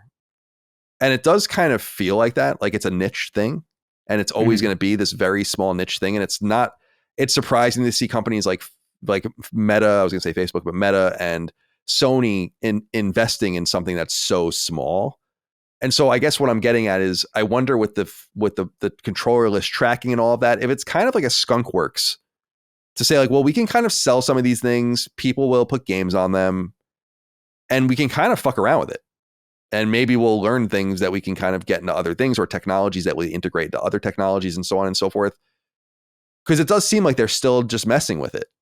And that was kind of the way they were with Move and PSVR as well. Remember, PlayStation Move was actually in development before anyone knew about Wii. And so they were like trying to do stuff with motion controls and it just looked like, and it really was a ripoff at the end of the day. But like they were working on it. It's to what you were saying earlier about being too early to the scene. And Sony themselves are too early sometimes. I think specifically with Gaikai. Like we're still only seeing the results of that purchase, which was like 15 years ago. Yeah. Like, so it's pretty crazy. And at a bargain, 450 million or whatever. So anyway, what do we have to say about this, Dustin? I'll go to you first. Has PlayStation started a new marketing push for it? It seems like new people are buying it. Oh, the PC functionality is there too. So what do you think? Yeah, the PC functionality. Metro Awakening is a game that I really want to check out. Also, December 19th, there's that Alien Rogue Incursion game. Looks pretty interesting. But I have a theory. I don't know about this, but it's interesting. I wonder if with both Meta and Sony now, especially with them integrating hand tracking, is that I wonder for a lot of the VR market right now, they're kind of just waiting to see if Apple can pull it off. Can Apple bring VR/AR to the mainstream where then they can reap the potential benefits. Vision Pro came out and was quickly forgotten about, but at its price point, it was never going to be a mass market success. And I think Apple knew that. I saw someone on a plane using it and I wanted to beat him to death. Oh, good. Yeah. So I think Apple right now is still in their kind of testing grounds for it, but I'm sure they have plans with like many of their other products where they start at this very high end and the goal is to work it towards a consumer everyday device that is mass market. And I could see a situation where if Apple's able to pull that off, that it would rise all in that situation where I think there's a lot of people that just don't, there's like a social element of not wanting to wear a VR headset, even if you're alone in your house. So I wonder if there is some degree of that. And the hand tracking thing too makes sense that if people are developing Vision Pro games that are hand tracking, if the PSVR 2 has that capability, then in theory, those could come over easily. Which I'm not even sure how that would work since Vision Pro is so AR focused instead of pure VR. But honestly, I haven't even seen anything about Vision Pro for months. Like it seems all but kind of dead at this point until Apple is able to innovate on it, make a new version of it that is more mass market. So I really am curious about what Sony's doing. I'm glad to hear that people are picking it up. I'm glad to see also that there are games for these people coming out seemingly right now at a pretty regular clip. We mentioned Metro Awakening, this Behemoth game that looks cool, Alien, and on the on the MetaQuest side, that Batman Arkham VR game is supposed to be excellent, like one of the best VR games yet. So there still feels like there's a lot of promise to it. And I feel like maybe that's part of the push, but I'm curious to see if this lower price point really does move the needle where developers are looking at it. I'm also really curious what the numbers are for a game like Metro Awakening, where because it's so niche and there's fewer PSVR owners, is it a higher attach rate? Like, are you more guaranteed sales by releasing a good VR game because that audience is there for it and want it desperately? Yeah. It's a reasonable question. I like the idea of them kind of all waiting on each other for someone to break the code. It goes back to what we were saying about Xbox kind of being ahead of the curve sometimes too. I think they were kind of there with AR. Like it does seem that AR will probably end up being the bigger solution because like you said, or some sort of hybrid between the two because people don't. And that's kind of what the Apple Vision Pro was trying to get at, I think, which is cool. But it was so expensive, you know. I'll never forget seeing that guy in the plane. It was disconcerting in some sense. It's like, holy shit, what the fuck are you doing? You know? Because you're just like, it looks like you're in like Black Mirror or something. It's a little much. All right. Did I go to you already on this, Chris? I don't remember. I'm shot. No, I don't. I mean, I don't know. VR is so weird for me. I like it. I admire it. There are certain games on it that I think are like really, really incredible. There are experiences on it that I think exemplify exactly what I want out of video games. And so it's frustrating for me that I can't really play VR for more than like 40 minutes at a time without I don't get dizzy, but I get headaches, you know, and I don't know if it's like a glasses thing or if it's like just that these headsets are so heavy and they have to be so tight, but like it's just kind of uncomfortable until we figure out a way to get these things in like a pair of glasses or something, or like a pair of like goggles borderline. Like I don't know. I I'm dubious about their longevity. Although like technology advances really quickly, and I do think like the Apple Vision Pro it's pretty amazing, even though its utility is very, very low and it's very, very expensive. It's not too dissimilar from any other new technology that like comes out at like absurd price points and then is eventually like drastically reduced because the prices go down or the technology becomes a lot more easy to maintain, or I can't even imagine the price that people were paying for fucking a Macintosh computer in the 80s that did like 1/10 of what my phone does now. Yeah, the Lisa was released for $10,000 at that time. Fucking insane for like a word processor, basically, and that's it. It's like the most primitive graphical user interface you've ever seen. It's really funny. Yeah, but I like VR. I think it would be wise of Sony to at least make use of what they have. It seems like they're putting more effort into it lately, which is interesting. There's a lot of games that pique my interest, but like I just gotta, I don't know. It takes a lot for me to get out of the box and play it, like I don't know why. I think about it all the time. Every day, at least once, I think I want to, I should play like Beat Saber or something just to get moving, or like I want to check out there's like I think a friend of mine recommended me like a very specific game too, that on MetaQuest, and I was like, yeah, I'll check that out. And I think about it, and then I think about, it's been in the box for a while. I'll probably have to control it, or I'll probably have to charge it. I mean, how much time does that take? I was like, I don't know. It's going to be kind of cumbersome to put this thing on, isn't it? Even the most convenient one, which is the MetaQuest, which has like no cables or anything. So it's just like, I don't know. It's a convenience issue. It's the same thing that I was talking about AI earlier. It's all convenience. Sourdough Norse wrote in. Said, every year around this time, my buddies and I do a little New Year thing. I pick out a game for them and they pick one out for me. We have all year to play it, just as long as it's in that year. I have an absolute blast doing this. Haven't necessarily played the game before, just give my buddies one that I want their opinion on, or I have played and really want them to play. Have you ever done anything like this, Sacred Sweethearts? I think it would be cool if you boys did something like this this year. Anyway, thanks for the time, and I hope I get to hear your thoughts on this one.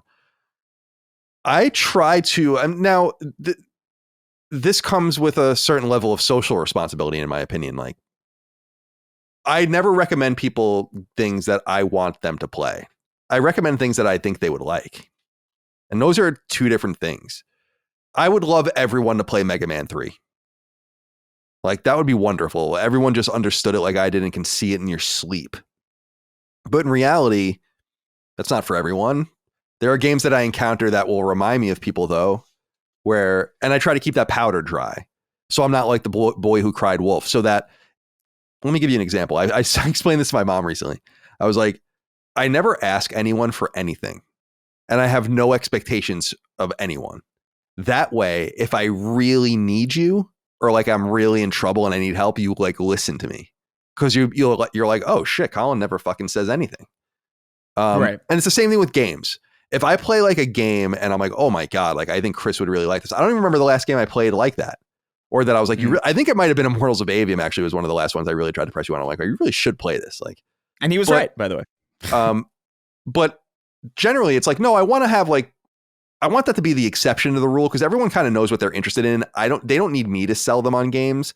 It's cool, especially you guys in kind of omnidirectionally towards me, because you play on so many different platforms. It's cool to kind of expose me to some of the things that we were talking about with mouthwashing earlier. And I don't mind that at all. But like the thing where people are like, I want people that know me and love me, like sit me down every once in a while and be like, you need to play this. Like, you'll love it. That means a lot to me, as opposed to someone's like, oh, did you play this? And you should play this and play this. And did you play this? It's like, no, I don't. And then I just start. Yeah. It's in one ear and out the other. It's very similar to TV shows and movies. Like, I get annoyed sometimes when I find a TV show that no one recommended to me. And I'm like, how did no one recommend me this TV show? Like, it's such a Colin show. So I might have scared some people off even in my own life. But that's my general mantra, is I want to keep the powder dry so that when I say something, people will listen, and then it doesn't become a repetitive rote thing. So this is not my style of thing personally. I don't know where you guys sit on this. Chris? Yeah, I mean, that's kind of how I approach things too. Like I can't even remember the last time I actually think I do. I think the last time I recommended a game to a friend of mine, it was like a friend of mine who's like really into Souls games, but like specifically Souls games. Like specifically, not even like Souls likes. It's just he plays, Bloodborne, Dark Souls, Elden Ring, and that's it. And I remember playing Lies of P for like 3 hours and being like, oh, he'd love this. Like, because this is actually, of the Souls likes that I've played, this is like the most authentic. Like, Lies of P is one of those games that feels so authentically like faithful to that style of game where it feels like you could almost get away with telling people that like they made this in some way, like to the untrained eye, unlike The Surge or something, which is like obviously like inspired. But I recommended it to him, and I went to his house the next day and he had finished it. I'm like, you're fucking insane. Like, that's crazy. And he was like, you haven't finished it yet? It's like, no, I stopped. In fact, I dropped it immediately after I recommended it to you.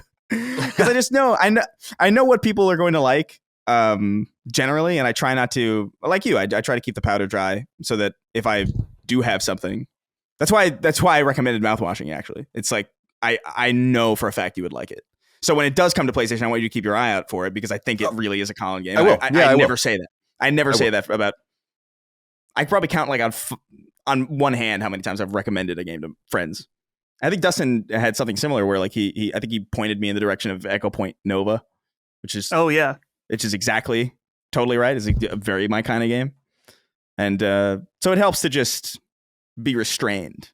I do like this idea though. Like if you have like a group of friends who are like. They're a little bit more, I don't know, not agnostic, but like, I don't know, a little bit more like laissez-faire with the way that they play stuff, and they're open to all that sort of thing. That would be, I think that's a fun end of the year event, as long as you're not being like, hey, here's a 2-hour visual novel. It's like, okay, well, here's Yakuza. It's like I feel like there needs to be like some kind of like almost like a white elephant agreement where it's like no more than $20. You know what I mean? Like indie stuff or something. I think that's a better game to play with indie. Like here's an indie game that there's no chance you fucking know about that I think you would like. I think you're right there. I like to evangelize too. Like Doki Doki is a good example of a game where I'm like, please just see through it. I mean, you might not like it. I don't know, but like, right. I don't know. It's recommending things to the audience. I think is also a little different. Like doing it in my own personal life to people I have like a social contract with, you know? Right. Oh, so you didn't like Immortals of Avium? Too bad. Too bad. You're a loss. All right, Dustin, do you have anything you want to say about this? Yeah, totally agree about keeping the powder dry. For you, Colin, I think the two games I've told you to play are maybe Nier Automata and Danganronpa V3. Well, maybe Danganronpa I'll get to eventually. I need to beat the second. I never even beat the second one first. Hell yeah! And then so that's obvious. Yeah, but I'm just not there. And Nier Automata I own and I tried it, but I had not gotten past the intro. So yeah, right. Yeah. And that's I think there is some element talking about recommending games to the audience too. Is that I at least try to, when I'm talking about a game that I like, be like, explain if you like this type of game, then you are going to love this. So where I would hope, at least when I talked about Balatro, it was maybe a little different because that was I think everyone should play this, which by the way, a little ironic that so many people checking out Balatro after it got nominated. And I've had some people mess me like, actually, you were right about this. I'm like, you needed Jeff Keighley to say it was good. Yeah. They listen to Jeff, but not you. But not me. That's fine. That's fine. Yeah. This idea of like having us tell each other they have to play a certain game, man, it sounds stressful in some ways. Like I would feel if this person didn't like it, then games are huge time investments, as we were talking about earlier. So maybe Chris is right that it would have to have some kind of limit on time or something like that. But with games, and this is something we've talked about all the time, is that if a game starts to feel like work or a chore, then what's the point? Because you're playing a game for enjoyment. And so that would be a tough situation if someone recommends, or if one of us recommended to the other, play this game, we start to get into it, and then we find out we don't like it. I think we would be able to pull it off, though, because I think we fundamentally understand each other's tastes. So maybe it would be an interesting experiment. But at least I could, at least for me, I don't want to speak on all three of us, but I am having a hard time keeping up with the games I know I'll like right now. That's exactly right. Let alone that's exactly right. Anything else. I agree. That's a good point. All right. Derek Hart wrote in, said, "Sup, Bromo Sapiens. Are you guys aware that Square Enix still sells new prints of some of their PlayStation 1 games? You can find them on Amazon as well as the Square Enix store. Over the past year, I found Chrono Cross, Final Fantasy Anthology, Final Fantasy Origins, and Final Fantasy IX. Not sure why they still print these titles, but I thought it was too cool not to share." I don't know anything about this. What is this, Dustin? Tell me about this. Yeah. So there are certain games, I think they're maybe not all of them, but maybe that are their greatest hits labels. And yeah, they're printing these new PS1 games. They are different in that they don't have the black disc. I was going to say, I didn't know how they could even manufacture those without Sony's permission. And I'm wondering, for something in the back of my mind told me that there are some compatibility issues, but in my quick search, that might not be true. But yeah, you can buy Final Fantasy Chronicles. I'm trying to remember what else was on there. Final Fantasy IX was on there, as he mentions, but I think I have one of these that someone sent me at some point. I have not tested it, but yeah, you can go and get these if you're okay with the greatest hits label, which I'm not for that generation particularly, but it's the green, like the green box. Yeah. Ugh. Yeah, it's ugly. Yeah, I never had one of those. Gross. Never, not once. Not even once. Oh, I had tons of them. Getting a lot of used old games when I could. So, but yeah, the green box. I'm okay with greatest hits on certain consoles, but the green box PS1 is stinky. Gross. It's pretty gross looking. Yeah. Well, cool. I didn't know that. That's interesting that they do that. And cool. Well, why not? Probably undercuts in some sense the market for the originals, or maybe not, because people want the originals, like you're saying. So, all right. Disgraced former President Andrew Johnson wrote in and said, "CCD, while reviewing the gaming section of this year's Forbes 30 Under 30, I noticed the inclusion of SIE's Global Subscription Optimization Manager.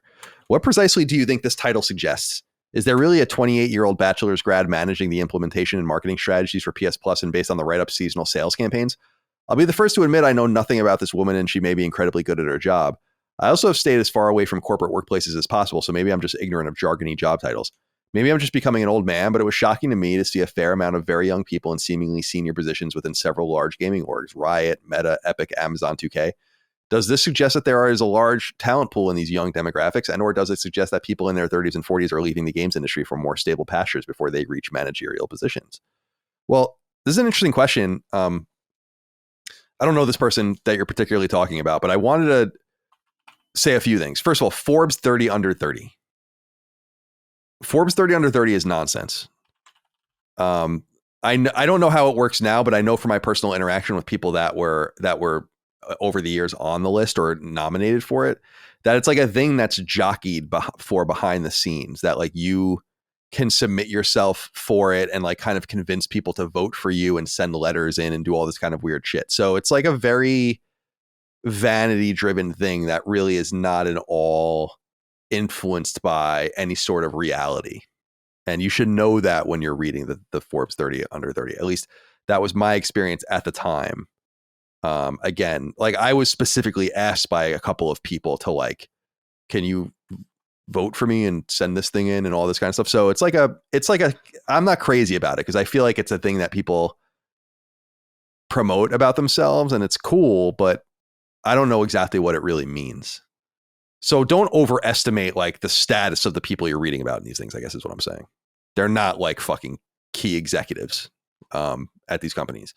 That said, major corporations like Sony, of course, have tons of waste and probably a headcount that's way in excess of what they actually need. But I don't know if the specific person that you're talking about is one of those people. It wouldn't surprise me at all that there was an optimization manager for the subscription service. PS Plus is a huge moneymaker for Sony, and I'm sure that they're very observant on every aspect of it. So I don't necessarily mind that. I don't know what she does or what she doesn't do. As far as the younger people where it's like in their 20s, and I think this is good. I think that there's something about wisdom and experience. You only earn those over time. You can't just, that's why I hate the term lived experience. Like that's a fucking nonsensical term. It's like, what can you tell me an experience? What experience isn't lived? Like, what are you talking about? So you have to live and get that experience and get that wisdom. And there's places for people in corporations that do that kind of stuff. But you need the young energy, people that are in touch with, like I'm constantly, you see like Coachella lineup, and I look at it and I'm like, I don't know one fucking band on this thing, like one act, one person. We were talking about this earlier with the Charlie XCX person. Where I'm like, I just don't know. Like why would you want me? And then I'm going to be like, a deal maker at Sony. Like, what do all the kids want? I might have like some skill set and can execute on that, but you need people that are younger, that are closer to like what's going on. Like, hopefully your desired audience of 18 to 35-year-old people that you want to spend money. That's where the money is really in the market. So I don't mind seeing young people in these positions, I guess is what I'm saying. And sometimes people get an opportunity there's a lot of capable people out there that never get opportunities. And there are a lot of people that get opportunities that aren't capable. And finding the mixture of that in the nexus between the two is really important. And I know from my own experience, having been given my opening at 18 years old to work at IGN and kick the door off the hinges because I couldn't believe they were giving me an opportunity and I was going to run with the ball. It's like, well, it worked because I wanted it. Sometimes people get those opportunities and it works great. For all we know, the person you're talking about is incredibly talented, So I'm not like trying to reduce what you're saying, because I think there is a lot of fluff at these places and the glut of useless. We were talking about this with Ubisoft recently. Like, there's just no way that they need that many people. So yeah, that happens. And the bigger the company, shit, dude, these companies get so big and vacillate so much in headcount size that often 50,000 people are laid off, like in a few years. Like, look at Microsoft.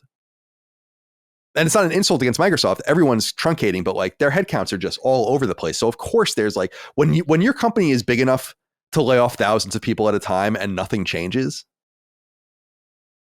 of course there's like a bunch of nonsense going on, but not necessarily this person. So yeah, young talent, good. A churn of talent, good. The place where people are bailing out of games, by the way, is in development, not in like publishing and production. That's like, those places are fairly secure. People that code engines in video games can make a lot more money working for a bank. But if you're an artist, you might be exactly where you need to be. So it all depends on that too. So not to go on and on, but that's my answer to that disgraced former president, Andrew Johnson. It's good to see you. Glad that you survived senatorial impeachment by a single vote. Ben Fairbanks wrote in with the final inquiry of the day and says, "Greetings, gentlemen. I come with a concern. At the end of every sacred symbols as his sign-off message, Chris says, 'Take care, guys.' It began normally, but it has started to sound more and more ominous. I refuse to live in fear of one of my favorite podcast hosts. Chris, do we have to start looking behind our backs for you? Do you feel like it's getting a little darker, Chris?" I feel like you have to look inward, man. Yeah. I don't know. I feel like you might just be in an ominous position where you're seeing a lot of ominous things where none are. I'm just chilling, man. Yeah. It's the black shirt, it's the dark Yankees hat, and the brooding atmosphere. And then you say, "Take care, guys," which is very neutral, in my opinion. It's a very, like, what do you want me to say? I love you, be careful, be good, and behave. Like, what? I don't know. I got no idea. Yeah, Ben, I don't know. I wanted to acknowledge you, Ben, but I don't know. But thank you for writing in. All right. Let's get the hell out of here. We've gone on long enough. Tired of talking about video games. I need to rest. I need to go back in my coffin like Alucard. And I'll come back out next week. Let's go around the horn and say goodbye to everyone. Chris, goodbye to you, my friend. Be well. Yeah. I don't even know what's today. I feel like I just set up my calendar for like the month, and I feel like it's a really hectic month. So I don't even want to think about what's after this, but it's probably a bunch of calls and meetings. But well, good luck to you, my friend. Be well. Dustin Furman, goodbye to you. Be well. Take good care of yourself. You're wearing a jacket, but like depending on the lighting and like, again, we have this kind of low res thing going on Zencaster, but it's like, it looks like you're almost wearing like a blazer with a t-shirt, like you're Phil Spencer in 2000. I'm Phil Spencer. I'm ready to present. Yeah. Yeah. For tonight. So after this, I'm posting Defining Duke. So it's delayed because of the Indiana Jones embargo. I haven't put it on Patreon yet. It's on YouTube, but I was like, man, I'm just gonna play it safe. I don't want any leaks happening with Maddie content. Yeah, right. Did he ever get to the bottom of that? I haven't even really spoken to him about that. I'm not really sure. Who knows? All right. But I didn't want it to be me for this one. So I'm going to upload it just a few minutes beforehand and get that out to everybody. But other than that, just chilling, playing Metaphor. I can, yeah, whatever. It doesn't matter. We can do it now. All right. Let's go. Let's say goodbye. And, God, we have 2 more weeks to go, I think, before the break. But we'll keep going even after the break. The episodes will be ready to go. We're going to record them, pre-record them as we usually do. We never miss. If we miss, someone's dead. Probably me. Or maybe Dustin, because it can't be published without him. But we appreciate your hard work as always. And yeah, thank you for doing that with the episode for them. We usually don't do that, but obviously they work with publishers. We don't, so they have to circumvent that stuff. I must say, I've never been responsible for an early leak before, like of something that I was NDA'd for or embargoed for. Never once. Right. Like, it's pretty lucky. Now I don't get embargoed about anything. Koei Tecmo reached out to me about Dynasty Warriors, which was funny. Because I'm friendly with. I used to work with one of the guys there at IGN. The Japanese companies still want to work with us, except for Sony. I hear from them regularly, but damn, that's kind of the main one though. Yeah, exactly. The Sony PR has no love for us, but they're listening. We appreciate you guys nonetheless. All right. Goodbye, everyone. Thank you for your love and kindness and support. Patreon.com/LastStandMedia for early ad-free access. LastStandMedia.store for merch, although apparently we're all out of merch. Till next time. Goodbye. See ya. Take care, you useless piece of shit. Sacred Symbols, a PlayStation podcast, is a product and trademark of Last Stand Media and Collins Last Stand LLC, and is proudly recorded in the USA. The show is conceived by, is written by, and is directed by me, Colin Moriarty. My co-hosts are Chris Raygun Maldonado and Dustin Furman. The show is produced by executive producer Dustin Furman. It's edited by associate producer Ben Smith. All of Last Stand's theme music is by my best friend, Ramon Narvaez. As you know, all of Last Stand's shows, including Sacred Symbols, are fan-funded on Patreon at patreon.com/laststandmedia. The following names are at the producer level on Patreon, our highest tier, and we're grateful for your thoughtful and kind contributions to our independent endeavor. Thank you.